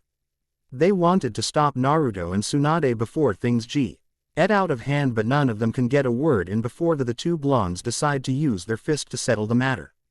As Naruto and Tsunade take their position in the streets, Haku walks up and stands next to Naruto with a bottle of water in her hand. Please allow me to assist you, Naruto-san. Thanks, Haku-chan. Tsunade watches as Naruto and Haku get into their battle stance. Forming a hand seal, Naruto creates a number of cage bunshin and charges at Tsunade while Haku prepares her technique in the cover. Raising her right hand, Tsunade strikes the ground with her right index finger, reading a shock wave that takes out all the cage bunshin. When the smoke clears, all Tsunade sees is Naruto trying to pick himself off the ground. Looking up, she sees that Haku had leapt up and is pouring water out of the bottle. Haijutsu, Sensatsu Susho. Tsunade is shocked by the rain of ice needles coming down upon her. She barely escapes the weapons by leaping backward at the last moment. Looking down just in time to see Naruto charging toward her, Tsunade grabs Naruto's arm and throws him at the descending Haku. Slamming into each other, Naruto and Haku land on the ground in a heap. Not bad, kids, but not good enough. That's enough, Naruto. There is no chance you can win against her, Jiraiya says. Naruto, so this is the kid. That's right, Tsunade. Jiraiya, you got your answer, now leave me alone. Tsunade, you know you owe Sarutobi-sensei at least that much. You know Orochimaru would be going after him. If the old fool is willing to die for that stupid village, that's his problem. You take that back. Jiraiya and Tsunade turn their attention toward Naruto. Their eyes widen from the stance Naruto is taking, as well as from the red chakra swirling around him. Haku had seen this power in action at Nami no Kuni before, but Jiraiya and Tsunade recognize it from another source. Naruto-san, please calm down. Letting out a loud roar, Naruto charges at Jiraiya and Tsunade. The young woman with Tsunade moves in front of them, trying to protect the two, but was pulled aside by Tsunade as she and Jiraiya jump to the side to avoid Naruto. Before Naruto can charge at Tsunade again, Haku moves behind him and wraps her arms around Naruto's shoulder, ignoring the slight chakra burns appearing on her arms for coming into contact with the red chakra. Moving behind Naruto, Tsunade knocks Naruto out with a well-placed strike. When Naruto comes to again, he finds himself inside the room he, Haku, and Jiraiya checked in at earlier. Looking around the room, he sees Haku asleep, laying her head on her arms on the desk next to his bed. Jiraiya and Tsunade are nowhere to be seen, but the young woman who was with Tsunade is fast asleep in another chair in the room. Feeling someone is stirring next to her, Haku wakes up and looks toward Naruto with tired eyes. Naruto-san, you're awake. Waking up from Haku's cried out, the young woman walks over and holds R hand over Naruto's forehead with Haku watching intently. Ne-chan, what are you doing? I'm checking to see if you have any internal injuries. Looks like everything is fine. My name is Shizune by the way. Haku-chan. Shizune Ne-chan, where are Ero-sennin and the bitchy woman? Please don't call Tsunade-sama that. She was having a tough time and I admit that her words were a bit harsh. I'll apologize for her. You don't need to apologize, Shizune Ne-chan. It was her fault, you didn't do anything wrong. But where are they? Ero-sennin and Tsunade-san headed out for a drink a while ago, Naruto-san. Tsunade-san told us which bar they were going to so we can find them once you wake up, Haku says. Well then let's go. I still need to get Ero-sennin to train me. While Naruto, Haku, and Shizune are heading out, Jiraiya and Tsunade are sitting in a bar talking between themselves. Why did you have to bring him here, Jiraiya? The old man asked me too. He knows that Naruto will convince you to come back. What about you? You left Konoha for a reason too. Yeah, but I think it's time to settle the score with our old teammate. So are you coming back or not? I still have 3 weeks, don't I? Yeah, but I figure I should start training Naruto, especially after seeing what he did today. I was hoping you could help the girl. Why? She has a lot of potential. She froze. Ebisu and I in an ice cube just from concentrating steam. An ice keke genkai. Yeah. Looks like she has some medical knowledge as well. Naruto mentioned that she has a pouch full of herbal medicines that she gathered herself. I haven't done this for so long. I don't know if I can still. You're still helping Shizune, aren't you? All Jiraiya gets as a response is a sigh from Tsunade before. Ishii picks up her bottle of sake and puts it to her lips. Just as Jiraiya wants to speak again, Naruto, Haku, and Shizune arrive at their booth. Naruto takes a seat next to Jiraiya while Shizune sits next to Tsunade with Haku sitting between them around the semicircle table. Tsunade-sama, have you reached a decision yet? What's the rush, Shizune? Well, I guess it depends on how much the girl can impress me. What do you mean, Tsunade-san? Haku asks. Jiraiya told me that Naruto mentioned you have a pouch of herbal medicine. Let me see what you have in there. It's just some simple herbs that I picked up during my travel. Here you go. Taking the pouch, Tsunade opens it and fingers through all the different herbs inside. Chuckling, she hands it back to Haku before leaning back and taking another drink from the bottle. Tsunade-sama, Shizune asks, your name is Haku, right? Tell me, how do you intend to use those herbs? They only treat minor cuts and simple poisons. I don't have the medical knowledge to do anything more advanced. Yet that's good enough to save your teammates' life in a mission. If you want to learn more, I can help you with that. Does that mean you're going to come with us, Tsunade? I don't have much of a choice if Sarutobi-sensei is basically ordering me to go back, Tsunade says, raising her hand to stop Jiraiya before he can interject. Don't tell me he isn't Jiraiya. He wouldn't have sent this kid along if he isn't. About time you agree, ba. Haku and Shizune jump at Naruto and cover his mouth before he can finish the sentence, knowing full well what that last word would be since Shizune told Naruto about Tsunade's henge. Tsunade and Jiraiya look at the three with a confused look on their face while Naruto is struggling to get out of the two females' grasps. Okay, we'll begin your training tomorrow. Order what you want, cause it's going to get tough from now on, Jiraiya says. Girl to end up with Naruto if she is included. It has been a week since Naruto and Haku began their training under Jiraiya and Tsunade, though most of the time Shizune is the one doing the teaching with Jiraiya doing research, and Tsunade relaxing. In a nearby casino town, Jiraiya had shown Naruto how to perform the Kuchio's no jutsu on the first day, but Naruto still can't get the technique correct. Tsunade showed Haku the same thing on the first day.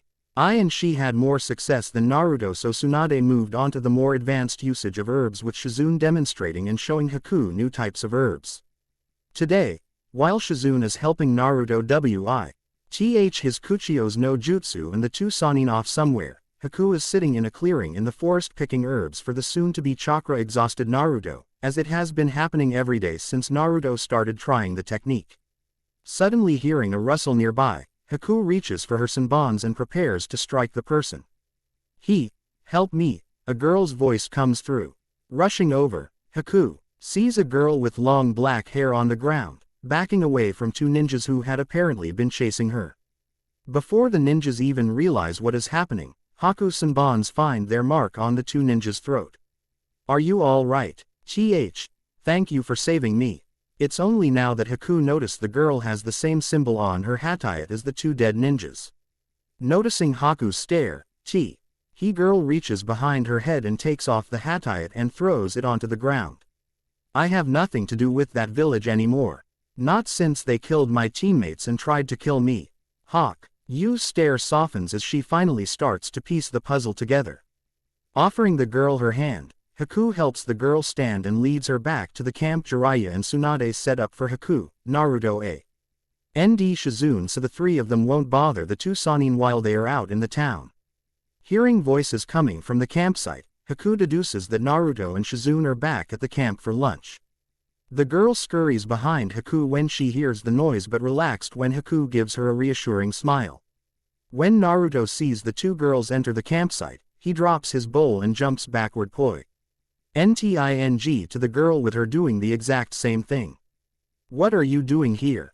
The two cried out simultaneously.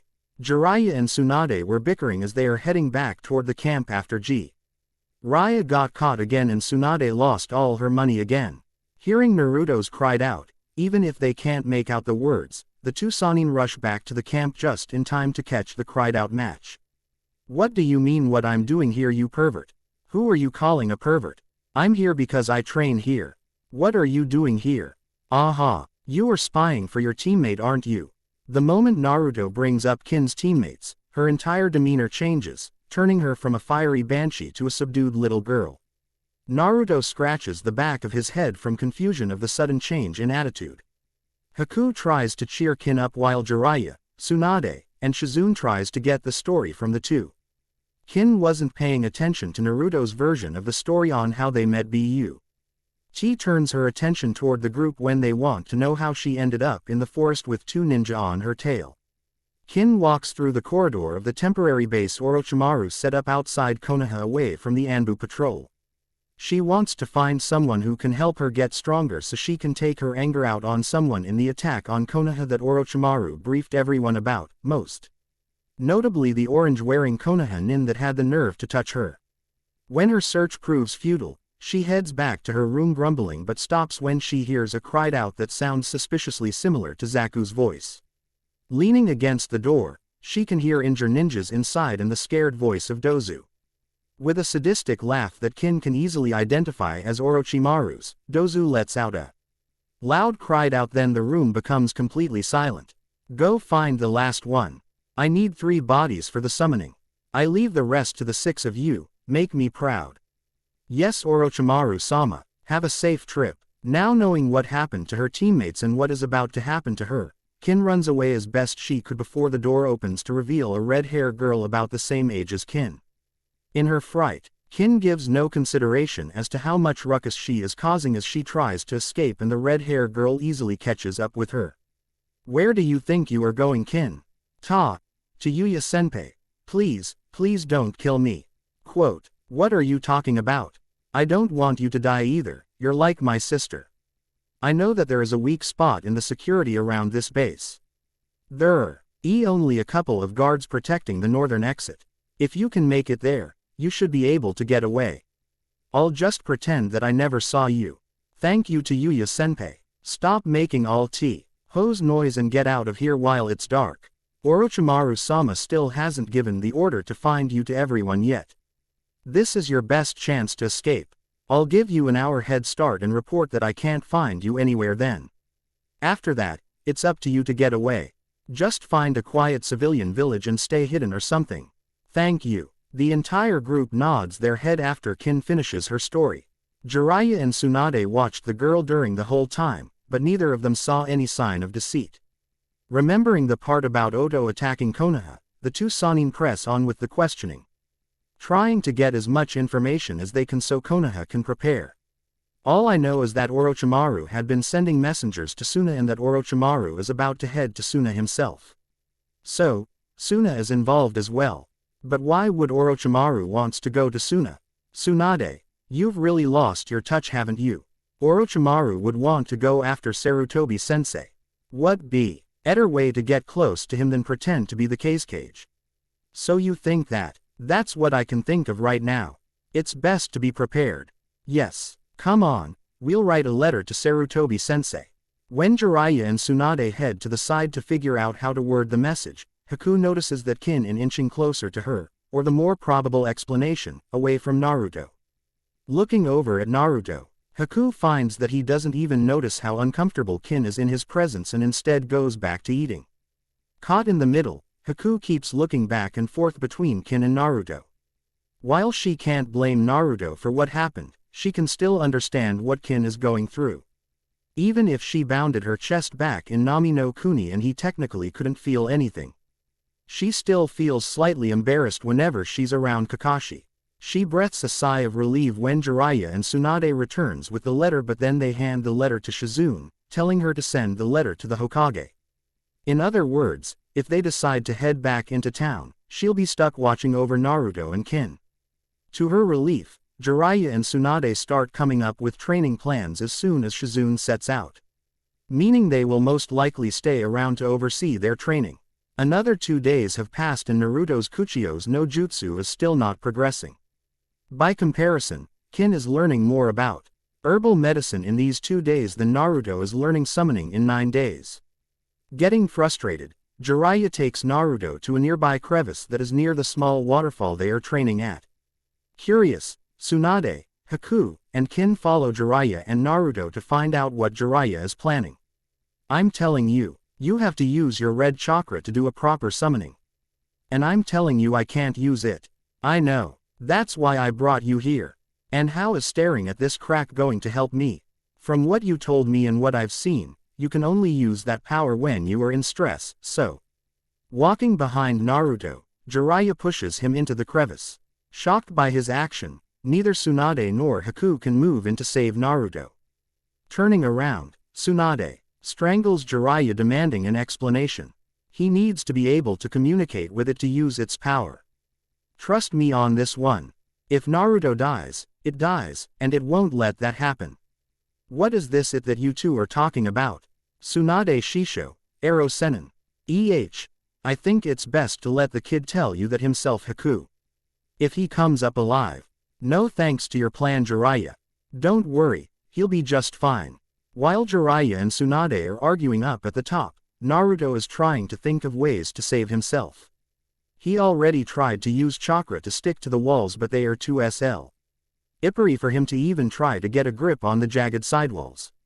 Closing his eyes, he tries to concentrate and think of a solution, but is instead drawn inside his own mind.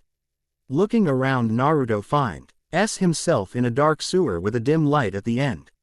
Seeing no other exits, Naruto heads toward the light, thinking that it's the light that people talk about the dying sea before they pass on, meaning that he probably crashed to the bottom.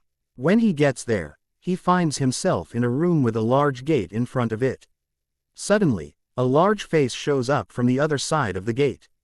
Taking another look, he sees some semblance of a fox's body in the darkness on the other side.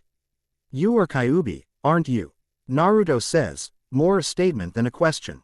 It takes you that long to figure that out, unbelievable. Why did you bring me here? Where is here? You are inside your own mind. I bring you here because I actually want to stay alive. If you die, I die, and I can't let that happen. And how are you going to help me when you're stuck in there? I'll lend you some chakra this time so you can get out of this mess.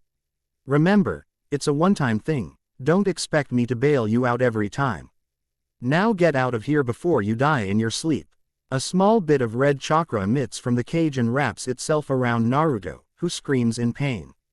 When he opens his eyes again, he can feel Kyuubi's power flowing through him. Biting his finger, he quickly draws out the ancient seals and performs the Kuchio's no jutsu again. When the smoke clears, Naruto finds himself sitting on top of a giant toad. Large enough so that he's actually staying above ground by pressing its 4 legs against the sidewalls. What's the big idea? Bring me out here. Is this your doing, Jiraiya? Yeah, I did it. I actually summoned a toad. There is no way a little runt like you can summon me.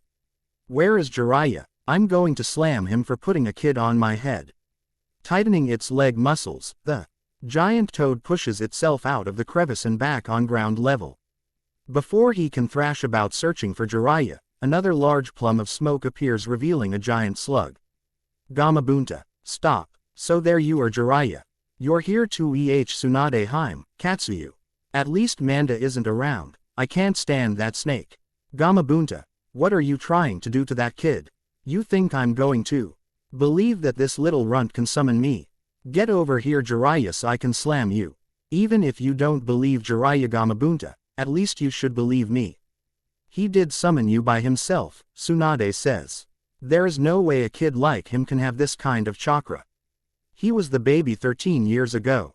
What? So, this is the kid? Yeah, I'm the one. Now are you going to believe that I summoned you? Now that I think about it, the chakra that summoned me did feel familiar. There is no question about it, that was definitely the Kyuubi's chakra.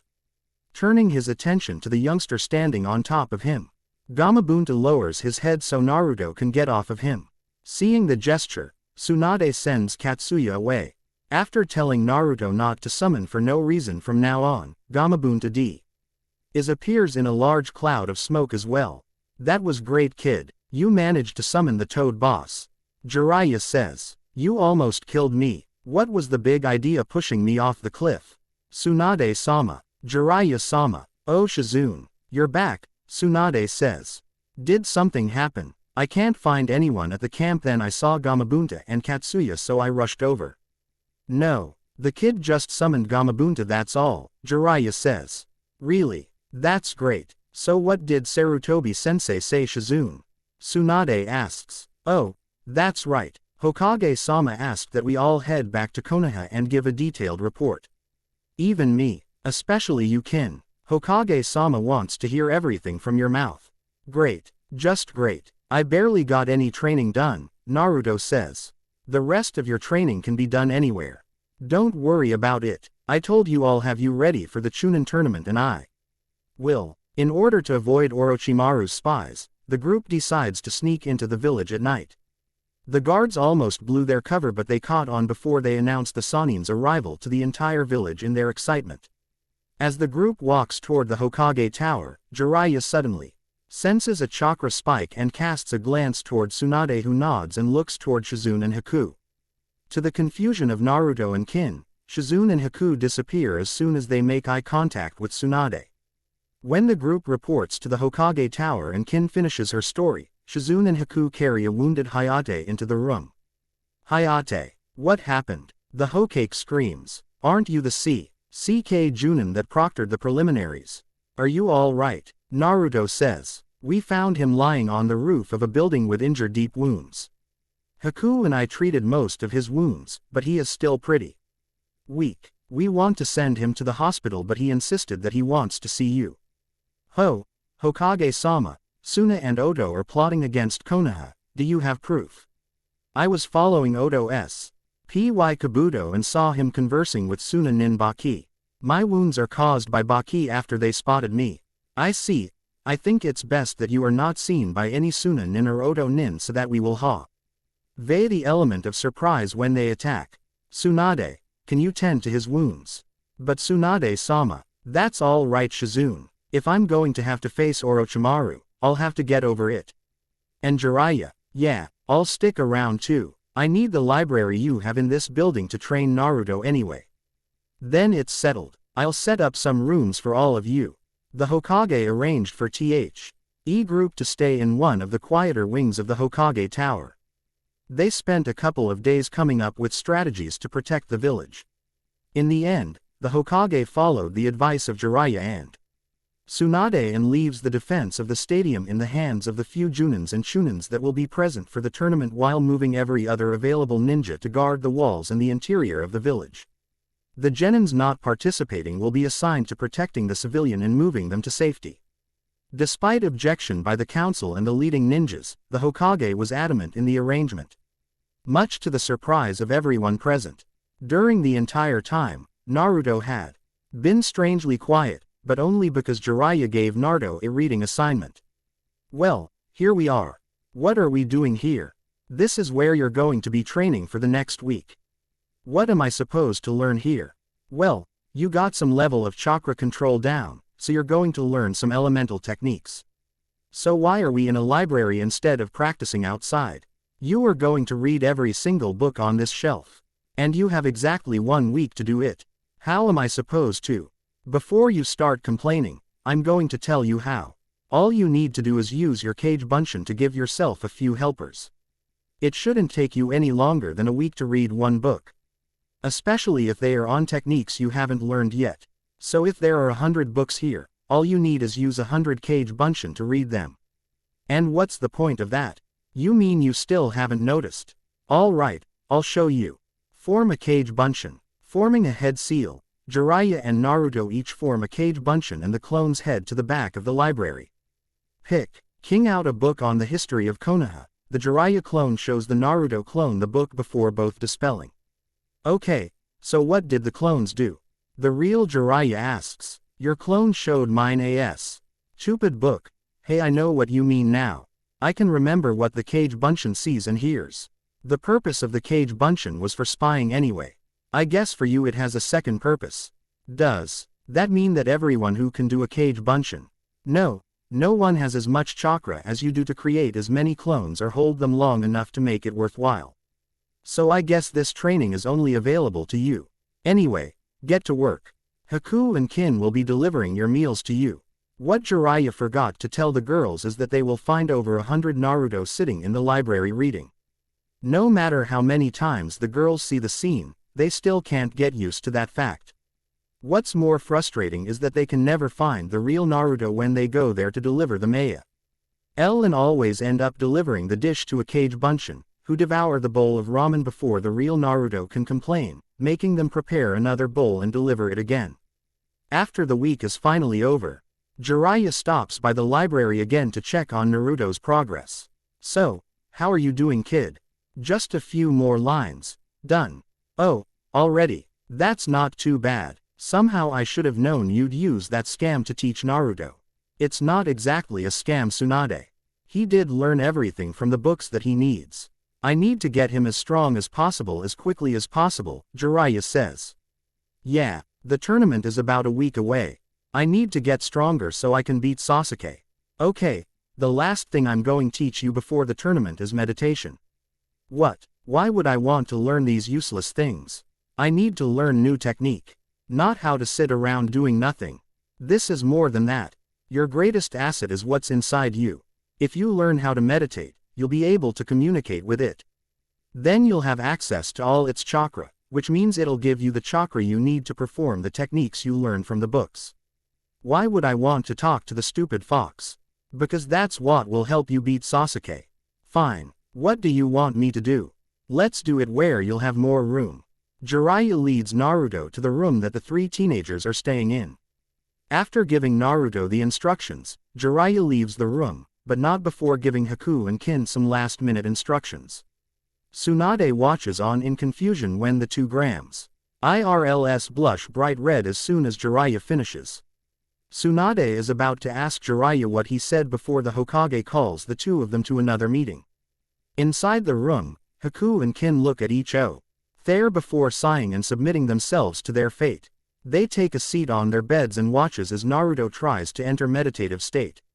As soon as they deem him ready, Haku sneaks behind Naruto and wraps her arms around his waist while Kin sits on his lap and leans back, reaching behind her head and wrapping her arms around Naruto's shoulder. What are you 2 doing? Naruto-san, you must stay focused during your meditation, Haku says. Forget about that. What are you 2 girls doing? Get off of me. Jiraiya-san asked us to distract you as best we could to train your focus, Haku says. I'm going to kill that pervert when I get out of here. Just stay focused on your training. The quicker you're done, the quicker we can stop. It's not like I'm enjoying this either, you pervert. Who are you calling a pervert? Quote, please focus on your training so we can stop distracting you, Naruto-san. I'm sure Tsunade-sama will exert your revenge for you when she finds out. Sighing, Naruto closes his eyes again and tries to focus on the task at hand. He seems to be progressing well until Haku leans forward and places her chin on Naruto's shoulder.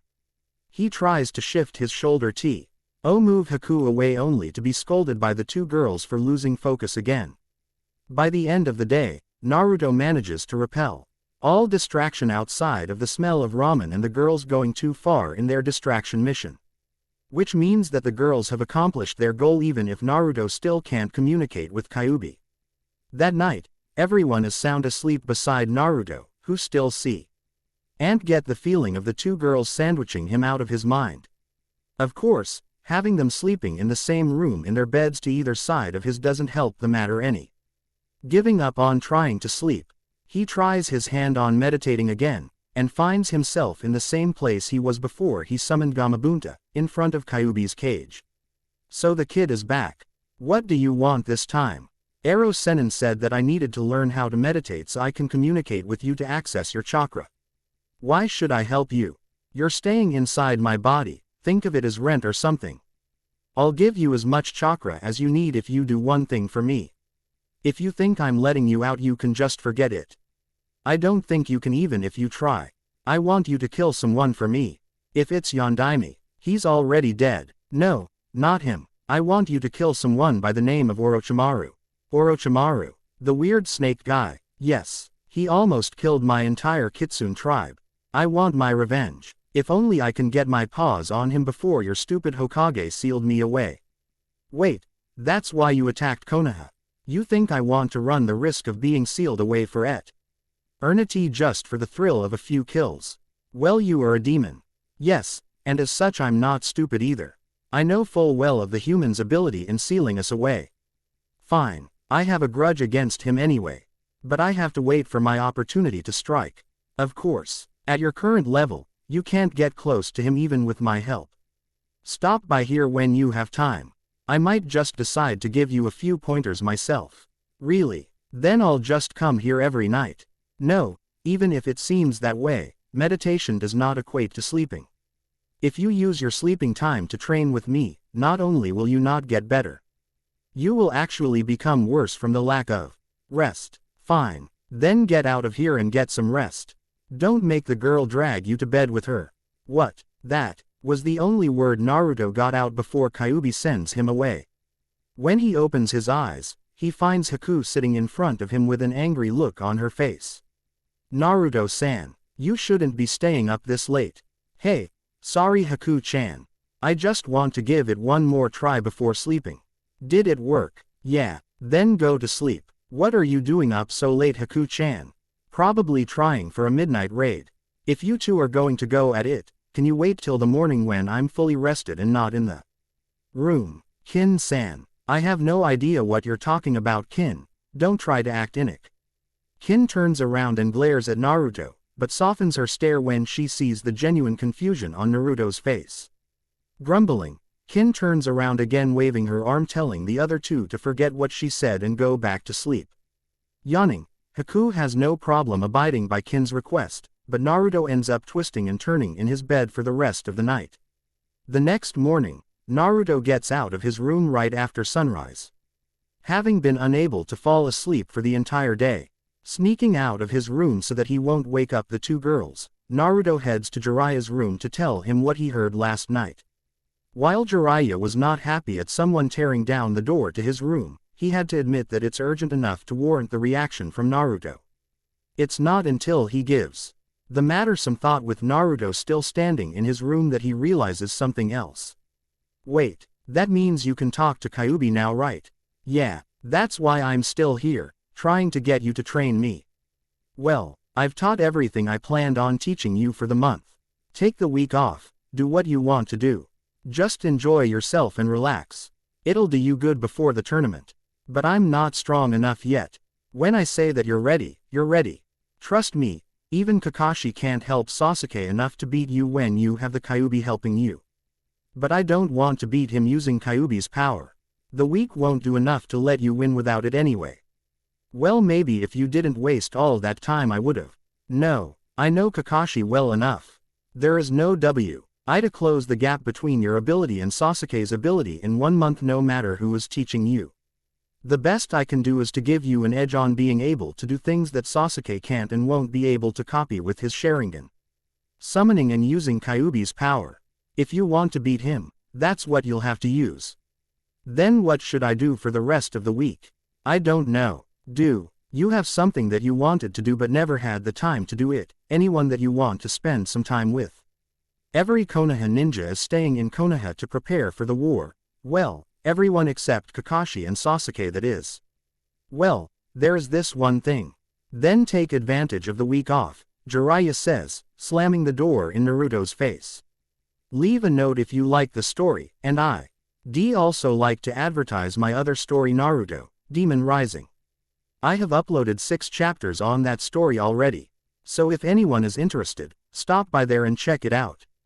Naruto wanders in the streets of Konoha after finally getting released from his prison in the Hokage Tower.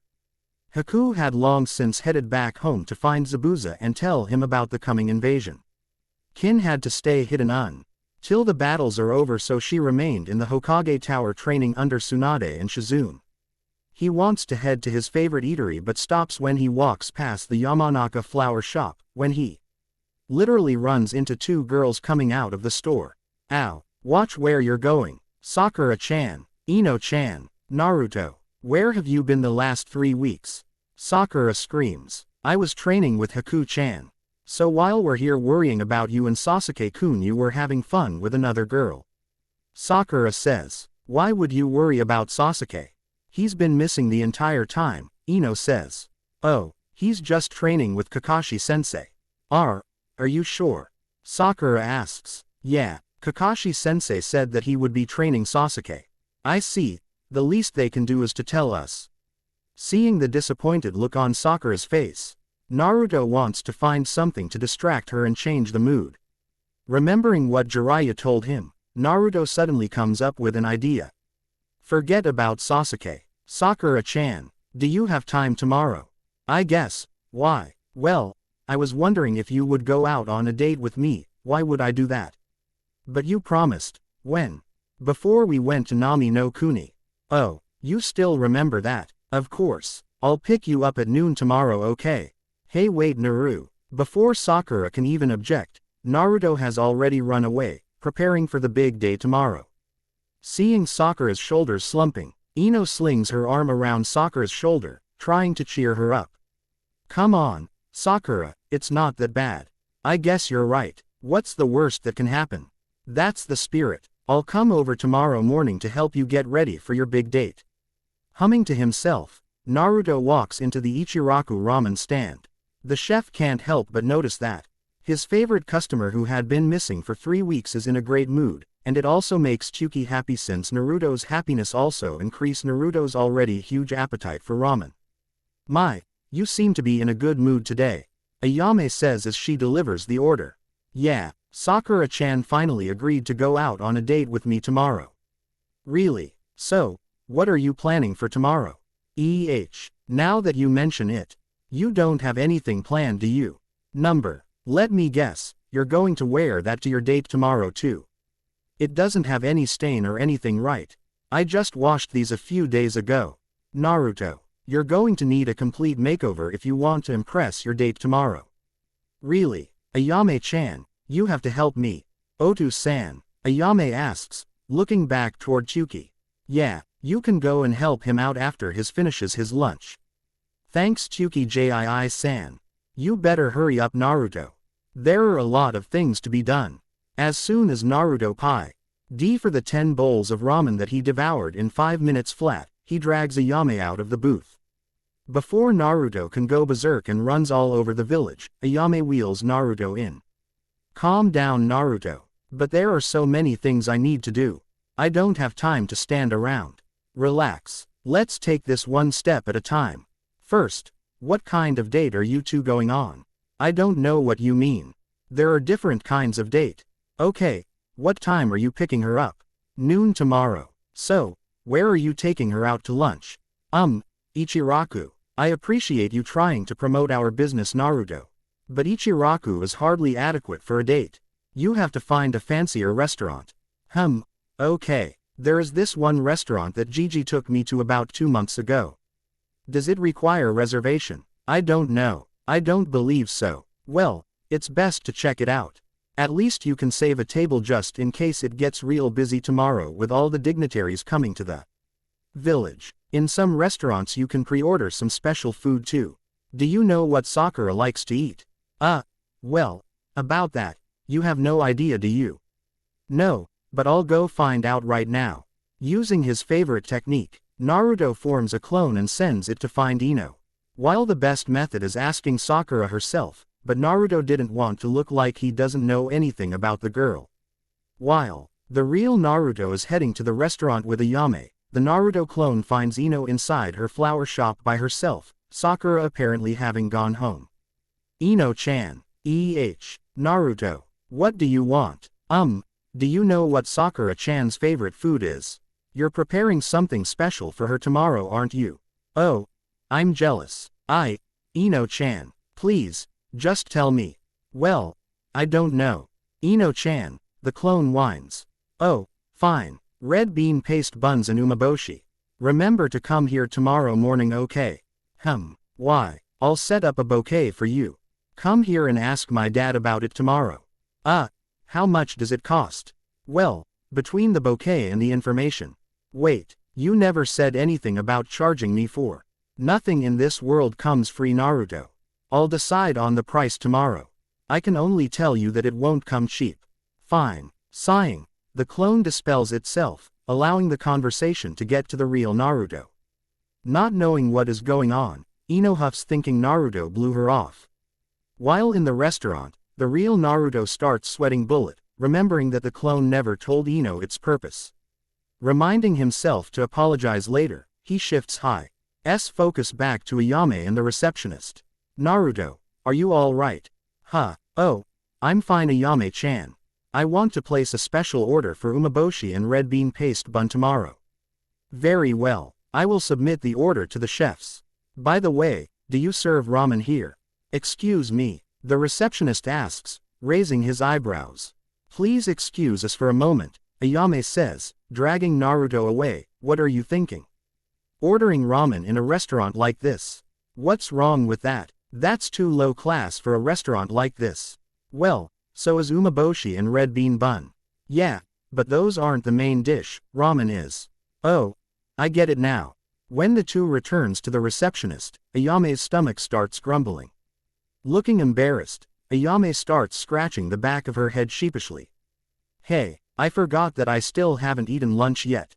That won't do. Hey, do you have a table available? Yes, we do have injured tables open. Then a table for two, please. But Naruto, don't worry about it, Ayame-chan. I need a way to thank you for your help anyway. Beside, it's because of me that you still haven't eaten. Yet, as the receptionist leads the two into the restaurant, they bump into two Junins in particular. At first neither side recognize the other party with the receptionist standing in between them, but when they apologize to each other, it becomes apparent who they are. Asuma Jii-san. Kurenai-sensei. Naruto, who's this girl with you? Oh, this is Ayame-chan. Are you two on a date? What? No, it's just a friendly thing, that in repaying her helping my team yesterday. Are you two on a date? No. Ayame-chan is just helping me out on something, so I'm treating her to lunch. The two females are shaking their head, blushing at how pathetic the excuses sounded. Even though in Naruto's case it's the truth. With Ino on Asuma's team and Naruto's big mouth, they have no doubt that half of Konoha would know about this by tomorrow afternoon. Before things can get worse, the two girls decide to drag their companion away from the mess. Well, anyway, we still have to report to the Hokage, so we'll see you around, Naruto. Come on, Asuma. Come on, Naruto. We still need to go clothes shopping after this. Let's just catch a quick lunch and go back to what we're doing. After getting away from the two Junins, Ayame and Naruto try out a few dishes. At the restaurant, Naruto has an idea of what he might want the next day along with filling Ayame's stomach. As soon as they paid for their meal, Ayame leads Naruto to the shopping district, trying to get everything done as soon as possible and avoid what happened at the restaurant. They spend the next 2 hours with Naruto picking cloths out of the rack and Ayame putting them back. Eventually, Ayame finally had enough and picks out the clothes herself, hands it to Naruto, and pushes him into the changing room. When Naruto comes out of the changing room, Ayame congratulates herself on her F. Ashion sense and drags Naruto to the cashier after he changes back. Okay, so we took care of your wardrobe and where you're taking Sakura to begin the date. What do you plan to do after that? I really don't know. Naruto, what do you do for fun? Training. Okay, looks like I'm going to have to plan everything out for you. Let's go to the movie theater and see what's on. The pair proceeds to wander around the village, gathering information on what forms of entertainment are available. First they buy 2 tickets to a showing of a romance movie for the next day, then 2 tickets to the museum. And reserve a table for 2 at another restaurant in the fancier part of the village. When the 2 return to Ichiraku, it's already dinner time.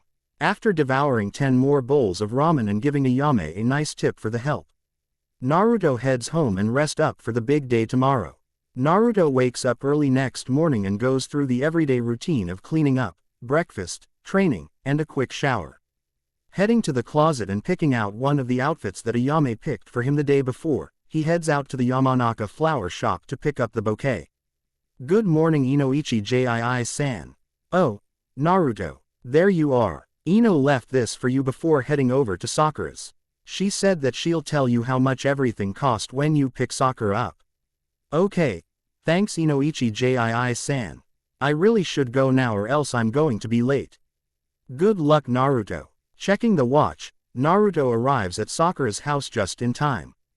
Giving himself a few seconds to catch his breath, Naruto rings the doorbell. Coming. A voice screams from inside before the door opens. Naruto, come in. Sakura is still getting ready upstairs. Thank you Haruno-san. Come on Sakura. Naruto's here. I'm coming mom. Just as Naruto is about to take a seat on the couch, Sakura and Ino start descending the stairs, making him stand up again in nervousness. As soon as they reach the first floor, Mrs. Haruno smiles as the 3 youngsters' jaw hit the floor. Sakura is wearing a tight light pink blouse with a short black skirt with a pair of long red pants underneath. Naruto is wearing a black no-sleeve shirt, a dark blue trench coat and a pair of dark blue jeans. While both of them have their hair the same it always is, Sakura does have a slight touch of makeup. Ino is the first of the 3 to recover, and if the other 2 were paying attention, they would have probably noticed the brief dark grin on her face. Come on, Ino says, nudging Sakura on before turning toward Naruto, don't you have something to give Sakura? Naruto, oh, that's right, here Sakura. Thank you Naruto. Let me put these in the vase then we can head out. Watching Sakura head to the kitchen with the bouquet, Ino pulls Naruto to a corner out of the hearing range of Mrs. Sakura. She eyes Ino in confusion before letting it go and helps her daughter when Sakura complains about her inability to find the vase. Naruto, what do you want Ino-chan? Well, I was planning on having you pay me tomorrow, but I've changed my mind. Come to the flower shop at noon tomorrow wearing what you have on today and bring your wallet. But why? You and I are going to spend some quality time tomorrow. Ino, what are you trying to do to my date? Just setting up a way for him to pay for the bouquet and still have enough money for your date.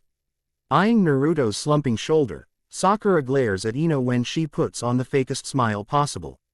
Hooking her arm around Naruto's, Sakura pulls him out of her house and away from Ino. Naruto blushes as the action causes Sakura's budding chest to graze against his arm, but Sakura doesn't seem to notice. Regaining his composure, Naruto leads Sakura to the restaurant to begin their date. The receptionist leads the pair to their table, which is in a booth toward the back of the restaurant to give them some privacy as soon as they arrive. Remembering something Me told him during their lunch yesterday, Naruto helps Sakura into her seat before sitting down himself. Sakura picks up the menu just as the waiter arrives at their table. May I take your order, sir? Please send in the appetizers. We'll be ready to order in a bit. Oh, and I want a glass of ice water. What do you want to drink, Sakura? Orange juice please. Very well, I shall return with your drink and the appetizers soon. While Sakura is looking through the menu, Naruto keeps casting glances at her. He already knows what he wants to order, but he would rather wait for her to order together. Soon, the waiter returns with a tray. He is about to put the dishes in front of Naruto when Naruto keeps pointing over toward Sakura. It takes a brief moment for the waiter to get what Naruto is trying to say and puts the dishes in front of Sakura instead. With her face still buried in the menu, she barely acknowledges the waiter as he stands there, waiting to take her order. Eventually, Sakura finally looks up and sees the man standing there, patience running thin despite the smile. "Oh, I'm sorry, I'll have this dish and this dish," Sakura says, pointing toward the menu. "Very well, I'll return with your orders soon." Giving the man an apologetic smile, Sakura hands the waiter her menu before turning her attention toward Naruto and notices the 3 dishes in front of her. Umeboshi, red bean paste buns, veggie salad. "Did you order these, Naruto?" "Yeah, Ino-chan told me that they are your favorites. And well, they offer the salad to all their customers as appetizer." "But what about you?" "Oh, it's all right. I don't like vegetables anyway." "Well, have some from these 2 dishes then." "But they're your favorites." "I know, but I can't eat it all in the main dish afterward." "Come on, have some." Just as the 2 finish the appetizers, the waiter delivers their order to their table, an order of steak for Naruto and a dish of spaghetti for Sakura. As Naruto cuts the steak, he notices Sakura looking at his plate with her index finger on her lips. "Is something wrong, Sakura-chan? That looks really good. Here, have some," Naruto says, pushing his plate toward Sakura. "I want you to feed me." Well, we are on a date, aren't we?" "Oh, okay." Seeing Naruto's blushing face, Sakura can't help but giggle. When Naruto holds his fork toward her, Sakura leans forward and opens her mouth. As soon as Naruto goes back to his lunch, Sakura takes an empty dish from the table and fills it with some spaghetti from her plate and pushes it toward Naruto. "Sakura-chan, why? Oh, you won't be full from just that steak alone." "Well then," Naruto says as he cuts his steak in half, "you have some of mine too." The rest of the meal is filled with small talk. Occasionally, Sakura brings up other girls, but Naruto, remembering one of Ayame's advices, dodges those topics as much as possible. After leaving the restaurant, Sakura is about to ask Naruto where they are going to next be. Naruto pulls her away with him as soon as they enters the main street. Before she even realizes where Naruto is taking her, they stop in front of the museum. "Naruto, how did you know that I wanted to go to the museum?" "Well, Sakura-chan is really smart, so," Naruto answers, remembering Ayame's response when he asks the exact same question the day before. "I haven't come here for so long. I wonder what new things they have in there." Quote, they spend the rest of the afternoon looking through the displays and watching the romance movie that Ayame picked for them. In truth, Naruto was bored out of his mind, but he kept it to himself, seeing how much fun Sakura was having, not counting the part where Sakura was bawling her eyes out during the movie. The rest of the date was pretty uneventful, and Naruto was about to offer to walk Sakura home when she suggested for them to take a walk in the park. Taking a seat on a bench, Sakura lets out a relaxed sigh as she looks toward the heaven. Suddenly, Naruto feels Sakura's body shaking as the temperature continues to cool. Taking off his trench coat, Naruto drapes it over Sakura's shoulder. "But Naruto, I'll be fine. Don't worry about me, Sakura-chan. Sit closer to me, Naruto." Quote, Naruto does as Sakura asks and Sakura drapes the coat over both of them. Naruto tries to jerk out of the way from surprise but is held back by Sakura's arm. It has slipped around his waist after putting the coat on his shoulder. Snuggling against Naruto, Sakura lays her head on Naruto's shoulder. "Hey Naruto, I must have been a pretty bad date. You must be bored out of your mind today." "What? No, I had a lot of fun today. I saw you trying to hide a few yawns in the museum and the blank look you had in the movie theater. Guess you caught me. Maybe we should do this again. And next time, we'll go places you want to go to. We'll do it as celebration of me winning the tournament," Naruto says, pumping his fist. "Sure," Sakura says, giggling at Naruto's enthusiasm. "Hey, how much money do you have right now?" "About 1,000 ryu. That's not nearly enough." "For what? You need to buy something, Sakura." "No, for your date with Ino tomorrow, silly." What date with Ino? She asked you to pick her up at the flower shop tomorrow, didn't she?" How did you know?" "She told me what she wanted to do before you got to my house." "Oh, I did leave most of my mission money with the old man. Then I guess we're taking a detour to the Hokage Tower before heading home. That can wait though, I want to enjoy this for a while longer. They spend more time doing small talk, mostly Naruto bragging about what he's going to do in the third stage of the Chunin examination. That earned him a few light smacks on the back. K of the head courtesy of Sakura for reminding her what he did to Kin and talking bad about their teammate, whom she referred only as that since she is still on a date with Naruto. When they finally decide to go home, Naruto offers to walk Sakura home before heading in search of the Hokage, but Sakura insists on going with him. What Sakura didn't expect is for Naruto to pull her along and barge in to the Hokage's office without the secretary so much as trying to stop him. Looking up from his paperwork, Sandaime is surprised to see Naruto's new attire and how he and his companion are sharing the long coat. "Oh, what bring you here at this hour, Naruto?"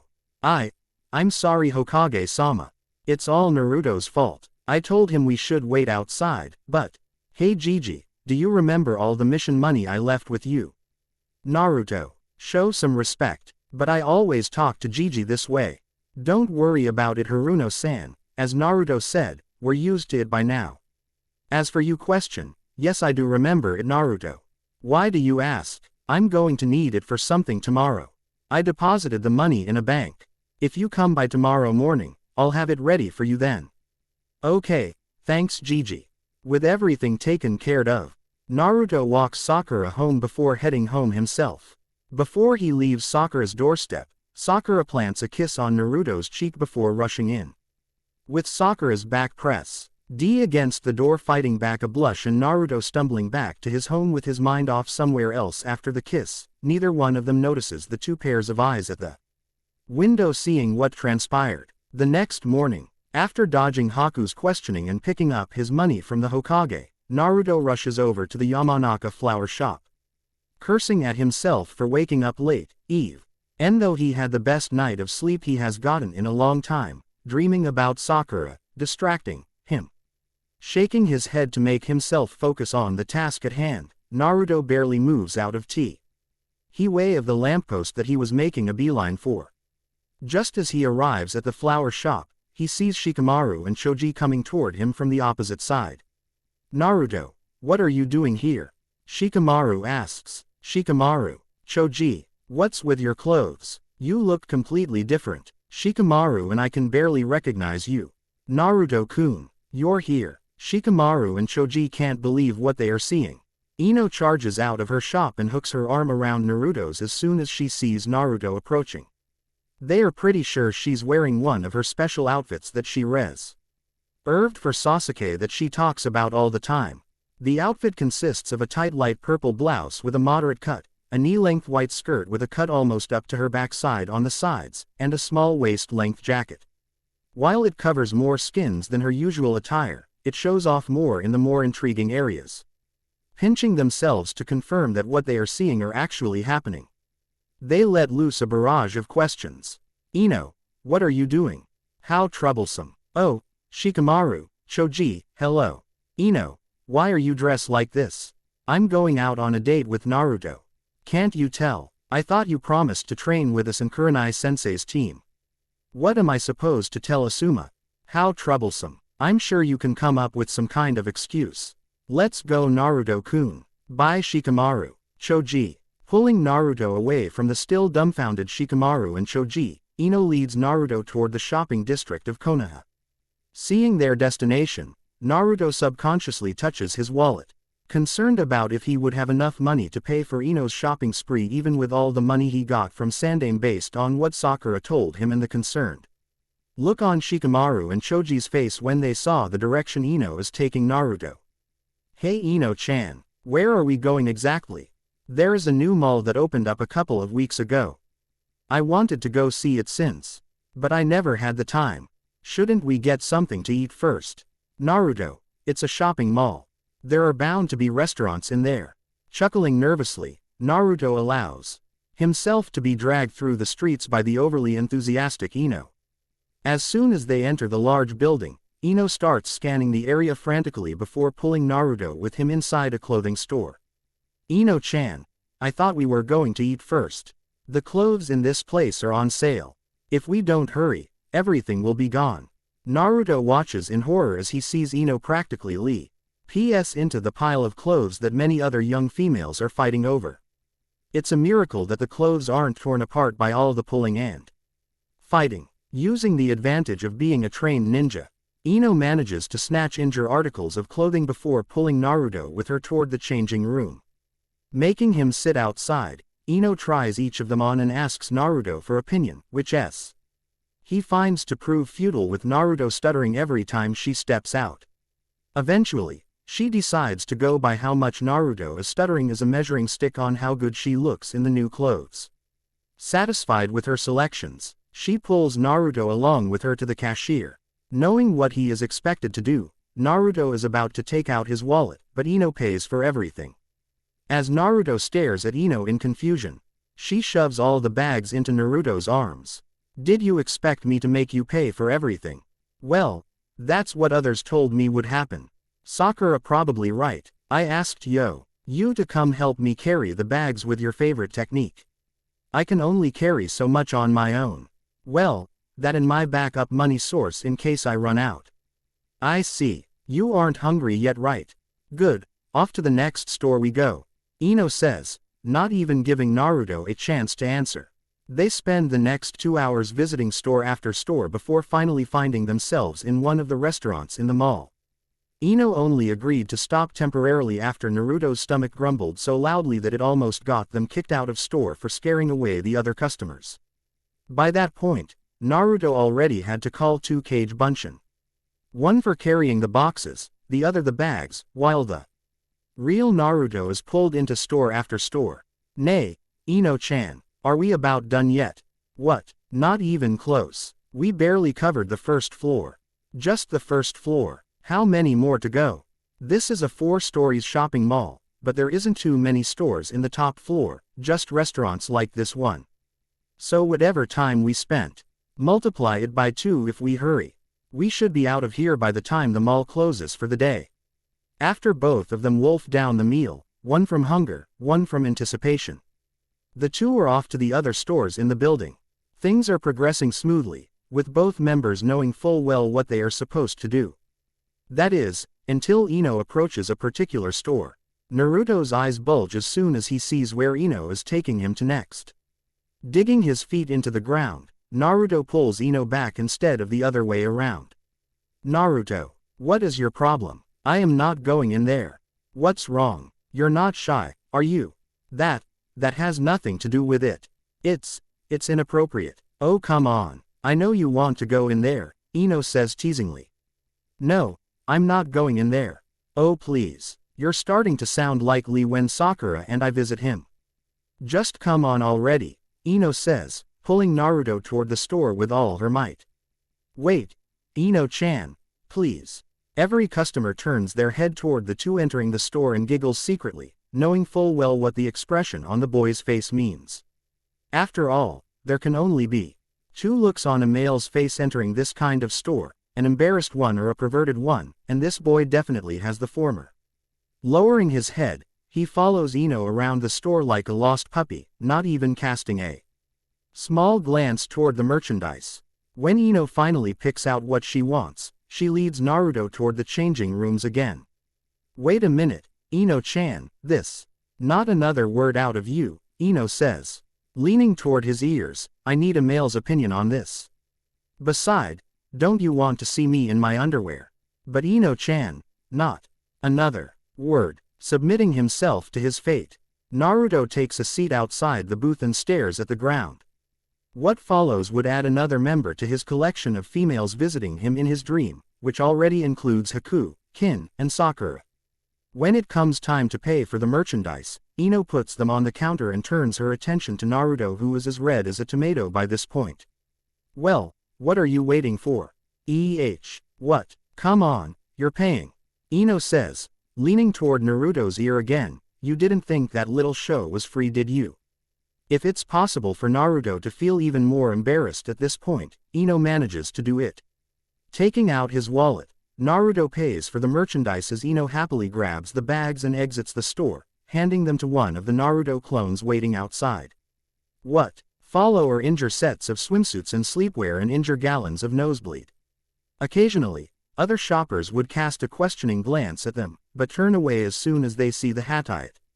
They may appear to be a bit young for these kinds of things, but given the dangers ninja face in missions, most civilians would understand if they bend the rules slightly.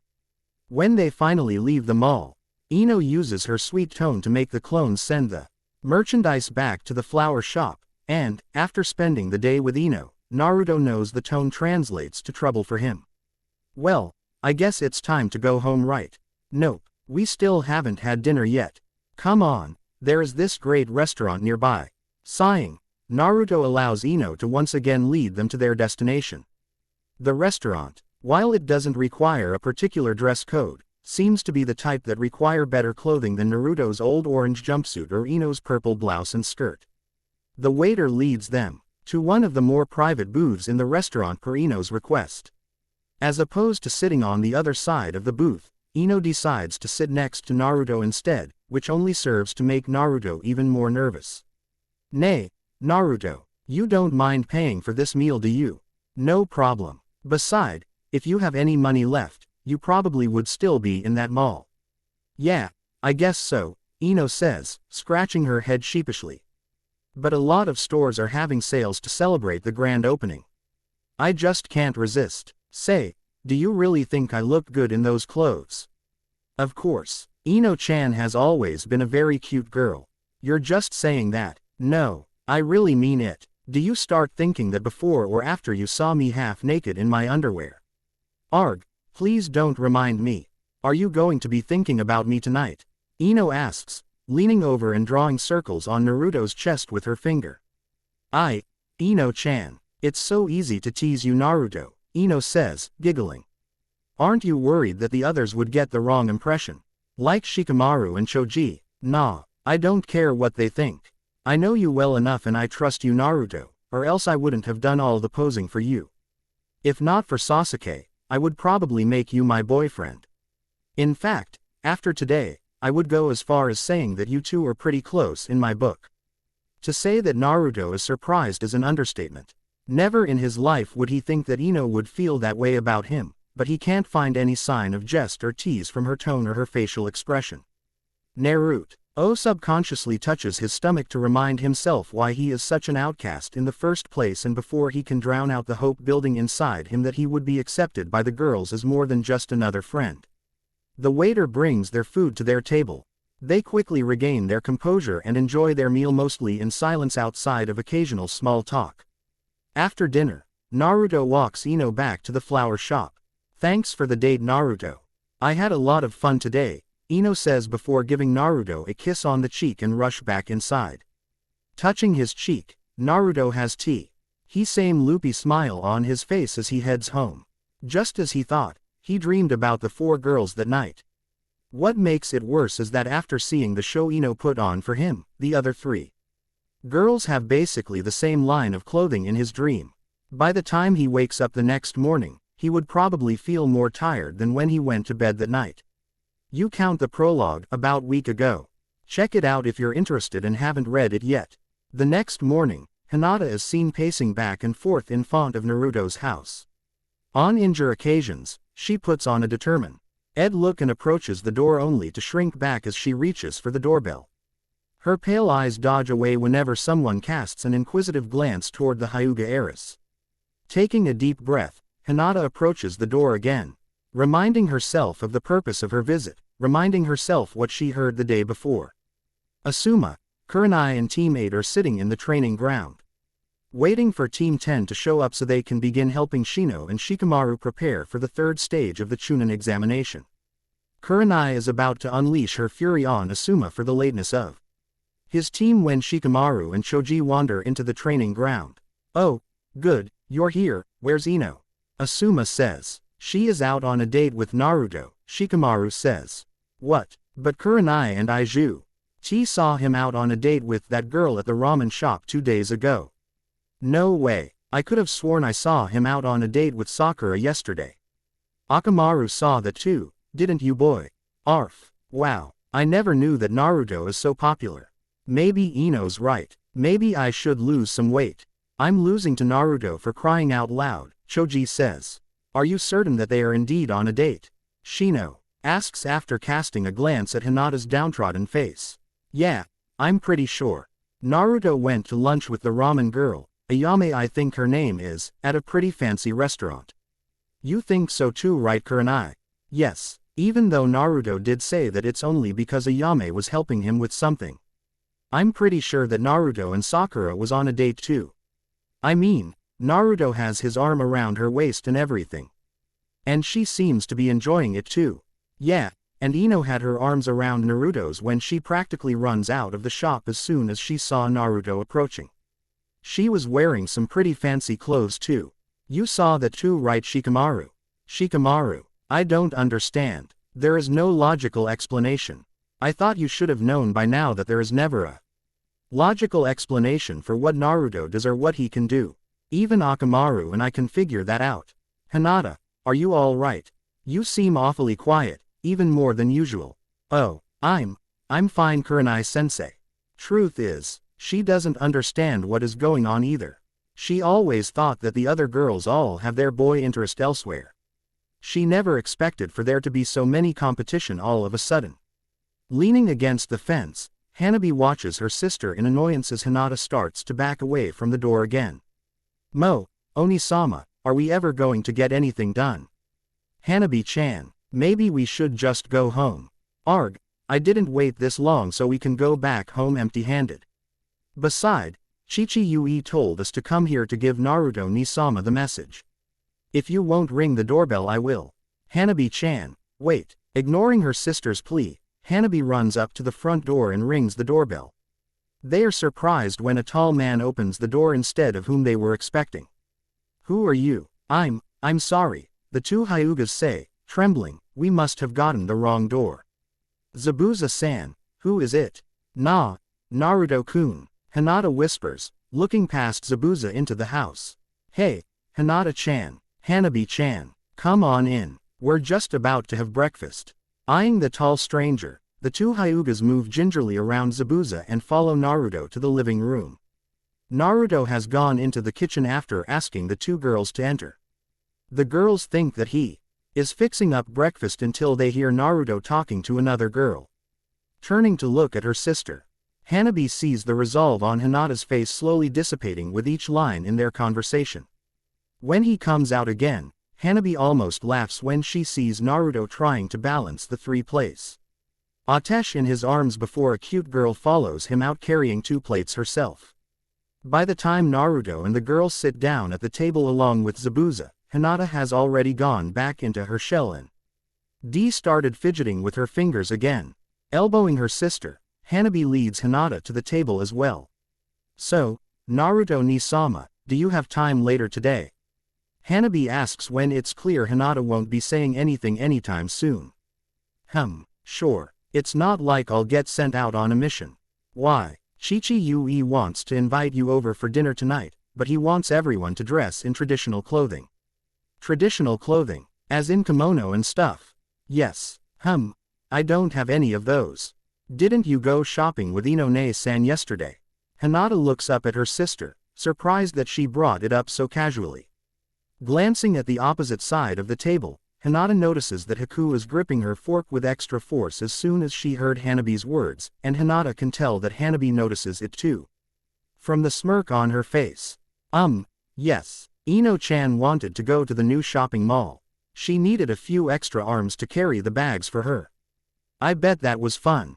I want to see that place too, Hanabi says.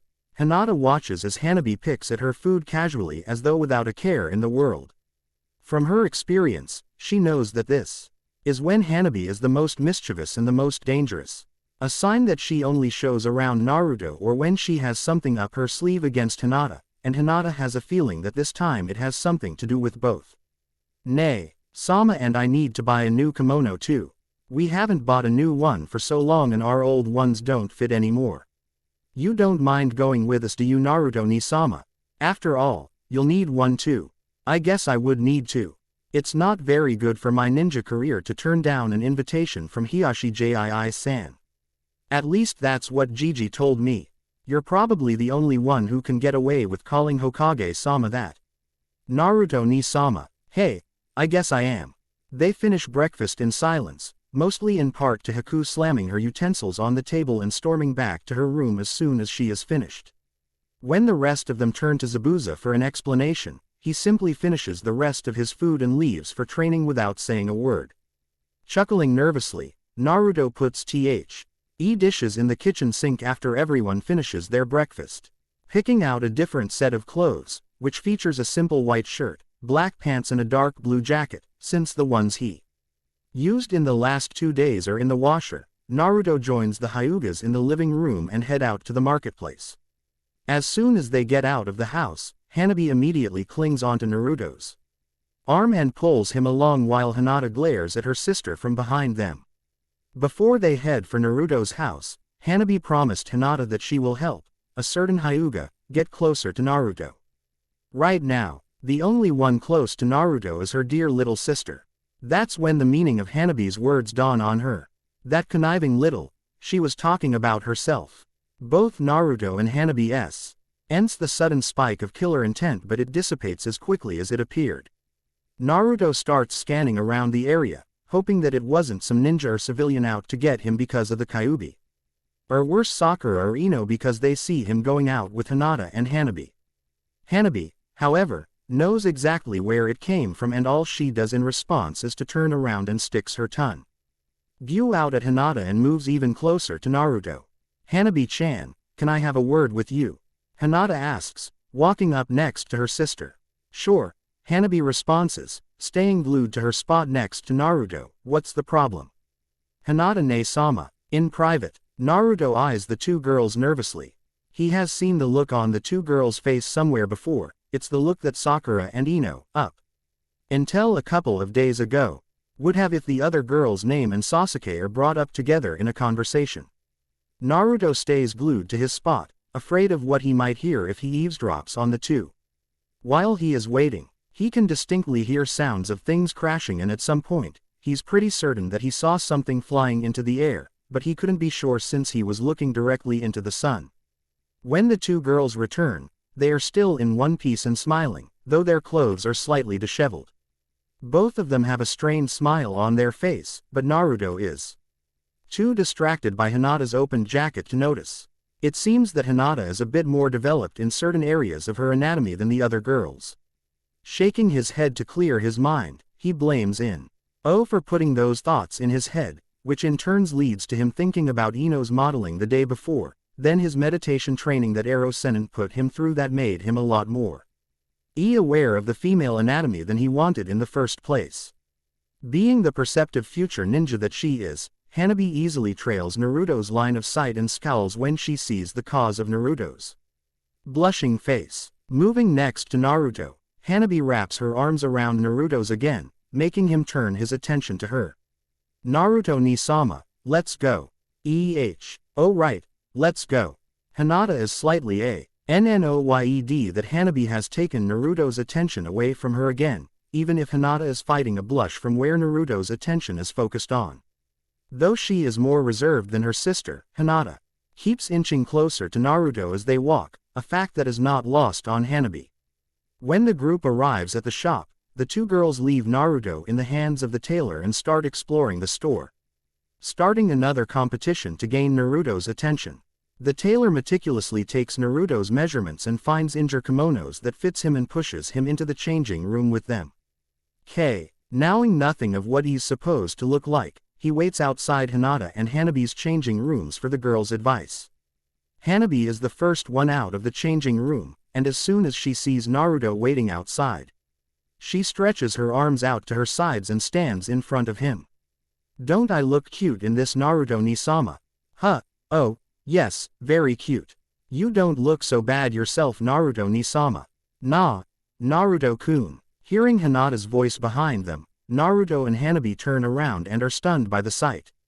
From her naturally pale skin tone and her slight blush to the elegant kimono, Hinata looks like someone out of the history book depicting the female nobilities. Hanabi huffs as Hinata has once again taken Naruto's attention away from her. Hanabi concedes that Hinata is prettier, more elegant.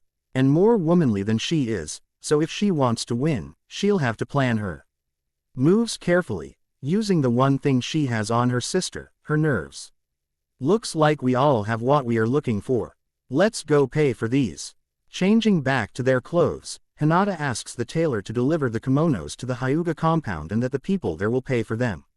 While her sister is distracted, Hanabi pulls Naruto out of the store. Seeing what her sister is doing, Hinata bows to the tailor quickly and chases after them. She ends up finding them playing in the park nearby. Hey Hinata-chan, Hinata-ne-sama, you really shouldn't have run off like that Hanabi Imouto-chan. It's not like anything will happen when Naruto-ni-sama is with me. You could have just gone home and told Dad that I'm with Naruto-ni-sama. While Naruto doesn't catch the hidden meaning behind Hanabi's words, it doesn't elude Hinata's mind. It's obvious that Hanabi doesn't want Hinata to intrude on her time with Naruto. But she cannot allow her sister to be alone with Naruto for any extended period of time.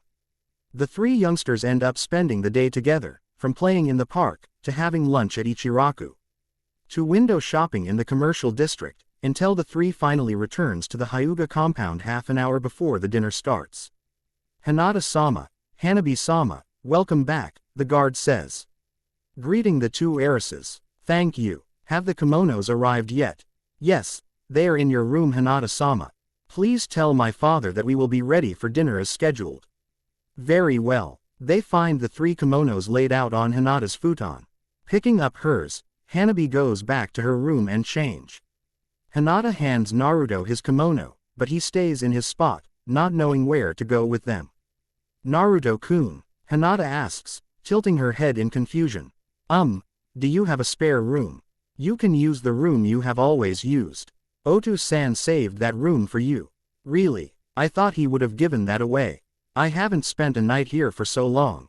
Otu-san said that no matter what that room still belongs to you. Really? I'll have to thank him later. I'll go change now. It doesn't take Naruto much time to change, but he knows that the girls would take their time so he decides to wait outside their rooms for them. About 20 minutes later, Neji finds Naruto almost asleep sitting outside Hinata and Hanabi's rooms. They are still not out yet. Oh hi Neji. Did you say something? Hinata-sama and Hanabi-sama are still inside. Yeah, Naruto says, yawning. Please let them know that dinner will start in 5 minutes. I know Neji-ni-sama. I'll be out soon. Hanabi screams from her room. And Hinata-sama, I will be done soon as well Neji-ni-sama. Very well, I will tell Hiyashi-sama that you will be joining us soon. As soon as Neji leaves the hallway, Hanabi opens the door and is immediately standing next to Naruto with her arms around Naruto's. She tries to drag Naruto to the dining hall with her but Naruto insists that they should wait for Hinata, who joins them about a minute later. They get to the dining hall. Just as the others are starting to file in. There are 9 seats set up inside, with Hiyashi sitting in the clan head's seat, Hinata, Hanabi, Naruto, and Neji in the 4 seats to his right and 4 clan elders to his left. Naruto is about to sit cross-legged until he notices that everyone is kneeling at their seat, sitting on the back of their legs. Following the example, Naruto tries his best to stay still on a couple of dead legs throughout the dinner. When the dinner is over, Hiyashi asks Naruto, Hinata, and Hanabi to stay behind and the rest slowly files out of the hall and back to their rooms. As soon as he's sure that everyone is gone, Naruto stretches out his legs and starts rubbing them, trying to get the blood flow going again. Are you all right Naruto-ni-sama? Hanabi asks giggling. Naruto, there is a reason that I asked you to come here today. What is it Hiyashi-ji-san? Naruto, after the Chunin examination, I would like for you to assist my daughters in their training. I have already given the order to allow you to enter the compound whenever you want. Naruto tries to jump for joy but collapses to the ground as soon as he tries to stand up. He probably would have slammed through the small table in front of him if not for Hanabi holding him up, having moved next to him in anticipation of exactly that happening. During the confusion, none of the 3 youngsters notices the grim tone in Hiyashi's voice, almost as though he is reading his will. Thanks Hanabi-chan. It's rather late, perhaps you should stay here for the night, Naruto, Hiyashi says. Thinking back to the way Haku acted that morning, Naruto knows that the girl is angry with him. He decides to accept Hiyashi's offer to allow Haku to calm down, and for him to find out exactly what it is that he did wrong. Testing his legs again, Naruto tries to untangle himself from Hanabi when he finds out that he can stand again, but she keeps a vice grip on Naruto's arm. Hiyashi gives his children a lect. You are on missing training for the day, but stops after a while when he sees Hanabi fast asleep still clinging to Naruto. When Naruto tries to get Hanabi off him again, Hanabi starts whimpering in her sleep. Until she can feel Naruto next to her again. Hinata notices slight movement in the muscles around Hanabi's eyes, a sign that she is only pretending to be asleep, and her anger flares again. The fact that her father suggests that Naruto should stay in Hanabi's room for the night doesn't help the matter any. Making up her mind, Hinata gathers her pillow and futon and sleeps in Hanabi's room to keep an eye on her sister so she can be there to interrupt whatever Hanabi wants to tell Naruto. The next morning, after breakfast, the three youngsters are intrigued by the one-sided argument taking place near the entrance of the compound. When they get there, they find Neji standing there with the usual calmness about him. On the other side is a fuming Tenten, cried out and yelling, but none of it seems to be getting through to Neji. Come on Neji, don't be such a jerk. One less day of training won't kill you. Tenten-chan. Oh Naruto, what are you doing here?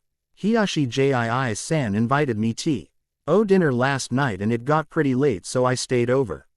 What's going on? I want Neji to go with me to the weapon exhibit they have going.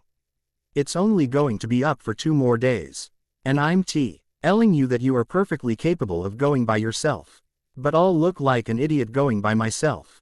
This exhibition is for all the people coming to Konoha to watch the 3rd stage of the examination. So there will be a lot of important people there.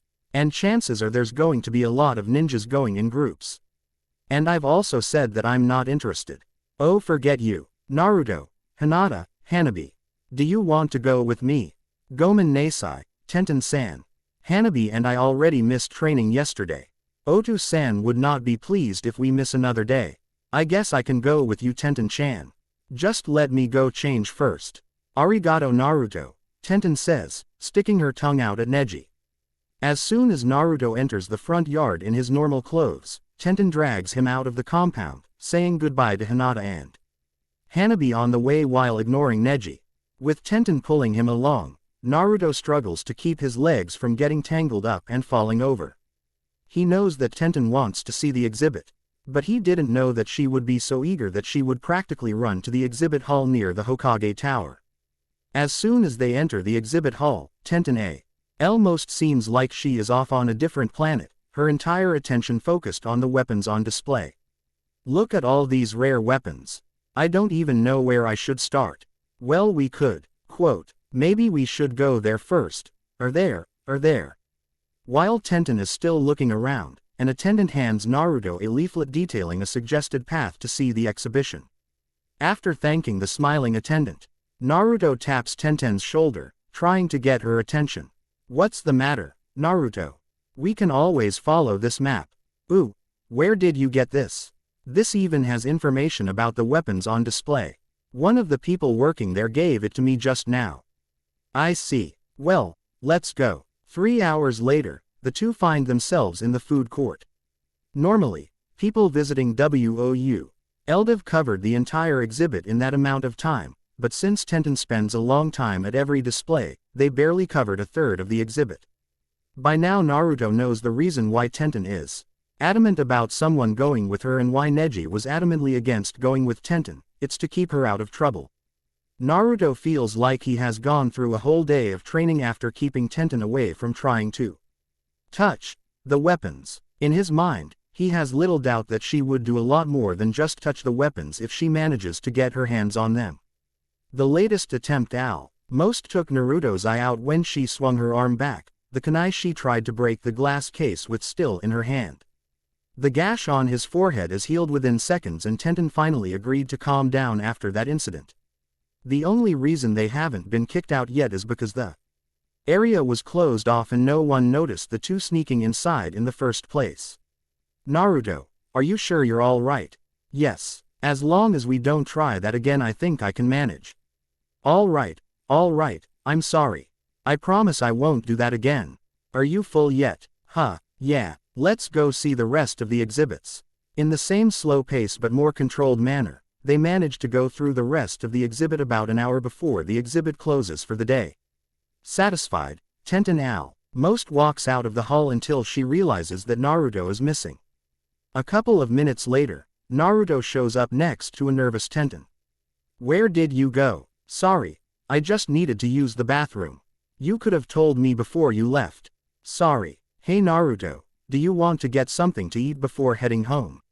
Huh, okay. There's a pretty good restaurant nearby. Follow me. Tenten leads Naruto to the restaurant.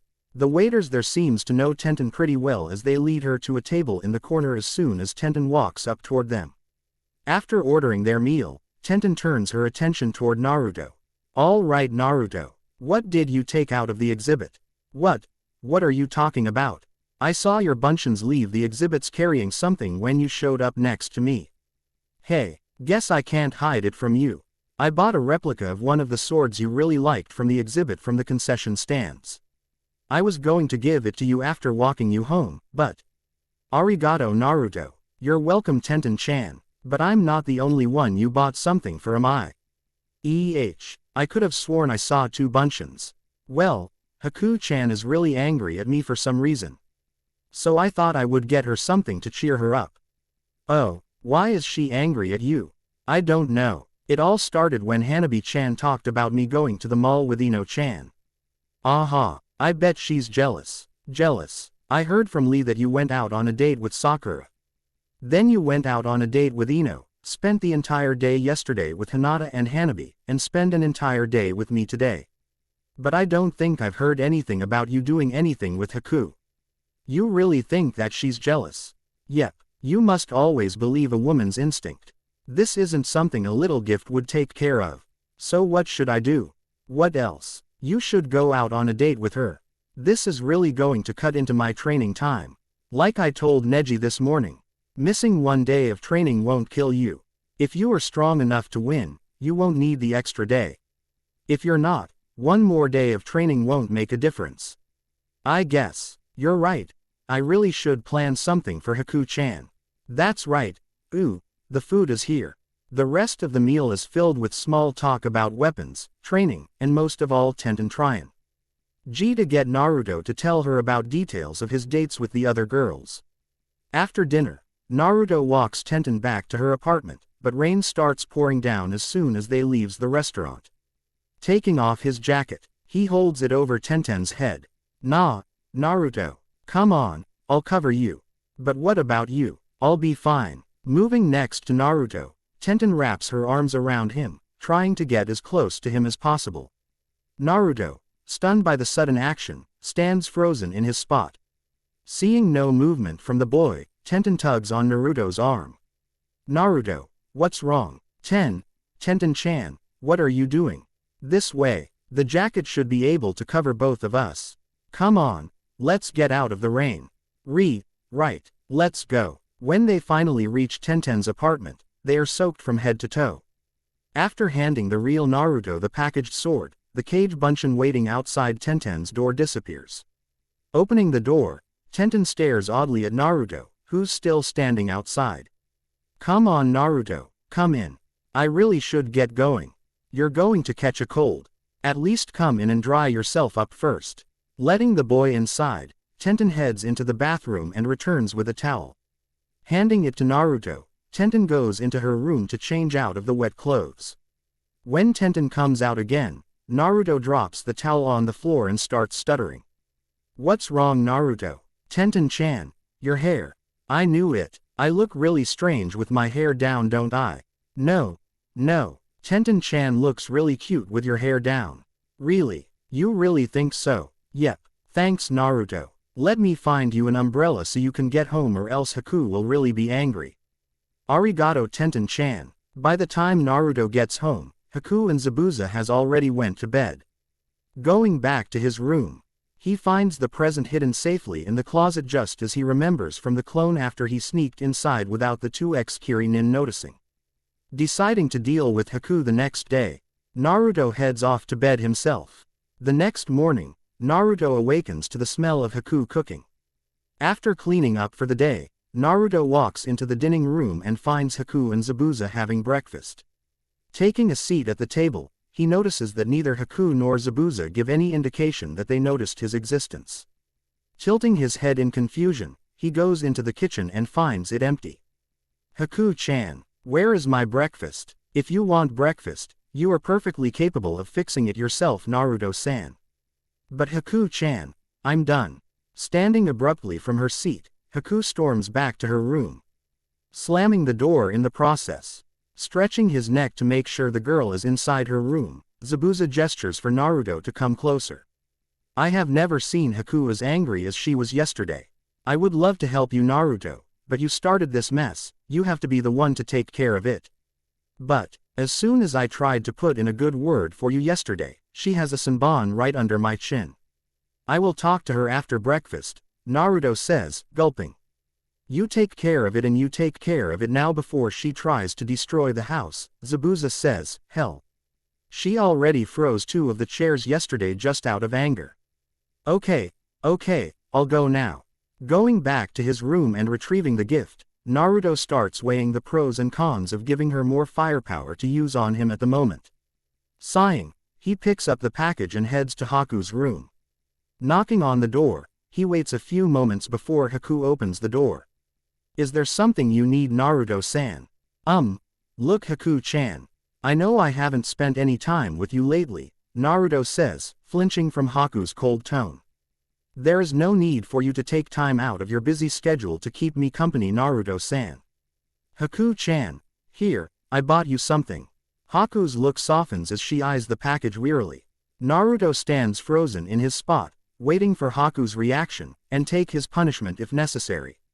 Reaching out, Haku takes the package and opens it, eyes widening as she sees the contents inside. Naruto-san, this is. I went to a weapon exhibit yesterday and this looks like something you would want, so. Arigato, Naruto-san.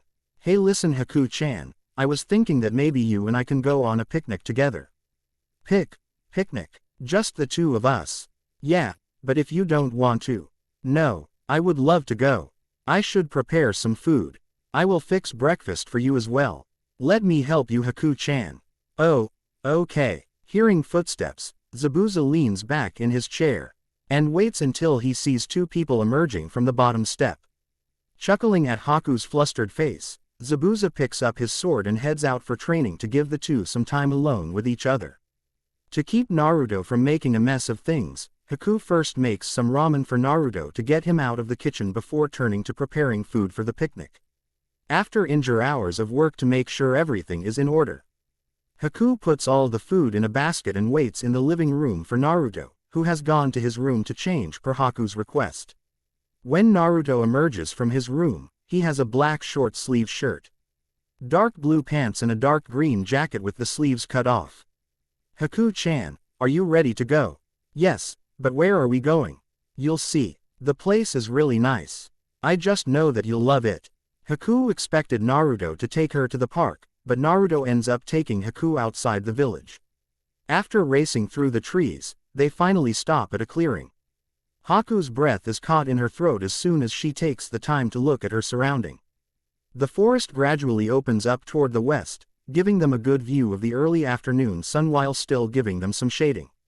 A small stream runs quietly on one side of the clearing, small fishes swimming along inside, letting the flowing current guide them downstream. I found this place by accident while I was training by myself one time. I thought that you might like this place since you seems to like nature a lot. I love it. This place is beautiful. Setting down the blanket and taking out the food, Naruto and Haku lay everything out and the smell attracts some small forest animals. Smiling, Haku tears off small pieces of bread and holds her hand out toward the birds gathering on the branches above them. That is a rare time when Naruto regrets that he is not artistic at all, because the scene would make a perfect painting. Noticing that Naruto is staring at her, Haku turns toward Naruto with a smile on her face. Is something wrong, Naruto-san? No, nothing's wrong. Don't just sit there, Naruto-san. Try some of my cooking. They eat in silence, enjoying the scenery and each other's company. Satisfied that Naruto is enjoying the food, Haku walks over to the stream and dips her feet in it, enjoying its cool soothing touch after a hectic morning. Smiling, Naruto takes a seat, cross-legged, next to the girl. Looking back, Haku sees a Naruto Kage Bunshin packing the food back into the basket. Naruto-san, is there something wrong with the food? No, I'm full, that's all. Slowly, Haku starts inching closer to Naruto. Though he is hesitant at first, Naruto reaches out and wraps his arm around her shoulder. Haku lets out a yelp of surprise when she feels the sea contact but relaxes and leans into him just as Naruto is about to pull away. Putting her head against his chest, Haku snuggles against Naruto and wraps her arms around his waist. Listening to Naruto's steady but rapid heartbeat, Haku feels her eyelids becoming heavier and heavier. Naruto-san, do you mind if I take a quick nap? It's okay, go ahead. Arigato. Naruto-san. Lifting her feet out of the water, Naruto carries Haku bridal style back to the blanket where the Kage Bunshin has just finished packing and disappears. Leaning against a tree, Naruto gently puts Haku on the floor while leaning her body against his. Naruto keeps the food basket within reach, giving him the opportunity to get some snacks without disturbing Haku's nap. Naruto waits until late afternoon when the sun is starting to set before nudging Haku to wake her up. Stirring slightly, Haku reaches up and rubs the sleep out of her eyes. Naruto-san, is something wrong? Haku-chan, look, I don't want you to miss this. Following Naruto's hand, Haku looks toward the west. The sun is setting through the opening of the forest, creating a contrast of color between the trees and the sky. Naruto doesn't have to ask what Haku thinks of the scene. He already has his answer from the smile on Haku's face. Naruto-san, this place is really amazing, Haku says after the sun disappears over the horizon. I actually found out about the sunset after I completely tired myself out in training one time. I wish I can stay here longer. We can always come back on another day, Haku-chan. Yeah, I suppose we should head home now. I still need to prepare dinner. Let Zabuza do the cooking today, Haku-chan. I want to treat you to dinner. But we should still tell him. I'll let a Kage Bunshin do it, I'll need the Bunshin to carry the basket and the blanket home. Returning to the village, Naruto finds a somewhat fancy restaurant and pushes Haku inside before she can complain about the potential cost of such a place. Even though he already spent quite a bit of money the last few days, he still has enough money left over from what the Hokage gave him. Neither said too much during dinner, instead allowing themselves to enjoy the atmosphere of the small restaurant. By the time they got home, they find that Zabuza had already gone to bed. After thanking Naruto again, Haku goes back to her room as well. As soon as the door closes, Naruto slumps to the floor, physically drained from all the activities in the last 5 days. All he wanted to do was take Sakura out on a date then go back to training mode. But he can't complain about all the companionship he's gotten the last few days. Deciding that it won't make much sense to tire himself out right before the tournament, Naruto goes back to his room, settling on just resting up for the big day tomorrow instead of training. The crowd slowly files into the stadium as the competitors get ready for the fights ahead. The 3 Suna nins are standing in the corner, talking amongst themselves and casting occasional glances over at the 4th Konoha nins, more specifically, at one particular blonde Konoha nin. Ever since Naruto, who happens to be back in his orange jumpsuit since he doesn't want his good clothes ruined in a fight, entered the stadium's rest area just inside the walls, he has been sitting at the same spot meditating. Shikamaru, Neji, and Shino first came up with the theory that he's asleep, but when they can't seem to wake him up, even Neji admits that he had never gone into this deep a stage of meditation before. Finally, Genma, the proctor for this stage of the exam, comes in to tell them the tournament is about to start. What's with him? Genma asks, noticing Naruto. He's been like this ever since he got here and won't respond no matter what. How troublesome. It would seem that he has gone into meditation, Shino says. I would have never thought I would see the day that he actually stays quiet, Neji says, smirking. Well, do what you can to wake him up. The introduction ceremony is about to begin. I can hear you guys just fine, you know. Well, come on. Go outside to the stadium floor so we can start the tournament. Oh, before I forget, There is a slight change to the format. One of the competitors will not be entering, so Naruto, you will face Sabaku Temari in the first match. Fine, let's get this show on the road. Whatever, I will still win, Temari says, walking past the group. Genma eyes Temari and Kankuro wearily. Given that Sasuke still hasn't arrived and the way the two flinched ever so slightly as soon as he mentions that one of the competitor dropped out, he is concerned about the Uchiha's well-being. Regardless, he decides to ignore the uneasiness for now and follows the 7 youngsters outside.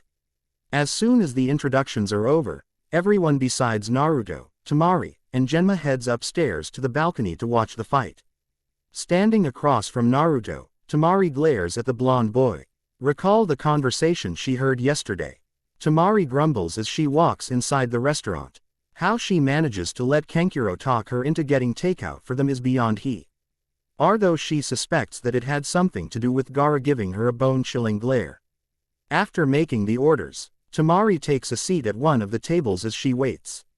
With nothing better to do, she starts looking around the restaurant and stops when she notices a large group of kunoichis sitting together. Hey, that's the girl with the 2 buns, and aren't those the 2 girls we met on our first day here? I'm pretty sure the blonde and the black-hair girl were at the preliminary. I wonder who that little girl is.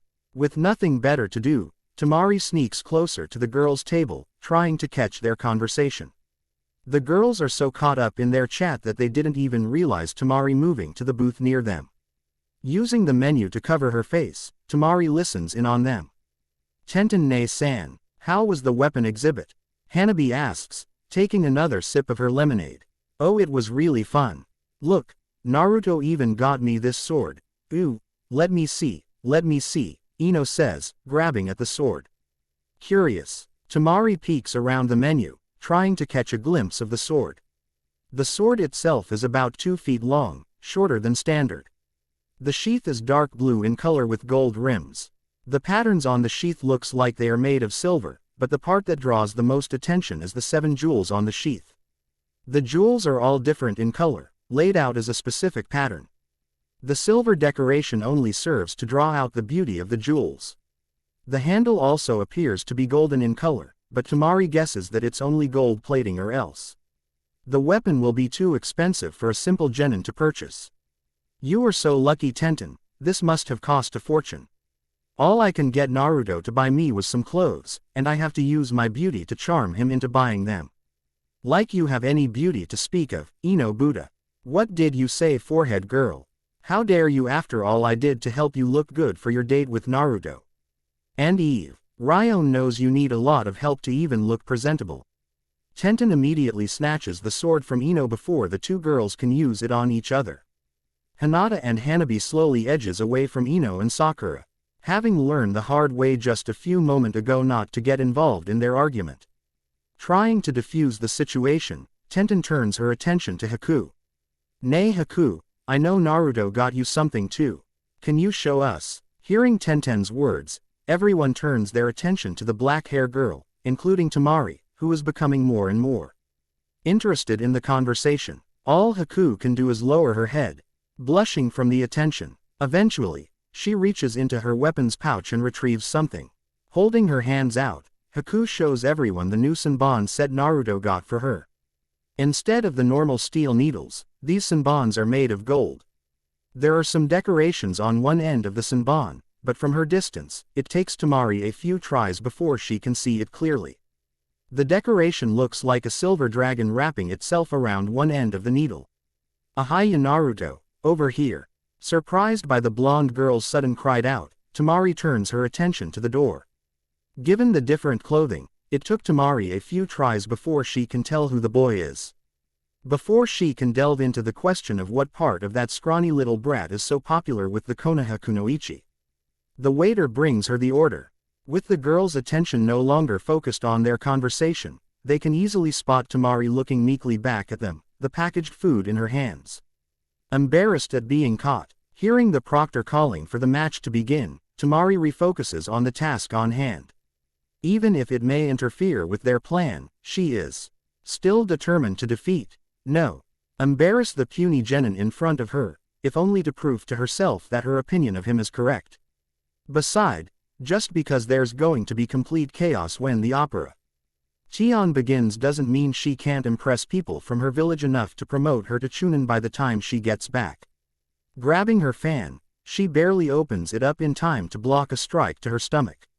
He's gotten faster. Looks like he learned a few things in the past month, but it's still not enough. Temari thinks to herself, swinging her fan, Kamedachi no Jutsu. Standing only a few feet away from the Suna Kunoichi, Naruto has no time to avoid the attack and is swallowed up by the tornado. Naruto went through exactly this situation just a few moments ago with Kyuubi while he was meditating. And the solution the fox came up with is to overload the chakra-imbued tornado with the Kyuubi's chakra. With a huge burst of chakra, Naruto breaks through the wind wall and lands safely on his feet. The entire stadium is shocked at what the boy just did. For those old enough to remember what happened 13 years ago, there is no question in their mind what chakra that was, but no one can believe that the boy can use it so easily.